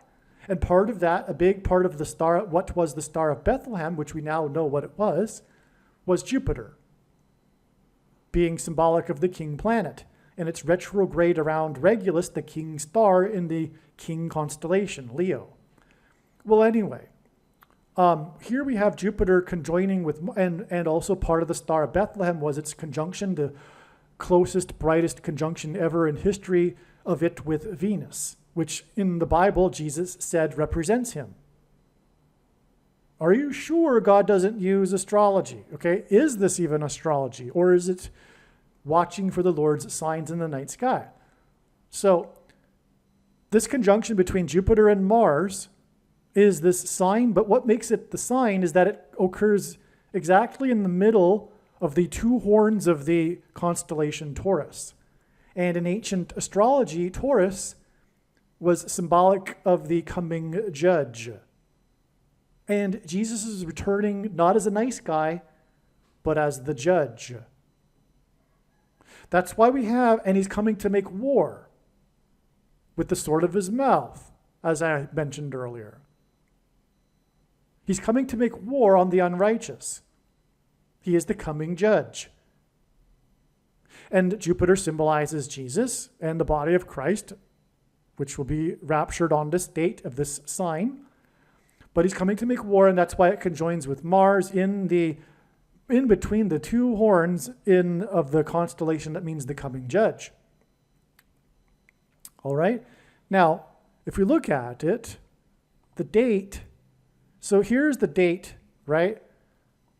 Arguably, the 13th is also a close conjoining with it, right? Which is why I thought, I overlooked the fact that it's closest on the 14th and 15th. depending on what time zone. This time zone is UTC time. But on the 13th, too, we have something interesting. It's in between part of the constellation Taurus, which is the Pleiades grouping of stars, which is symbolic of the seven churches, which is what makes this the Revelation 15 sign. Because in Revelation 15, the sign in the heavens is, as it says, I'll just read it in a second here. It says, it speaks of the seven angels. Well, how is that going to be depicted in the night sky? Well, this is how. The Pleiades grouping, if you will, I forget what you would term it. It's not a constellation, but anyway, it's made up of seven, which mirror the geographical disbursement of the seven churches in Asia Minor, as I'll show right now. Okay, so here we can see the Pleiades grouping of well, they aren't even stars. They're actually, I think they're galaxies. I could be wrong. But it's the Pleiades grouping. And no, maybe I'm wrong. Maybe I should look this up. I apologize. It's, I learned this before, I'm sure, and I can't remember everything, I guess. Well, anyway, as you can see, there is a symmetry between the geographic locations of the 12 churches. So for those that don't know, the first chapters of the book of Revelation, Jesus writes letters and grades the seven churches of Asia Minor. The only church of the seven that he said didn't have anything against them and would be spared the hour of tribulation, in other words, raptured, was the Church of Philadelphia, which is a serious warning for quote-unquote Christians.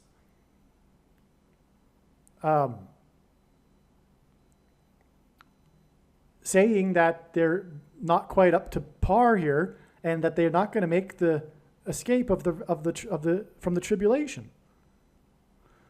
The Church of Laodicea, and by the way, many people, including myself, believe that these seven churches, what Jesus wrote about them, is symbolic of the seven stages of church history, and therefore the Church of Laodicea describes the modern evangelical church. And when you read it, it most certainly does when you have a proper understanding of doctrine and soteriology, and you understand what the Nicolaitan doctrine of our day is, that's producing the bad fruit on the bad tree. That is the modern evangelical church. The Church of Laodicea, that thinks that it is in need of nothing, does not fear the Lord, really, which is what the Lord is looking for, really, and thinks it is in need of nothing, but does not realize, as Jesus said, blind, pitiable, naked, poor, and such that Jesus wants to vomit out of them out of his mouth. But Jesus, as Jesus said to this church, he reproves whom he loves, which will be the purpose of the tribulation, reproving them.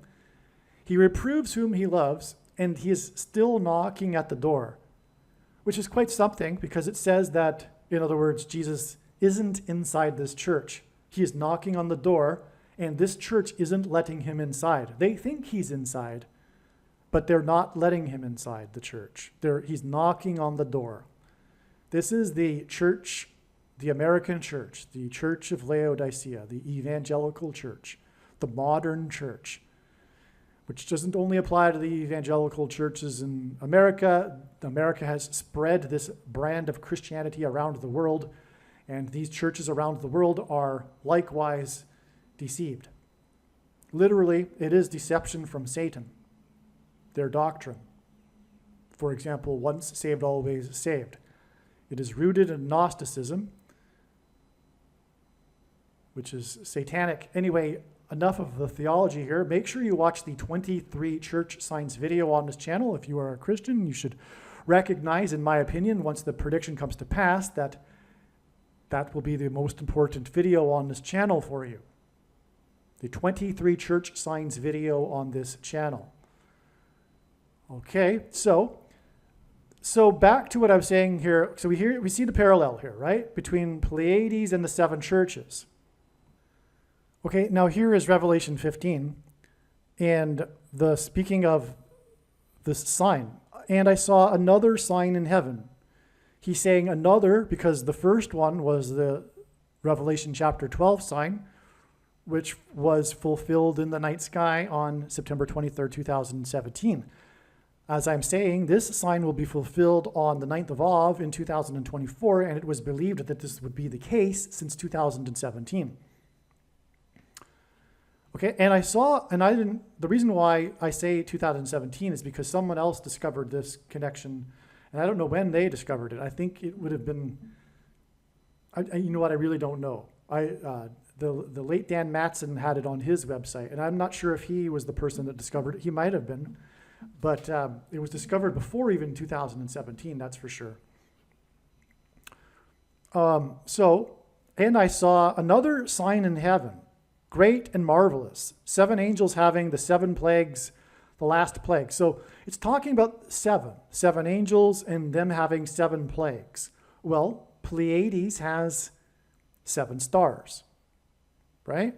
Hinting at the 7 churches, which is another 7 in the book of Revelation. Well, it says that these 7 angels have the last 7 plagues. But then it talks later in this chapter about how these plagues are administered. When the 4 beasts give the 7 angels 7 golden vials or bowls, okay? Depending on the translation, they're 7 bowls full of the wrath of God, who liveth forever and ever. And then the temple was filled with smoke from the glory of God and from his power, and no man was able to enter into the temple till the 7 plagues of the 7 angels were fulfilled. So, and then the preceding chapters go on to describe each bowl being poured out onto the earth. So it's a bowl or a cup, if you will. So back to the sign in the night sky. We have here part of Taurus, Pleiades. Taurus is this sign, this big sign that's described in Revelation 15, as I'm saying. This gives us the 7s that were mentioned that I just talked about, but they were cups, bowls. Well, if you look at it, it's quite clear, in my opinion, that this is a cup with a little handle on it. So if it's a bowl, doesn't mean there can't be a little handle on the bowl that's used to pour it out. Because it's the angels that are administering it. These angels have hands, and they would be pouring them out. So how does the angel pour it out? Well, I believe it's because it's like a cup. This is symbolic of this. All right? And this is the beginning of judgment. Now, this will occur at the beginning of judgment, but the thing is, a lot of people that are interested in prophecy make the mistake, a very big mistake, of interpreting the events in the book of Revelation in chronological order.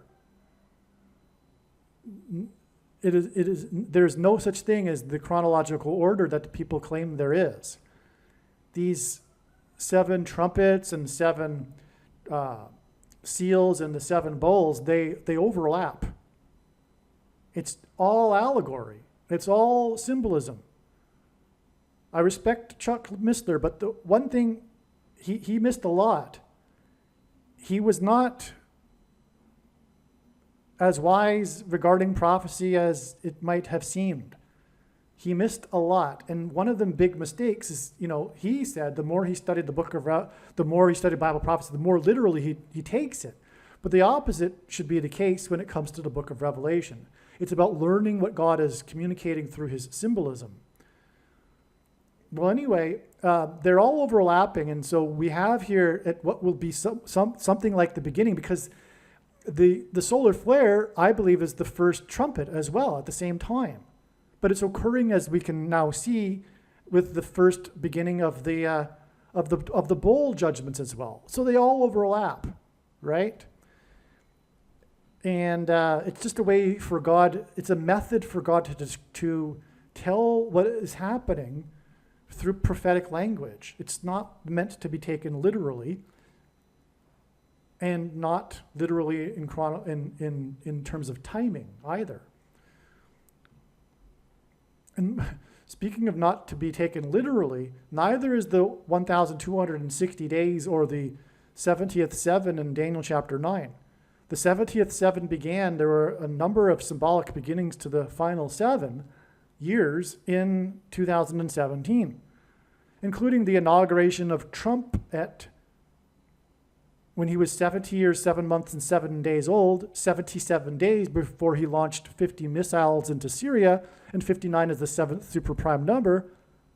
And his inauguration was 73 days, which hints at 3 sets of 7, after he was elected by 77 electoral votes, which was exactly 73 weeks after he first symbolically descended the escalator in his Trump Tower, which was exactly 188 months after the 7.0 earthquake in Joshua Tree, California, because the Israelites, led by Joshua before the walls of security collapsed, blew trumpets, and Trump's presidency was synonymous with his border wall of security, which, by the way, the walls of security in Jericho collapsed due to an earthquake, hence the 7.0 earthquake in Joshua Tree, California.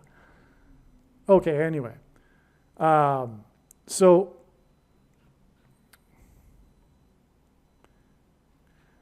you get what's going on here. This is the Revelation 15 sign. Now the 9th of Av is this date here, but what's neat about it is that Mars is in between Pleiades and Jupiter, but on reconsideration, that doesn't mean much. It's closest on the 15th and 14th. Okay, so anyway, like I'm saying, this is symbolic of the church, right? The 7 churches. This is symbolic of the meeting of the church, the conjunction. Because, for example, Jupiter-Venus conjunctions, the prophetic ones, have been symbolic of the rapture, the resurrection rapture. Well, anyway, I don't want to get too much off track here. But again, Jupiter symbolizes the king planet. It's the it's the largest planet, but it's also got what astronomers call the giant red spot. That's literally its name. And it's got stripes because it hints at Isaiah chapter 53, and by his stripes we are healed. And Jesus was flogged, and also the spear was stuck in him, and out of which poured blood and water. And that's why the giant red spot on Jupiter. Now, one last amazing thing to talk about here regarding Jupiter and how this 9th of Av date was known to be the big important date since, years ago, since 2016 or whatever. This 9th of Av will be the 30th anniversary of the day of the 9th of Av in 1994, when Comet Schumacher-Levy 9, that's its name, Comet Schumacher-Levy, the 2 men that discovered the comet, 9. It has the number 9 in its title, and that's because it pummeled Jupiter on the 9th of Av. It was the biggest explosion ever witnessed in our solar system. Prior to it was not known how big of an event visually, how big of a spectacle it would be, and it overwhelmed even the most non-conservative estimates. It was a big thing. It sent off big explosion, easily seen in the telescopes, right? So this was the 9th of Av. I forget the exact date in 1994, but it's not actually relevant. What's relevant is that it was the 9th of Av. Because again, of what I explained earlier about the significance of the 9th of Av and these calamities occurring for the Jews on the 9th of Av, which is why the sun will explode on the 9th of Av, which will send a coronal mass ejection, which won't arrive for a couple of days. And when it arrives, It'll be the beginning of destruction. The first trumpet in Revelation chapter 8, for example, and the resurrection rapture after the power grid is knocked out, which may imply that those that will be raptured will not be so much noticed, which makes sense to me. This is the first fruits rapture. The bigger rapture will be on September 5th. And then the second coming of Lord Jesus Christ will be on October 12th, the Day of Atonement in 2024. And this has been known since 2016 as well. That the second coming would be in 2024 has been known since then with 100% certainty since then. And along the way, God has repeatedly confirmed this over and over. You have no idea how many times, countless times, God has confirmed this through his big picture of patterns, connections, and signs, which is only being explained on this channel. And the reason why this prediction, the prediction for the death of Jimmy Carter on July 1st, followed by James Earl Jones on July 5th, the reason for this prediction, make no mistake, it is to prove that this is God's true big picture of signs, patterns, and connections. I know far better than you the reason why that God has provided this prediction and given me a voice through this prediction, is to tell you about his big picture of signs. And the center of this web, in other words, the predictions would not be possible without the center of the web, is the Day of Atonement in 2024, the date of the second coming. So case closed when the prediction comes to pass. No more debate. There is no 70th seven. It already began symbolically in 2017, like I was saying. All right? So,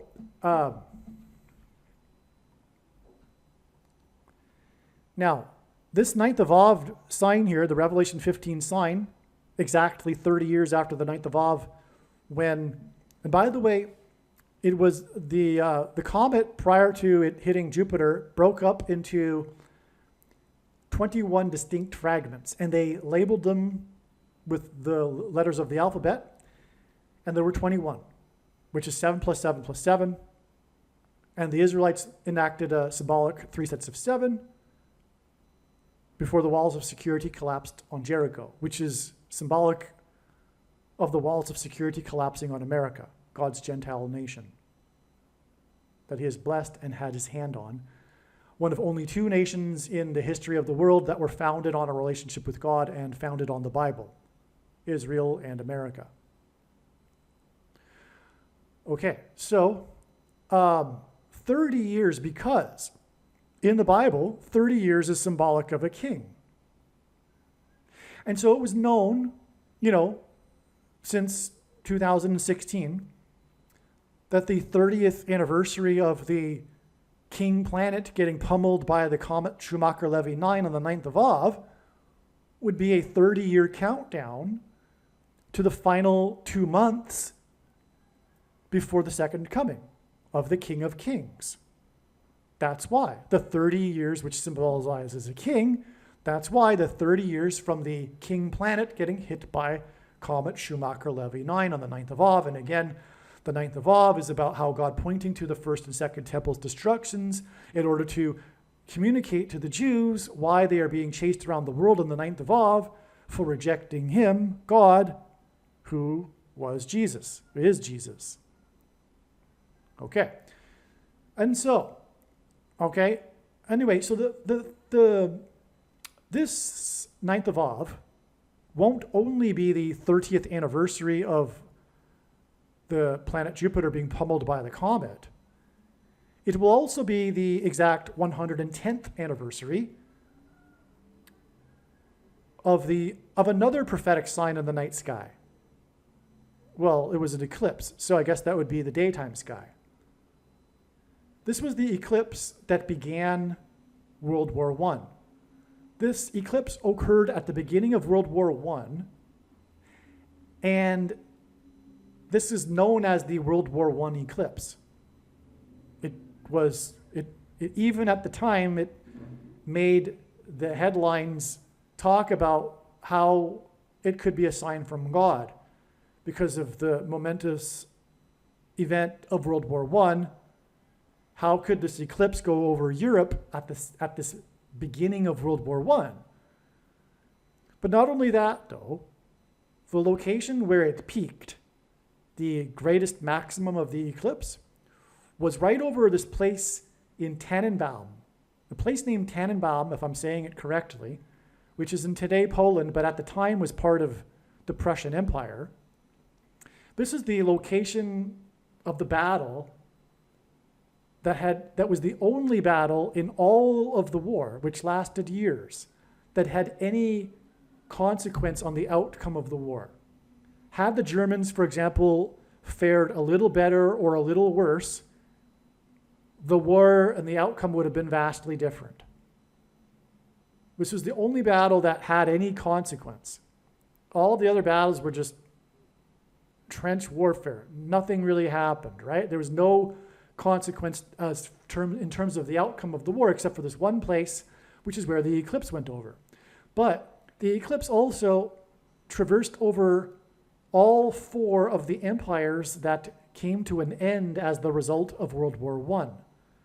The Prussian Empire, the Austro-Hungarian Empire, the Ottoman Turk Empire, and the Russian Empire.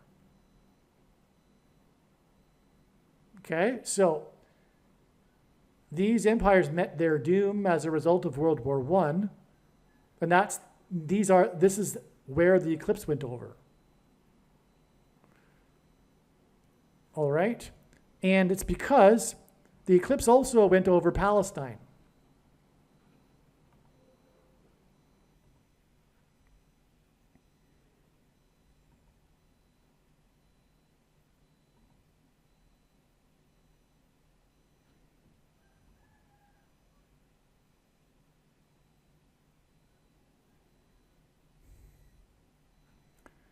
No, I'm sorry, it didn't go over Palestine. It went over the Middle East. It went over the Ottoman Turk Empire, which as a result lost the territory of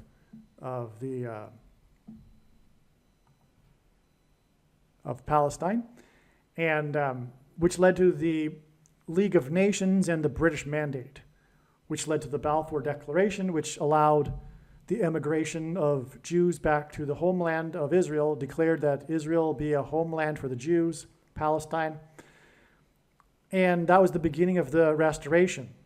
It wasn't really the very, very beginning, which actually was in 1867. That's another story, though. And anyway, so you have the collapse of the Ottoman Turk Empire as a result of this World War I, which was pointed to with the eclipse, all right? Now, that was on the 9th of Av. This will be the 110th anniversary of that, this symbolic beginning of the restoration of Israel. When the disciples asked for the signs of his return, Jesus replied, talking about there being rumors of wars and nation rising up against nation. He was speaking of World War I, and he mentioned how it would be the beginning of birth pains. When a child is born, prior to it, there are these contractions and these birth pains that gradually become more and more frequent and more intense.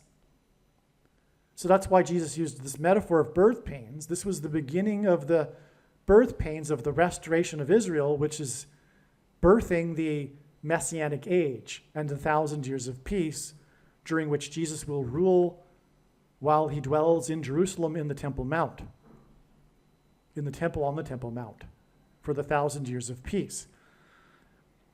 And so that's this, process of this restoration of the Jews back to Israel, which really began with the Balfour Declaration, which was the result of the Ottoman Turks losing their rule over the territory, I believe, after exactly 500 years. But so anyway, that was why World War I was so significant, and why the signs pointed to this, including the eclipse? Well, again, we are talking about another sign in the sky exactly 110 years later.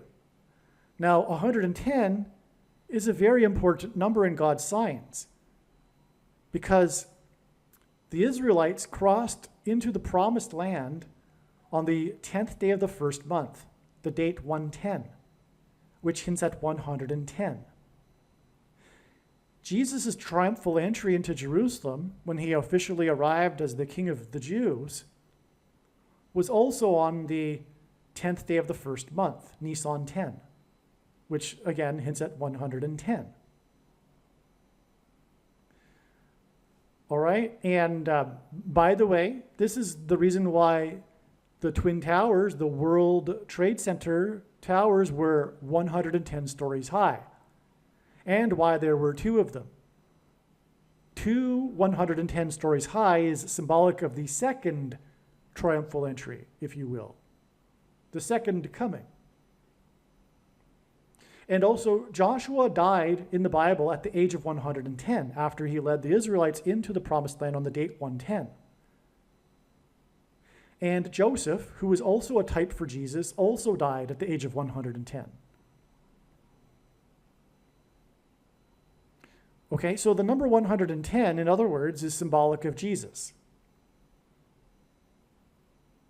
And that's why this 9th of Av is exactly 30 years after the king planet was pummeled by the comet Schumacher-Levy 9 on the 9th of Av, and why this 9th of Av is exactly 110 years after the beginning of the birth pains. Now, in God's signs, he pairs certain numbers together to confirm his signs, patterns, and connections. And this is how God's true big picture of signs, patterns, and connections works, which is only being explained on this channel. It works on the principle of second and third and multiple witnesses that confirm a matter, as the Bible says is required. And this is what makes what is being explained on this channel true and not a product of one's imagination, and different and unique than everything else on the internet that claims to be an analysis of God's prophetic signs. And one simple way in which you would provide a second witness for us, if we think about it, is through pairing certain numbers together, such as 9 and 110. And I know this because I've been studying his big picture of signs from morning until night for more than full-time hours for more than 6 years. But 9 and 10 because the number 9 is the most important number in God's signs, as from the Bible it symbolizes God's judgment. And Jesus is coming to return as the judge, and we're talking about this sign on the 9th of Av in the constellation that in ancient astrology was symbolic of the coming judge. It's the conjunction with Mars which further confirms this. And so 9 and 110 are paired together too, which is why the 110 stories on 9/11 collapsed and engendered an earthquake that cracked the foundation of Federal Hall, where George Washington was first inaugurated at the symbolic beginning of the nation, on Wall Street. And Wall Street, as in Joshua and the Israelites that marched around the walls of security before they collapsed in God's judgment, and Joshua died at the age of 110, hence the 110 stories that cracked the foundation of Federal Hall and Wall Street. Wall Street was named after the 9-foot-high wall of security that the Dutch built to keep the British and the Indians out. That's why 9 and 110. On the prophetic 20th anniversary of the collapse of the towers was the collapse of Afghanistan, and the iconic images of the big cargo plane taking off down the runway with Afghanis running after it and hanging onto it and falling from it. But if you look at that image again, you'll see a big number on the side of it. Its serial number. It's 1109, which is a pairing of 110 and 9. Which is why it was the 20th anniversary that Afghanistan suddenly collapsed. It pointed to 9/11 and the collapse of the 110 stories that cracked the foundation on Wall Street, named after the 9-foot-high wall of security. Furthermore, the Israelites blew trumpets, and they were led by Joshua, who died at the age of 110, and they went into the promised land at the date 110. And they blew trumpets in one long last trump before the walls collapsed in God's judgment. And on 9/11, Trump, God's trumpet, called into Channel 9 News and mentioned how his tower on Wall Street had become the tallest tower in lower Manhattan. Okay, so this is like the ultimate pairing of 9 and 110. This 110th anniversary on the 9th of Av, of the beginning of the birth pains, which in other words symbolizes the end of the birth pains and the second coming of Lord Jesus Christ. All right, now I think we have just one more thing to talk about here, which is also amazing. But we have a prophecy in Revelation chapter 17 that speaks of 7 kings and an 8th king. And it says that this 8th king was, is not, and will be again. And when he comes again, or when it becomes again, people will marvel at it. Now, the primary fulfillment of this, the 7th king is Pope Francis, and the 8th king, which is described as being a beast that was, is not, and will be again, is a revived Roman Empire, a conglomeration of the Western nations with Rome as its seat of power. Rome was stripped of its temporal powers by Napoleon, and so it was, and then is not, and will be again, when Rome becomes politically powerful again, with the rise of the apostate Pope Francis. That's described in 2 Thessalonians chapter 2. Okay, so that's the primary fulfillment of it. I won't get into any more details. I've already done it, in fact, in another Jimmy Carter video. But there's a secondary sub-level, a different level, simply a symbolic, because God is very creative and he can do whatever he wants with his signs, and he can have multiple layers. This isn't the literal primary fulfillment, but it's a secondary fulfillment on a lower level, if you will, okay? So just take it for what you will, but it is true, which is that Jimmy Carter is symbolic of the first of the 7 kings, which is why he was inaugurated in 1977. This leads us to the 7th president since then, Jimmy Carter 1, Reagan 2, Bush Sr. 3, Clinton 4, Bush Jr. 5, Obama 6, Trump 7. And Trump was inaugurated, Carter was inaugurated in 77, and Trump, the 7th of these kings, was inaugurated at the age of 70 years old. 70 years, 7 months, and 7 days old, 77 days before he launched 59 missiles into Syria, and 59 is the 7th super prime number, and his inauguration was 73 days after he won by 77 electoral votes, and I just went into that. So it's in other words a confirmation that Trump is the seventh king here, symbolically. Okay, just symbolically. And the reason for this symbolic secondary sub-level fulfillment, if you will, is simply to point out how Obama, the 8th king, was, is not, and will be again. He was the president, isn't the president, and will be the president again. And that has been what Trump has been trumpeting essentially all along in terms of God's signs. He's been trumpeting the end times and the Antichrist. How did Trump become popular? What coincided with Trump's rise politically in the first place?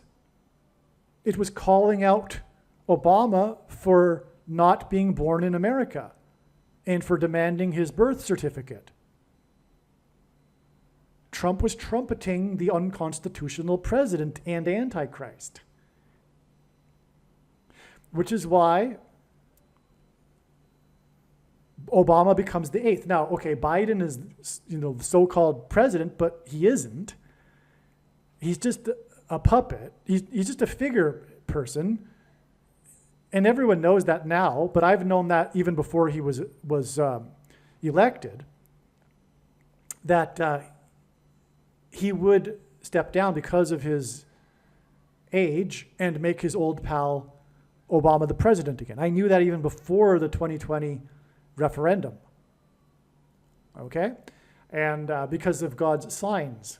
And I knew this would be how Obama would become the president again, through being appointed instead of elected, thus overcoming the 22nd Amendment, which restricts someone from being elected more than twice. Now, will the Supreme Court go for that? I don't know. Sometimes I wonder about a few of the so-called conservative justices, but what I also think is going to happen is that the reason for the propaganda on this, about the Supreme Court from the wicked, evil, satanic political cult of the left and the satanic left mainstream media, why they have been putting out propaganda on the Supreme Court is because I do believe they intend to stack the court, just like Roosevelt did, the 32nd president, which is why the name Obama equals 32 in simple English gematria.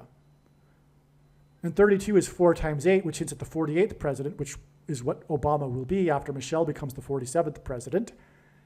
And also, Roosevelt was the only president who served more than 2 terms, just like Obama will. And so Roosevelt stacked the court in order to push through all of his New Deal agenda, which made him pretty much a socialist dictator. No one wants to call him that because he was the hero of World War II. But he was no friend of democracy. And Republicans hated him at the time for good reason.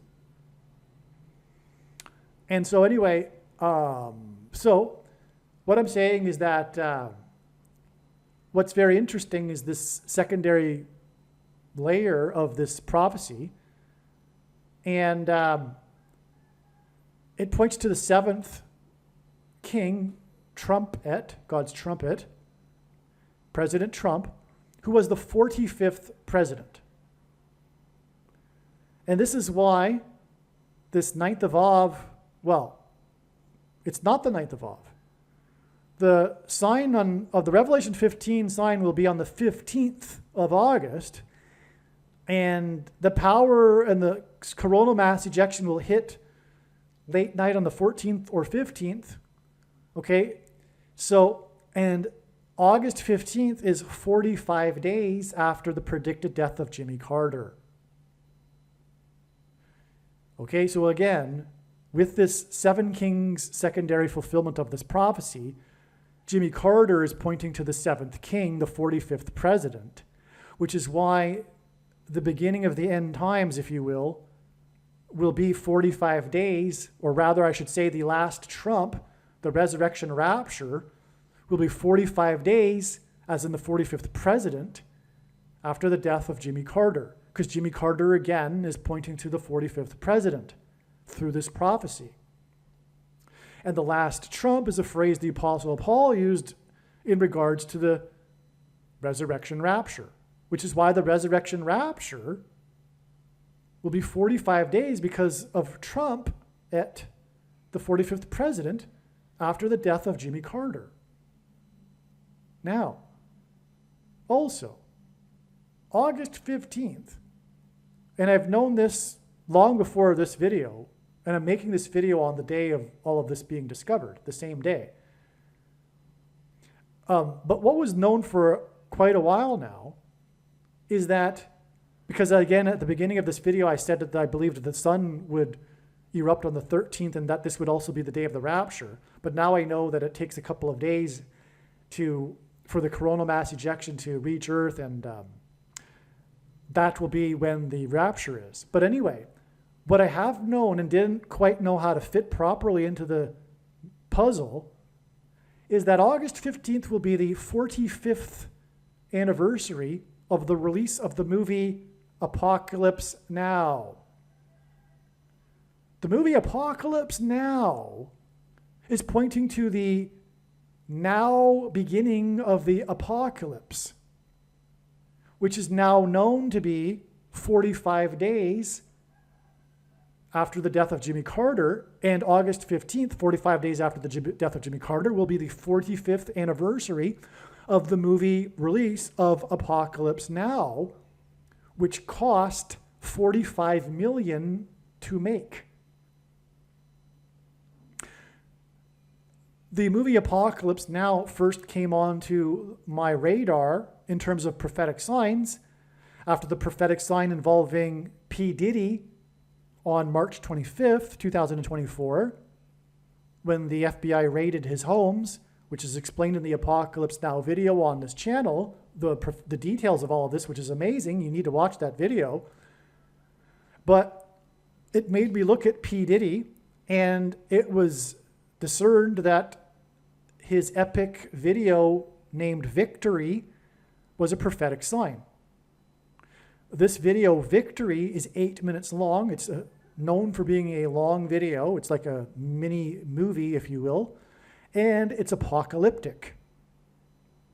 P. Diddy is being chased around. It's nighttime. It's apocalyptic. It's in the future, in an apocalyptic future. It's a reminiscent of the movie Running Man.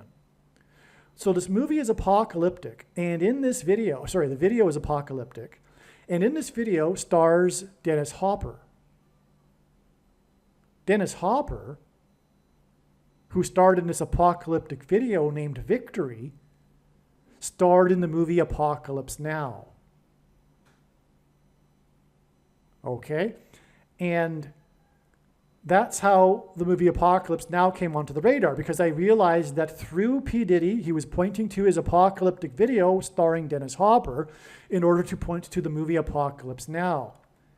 And that was realized, within a day or two after March 25th. Then came April 5th, the date 4-5, which hints at 45. And on that day, P. Diddy posted on social media a link to his video, Victory, which points to Apocalypse Now, which cost $45 million to make.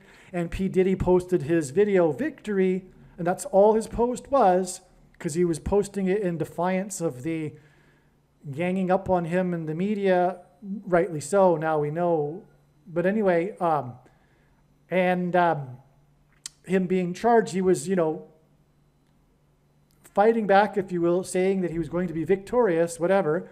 But he posted his video Victory on the date 4-5, which hints at 45. And the video points to Apocalypse Now, which cost $45 million to make.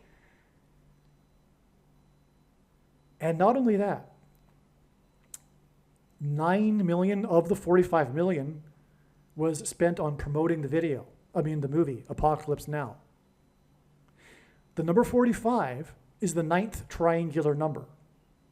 In a triangle of numbers, the last number in the 9th row is 45.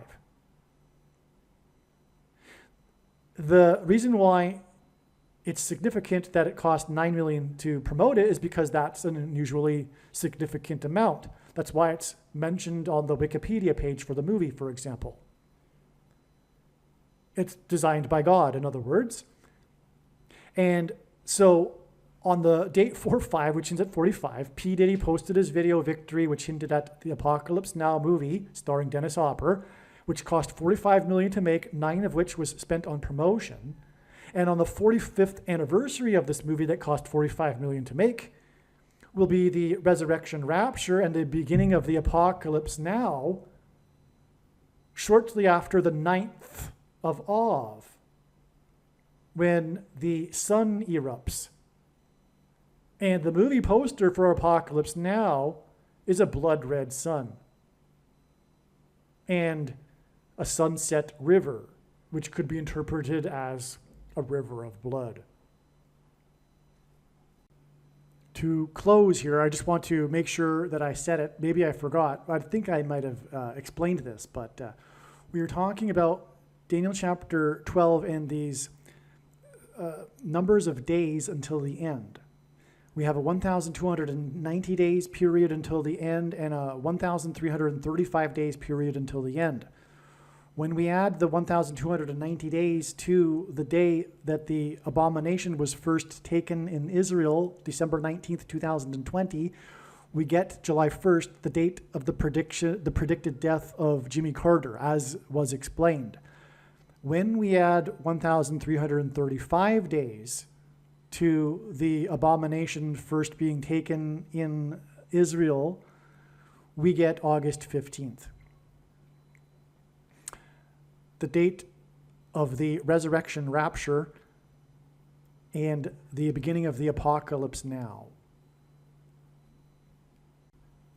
Again, the last verse of the last chapter of the book of Daniel is, "Blessed is he who waits and arrives at the 1,335 days." It's speaking about the resurrection rapture. And again, we've confirmed the significance of adding the 1,290 days, or it will be confirmed when Jimmy Carter dies as predicted on July 1st.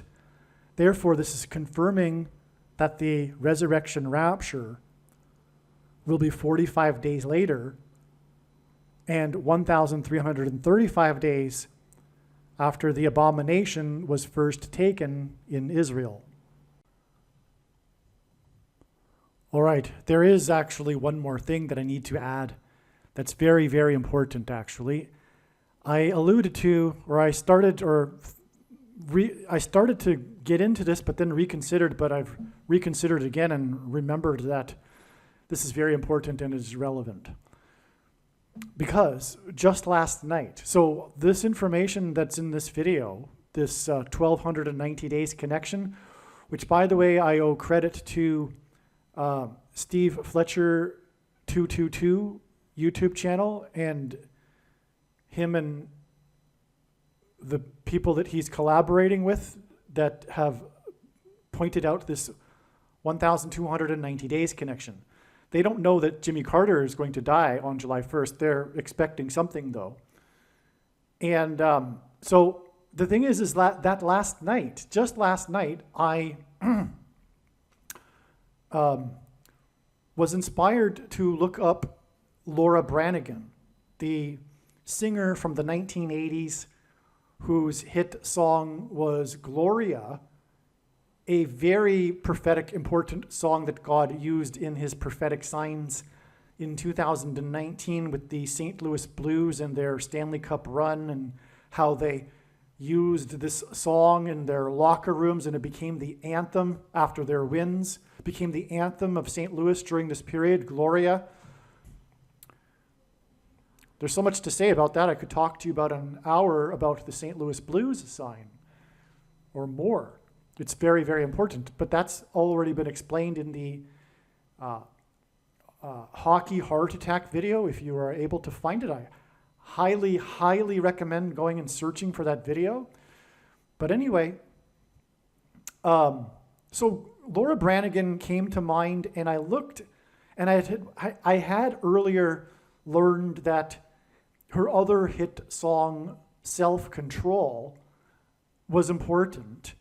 But now that the bigger picture has become clearer since I last thought about Laura Branigan, which would have been late last year, I thought to look it up again, and sure enough, it's very important. So the song Self-Control, which is a very dark, hedonistic song, and so you get if you don't remember the song, it's, you know, she's losing her self-control. She's a creature of the night.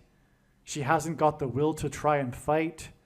Okay, and apparently I just read on Wikipedia that someone said that the song was written about searching for. Anyway, never mind. So the point is, though, is that this is symbolism for what is coming, which is demonic possession, people losing their self-control. And those that will be demonically possessed are those that have taken the thing. And today it was learned, courtesy of Steve Fletcher, It was brought to my attention with a video that he made that December 19th was the first date in which someone in Israel took the thing. I had prior to this been focused on the first date that someone took the mark of the Antichrist in the US, which arguably, I'm sure, is a more important date in general in terms of God's prophetic signs, because there's so many profound connections. Anyway. So December 13th, 2020 is the date that the first Israeli took the thing, including, I believe, the leader of Israel. And what I was about to start explaining was that was a date that I already knew was a prophetic sign. And coincidentally, last night I was thinking that it's so amazing how God works, because just last night, literally, before I went to bed, I was thinking there should be another prophetic sign on that date, but I don't know what it is. And then the next morning, a friend of mine sent the Steve Fletcher video, and then this happened. This is how it works. Over and over, God aligns these things like this learning.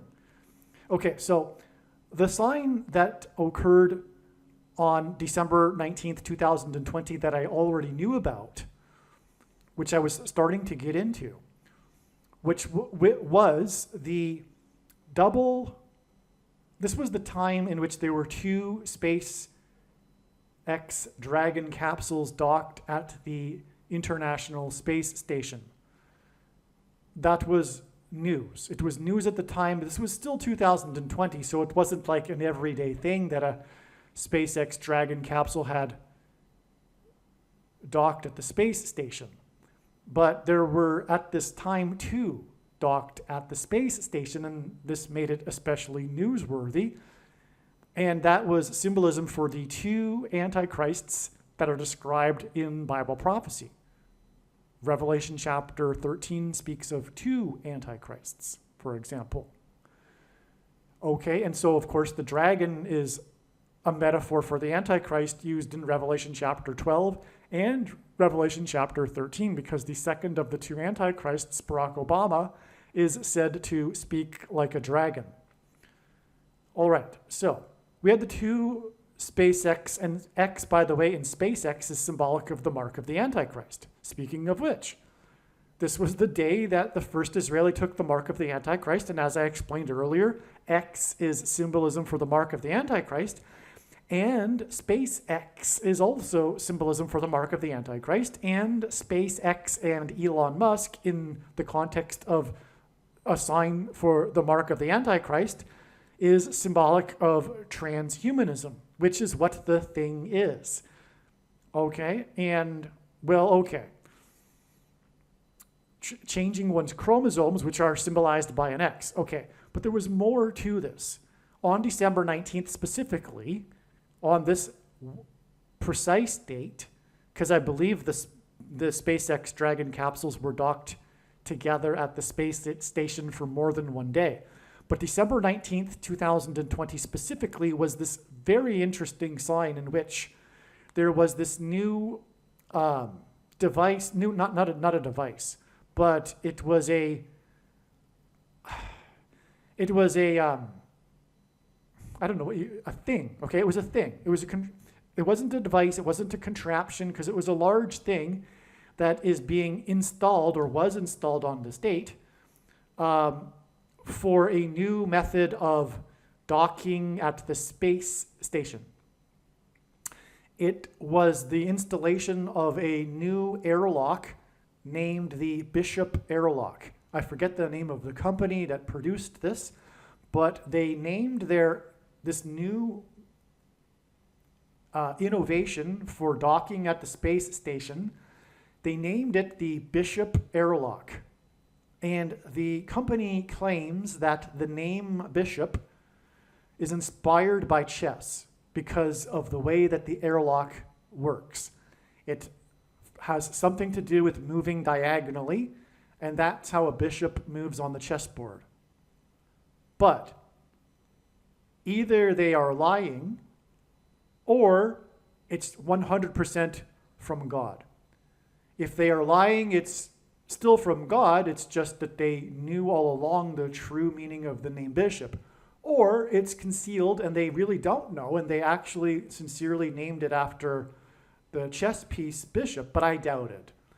I think it's a tongue-in-cheek thing that's a secret within the company, but I could be wrong. They might be completely oblivious to the fact that the name bishop is the name of the character, the android, artificial intelligent character. Well, you know what an android is. It's a robot that is like a human in science fiction. In the movie, the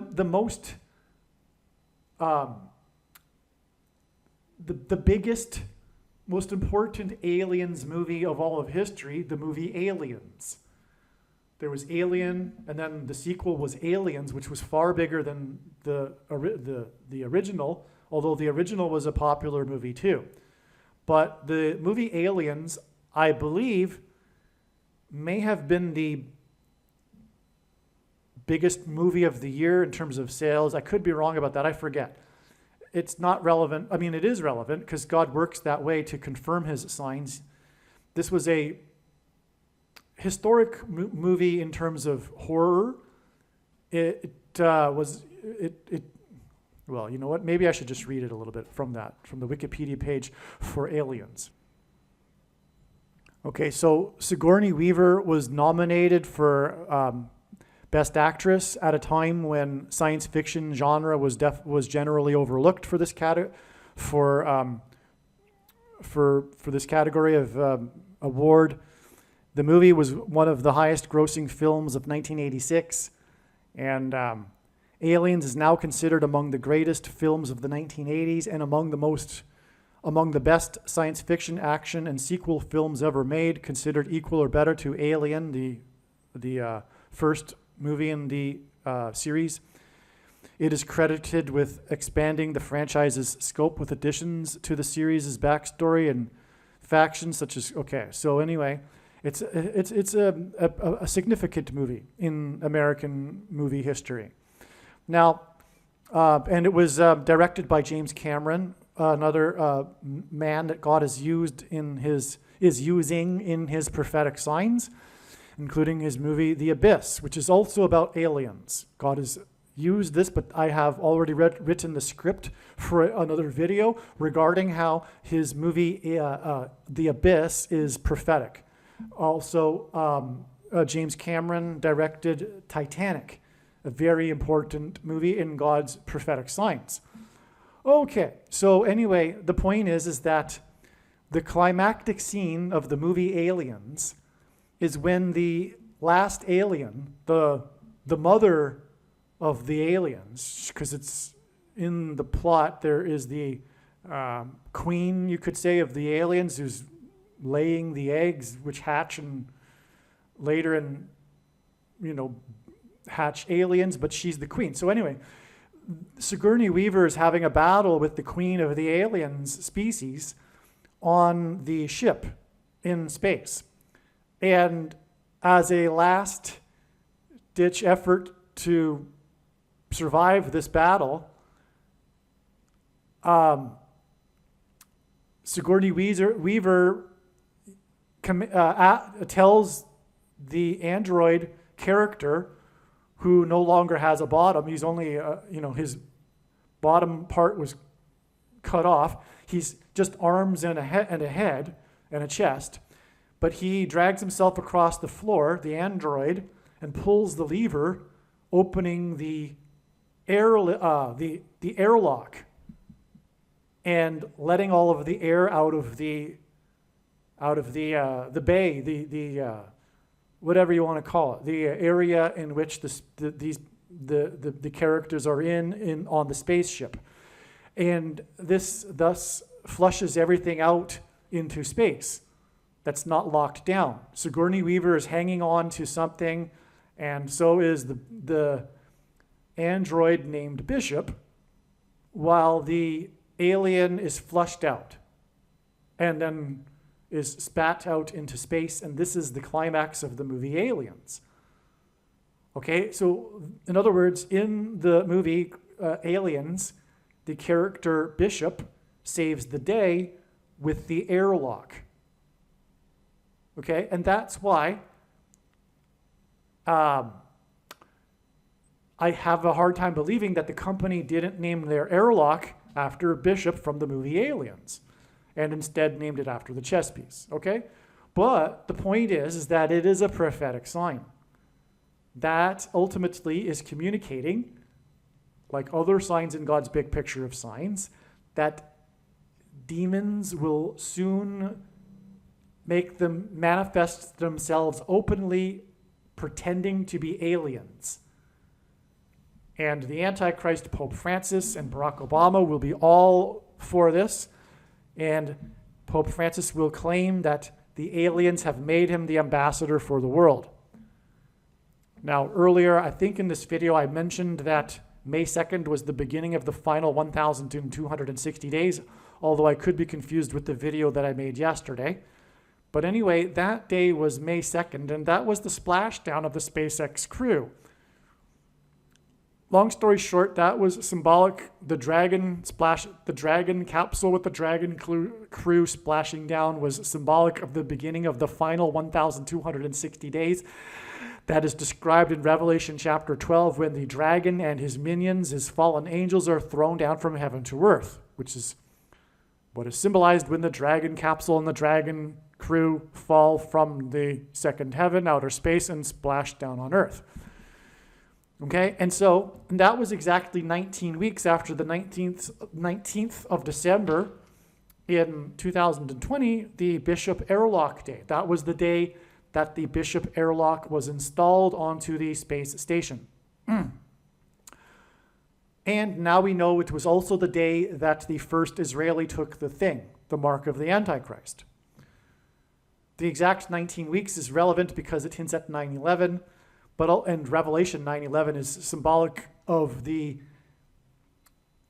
fallen angels crossing over into the earthly realm and pretending to be aliens.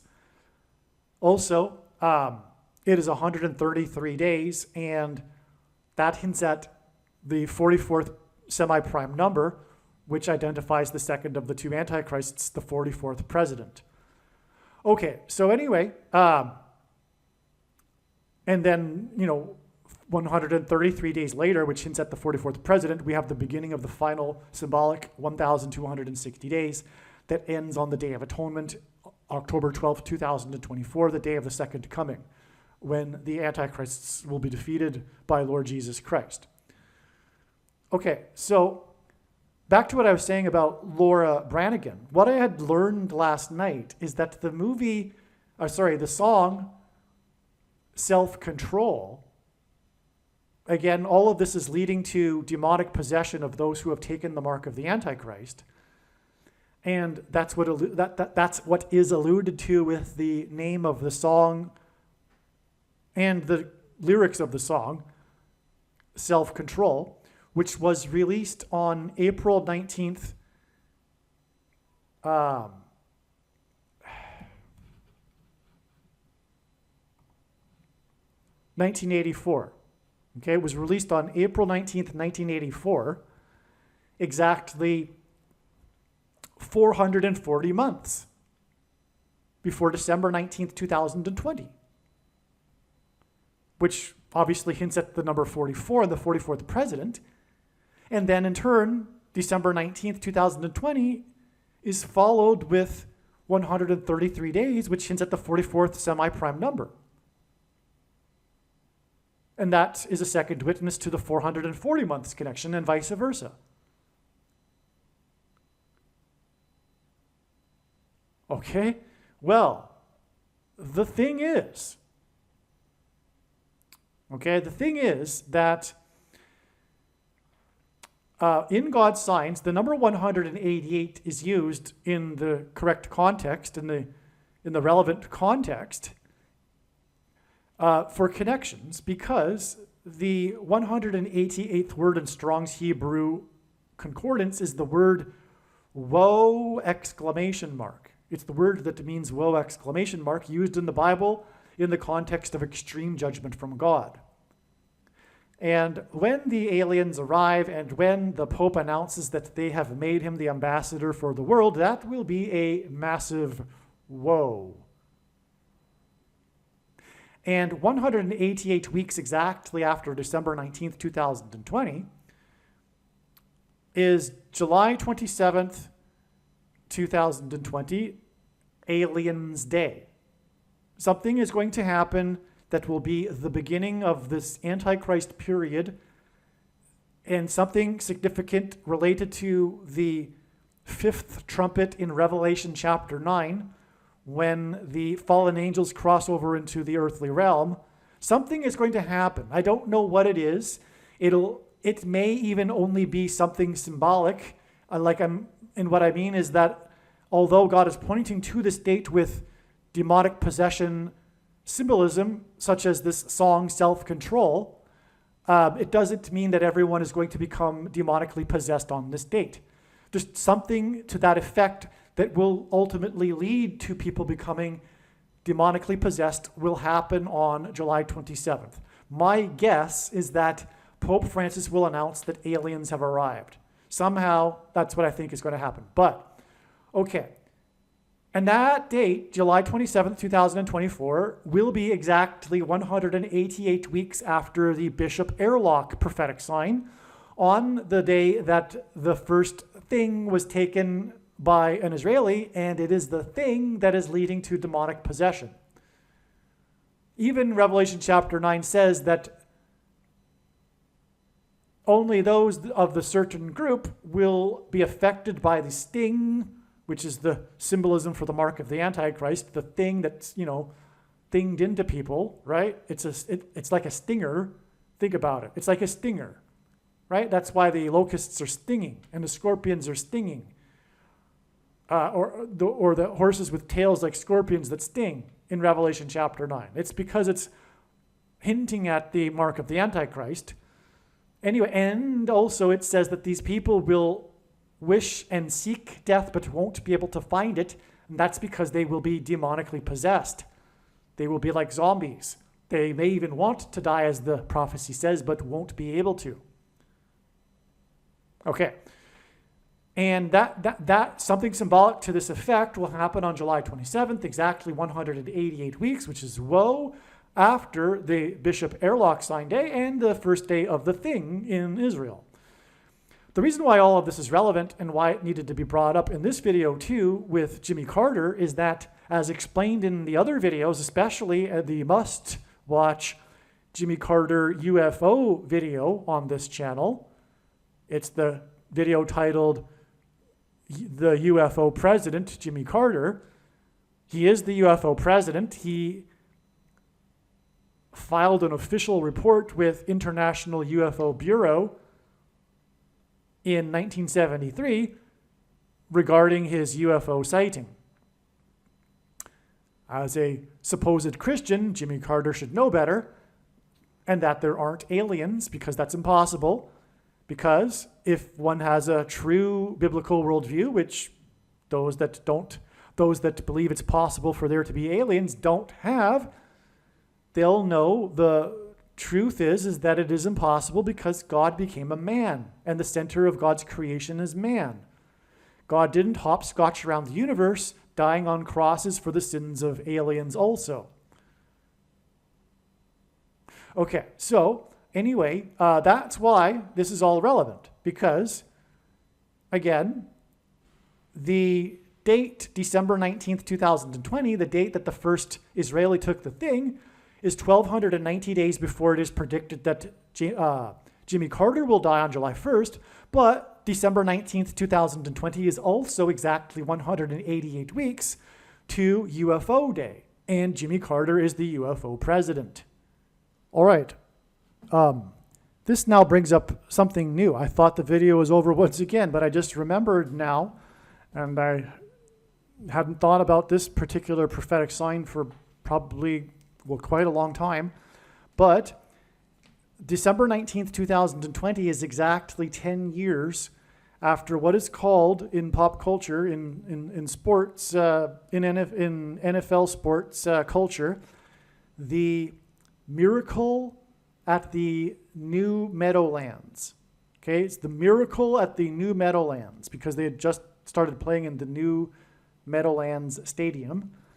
The New York Giants football team. Now, giants are symbolic in God's signs of aliens. For one thing, I mentioned earlier how the flood judgment was for the reason that the chromosomes of the human race had been corrupted by the giants. Okay, I mentioned how it had been corrupted, but it was from mixing with the giants, and this is symbolism, or rather the giants are a metaphor for fallen angels. Okay, so as strange as it sounds, I do believe that will also be a part of the end times, people having sex with demons. It already goes on a lot, actually. Well, it does. This isn't a new thing, is what I'm saying. But this will come out more with the masses in the culture soon enough. That said, that's giants, okay? So giants in God's signs are symbolism for the demons that are fallen angels, pretending to be aliens. That's what giants symbolize.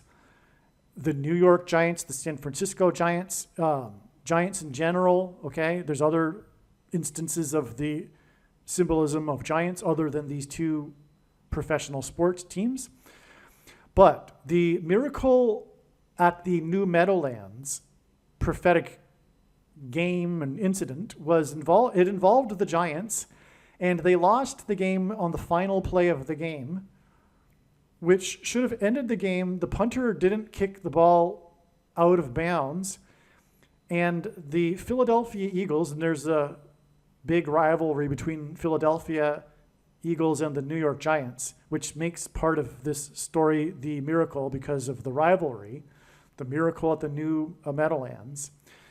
Okay, you can go onto Wikipedia, for example, and you can find a page that's miracle at the New Meadowlands. It's a big thing, all right? And so in the final play, I forget the player's name. It's not relevant, but it's player number 10 for the Eagles. He catches the ball, he muffles the ball and scrambles to get it back, retreating back to his 30-yard line in an error, basically. But that error caused the Giants' coverage to get messed up, which allowed this player to circle around and then ultimately run the entire football field for a touchdown at the very end of the game as time expired to win the game.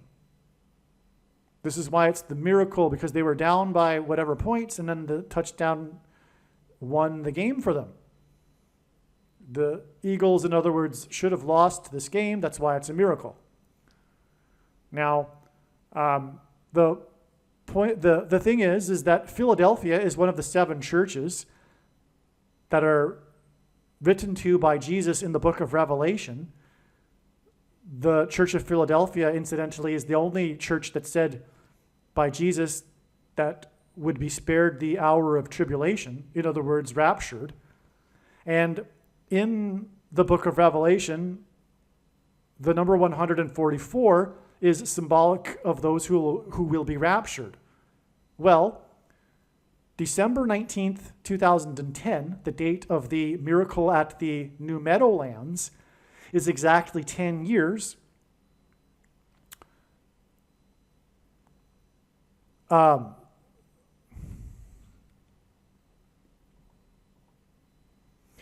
know what? The number 144 isn't relevant here. Sorry.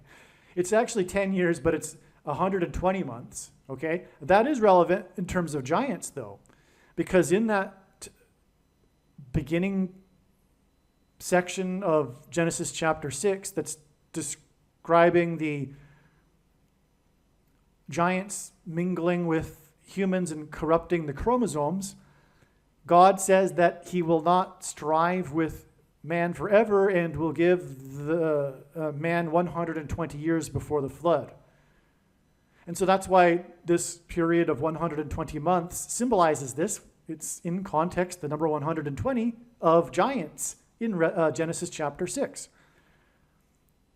Okay, so the miracle at the New Meadowlands is exactly 120 months before the Bishop Airlock sign and the first thing taken by the Israeli, which is the mark of the Antichrist, which corrupts one's chromosomes. That's the connection. It's amazing, right? So giants symbolize aliens. Giants also symbolize corrupted chromosomes. And 120 months later, we have the Bishop Airlock sign, which is symbolic of aliens. And the mark of the Antichrist, which corrupts people's chromosomes, was taken for the first time in Israel. Not only that, though, this 120 months connection is exactly 10 years.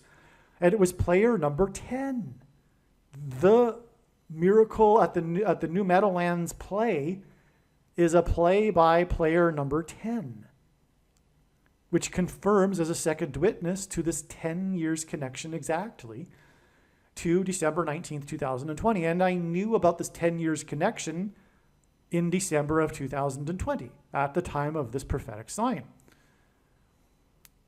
But it is only now that it all fits into the bigger picture. Because again, from the December 19th, 2020 Bishop Airlock sign and the mark of the Antichrist sign, it is exactly 188 weeks to Giants' Day. So 120 months, which is 10 years from the Giants game involving number 10 to the Bishop Airlock, and then 188 weeks exactly to Giants' Day, when demons cross over into the earthly realm, the fallen angels, the giants. It's so amazing, okay? And so that's why this had to be included in this video too. Believe me, I know far better than you how the prediction made in this video was derived. And more importantly, I know far better than you why the righteous Christian God of the Bible has given me a voice through this prediction. If you are a quote-unquote Christian or Muslim, this prediction was not learned through a demon. Be warned that blaspheming the Holy Spirit is the unforgivable sin. If you are a New Ager or New Spirituality person, this prediction was not learned through somehow tapping into the supposed universal collective consciousness. If you are a conspiracy theorist, this prediction was not learned through figuring out a supposed code that the Illuminati and Satanists are using.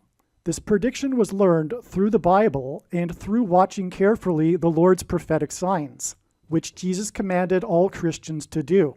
Besides proving that Jesus Christ is the Lord, the reason why God has given me a voice through this prediction is to prove that the controversial things that I am saying in the videos on this channel are the truth. Therefore, a wise person will want to watch all of the videos on this channel. Aliens and UFOs are demons masquerading as aliens and UFOs. Most people's spiritual experiences are demonic deception, especially if they are not a true follower of Christ.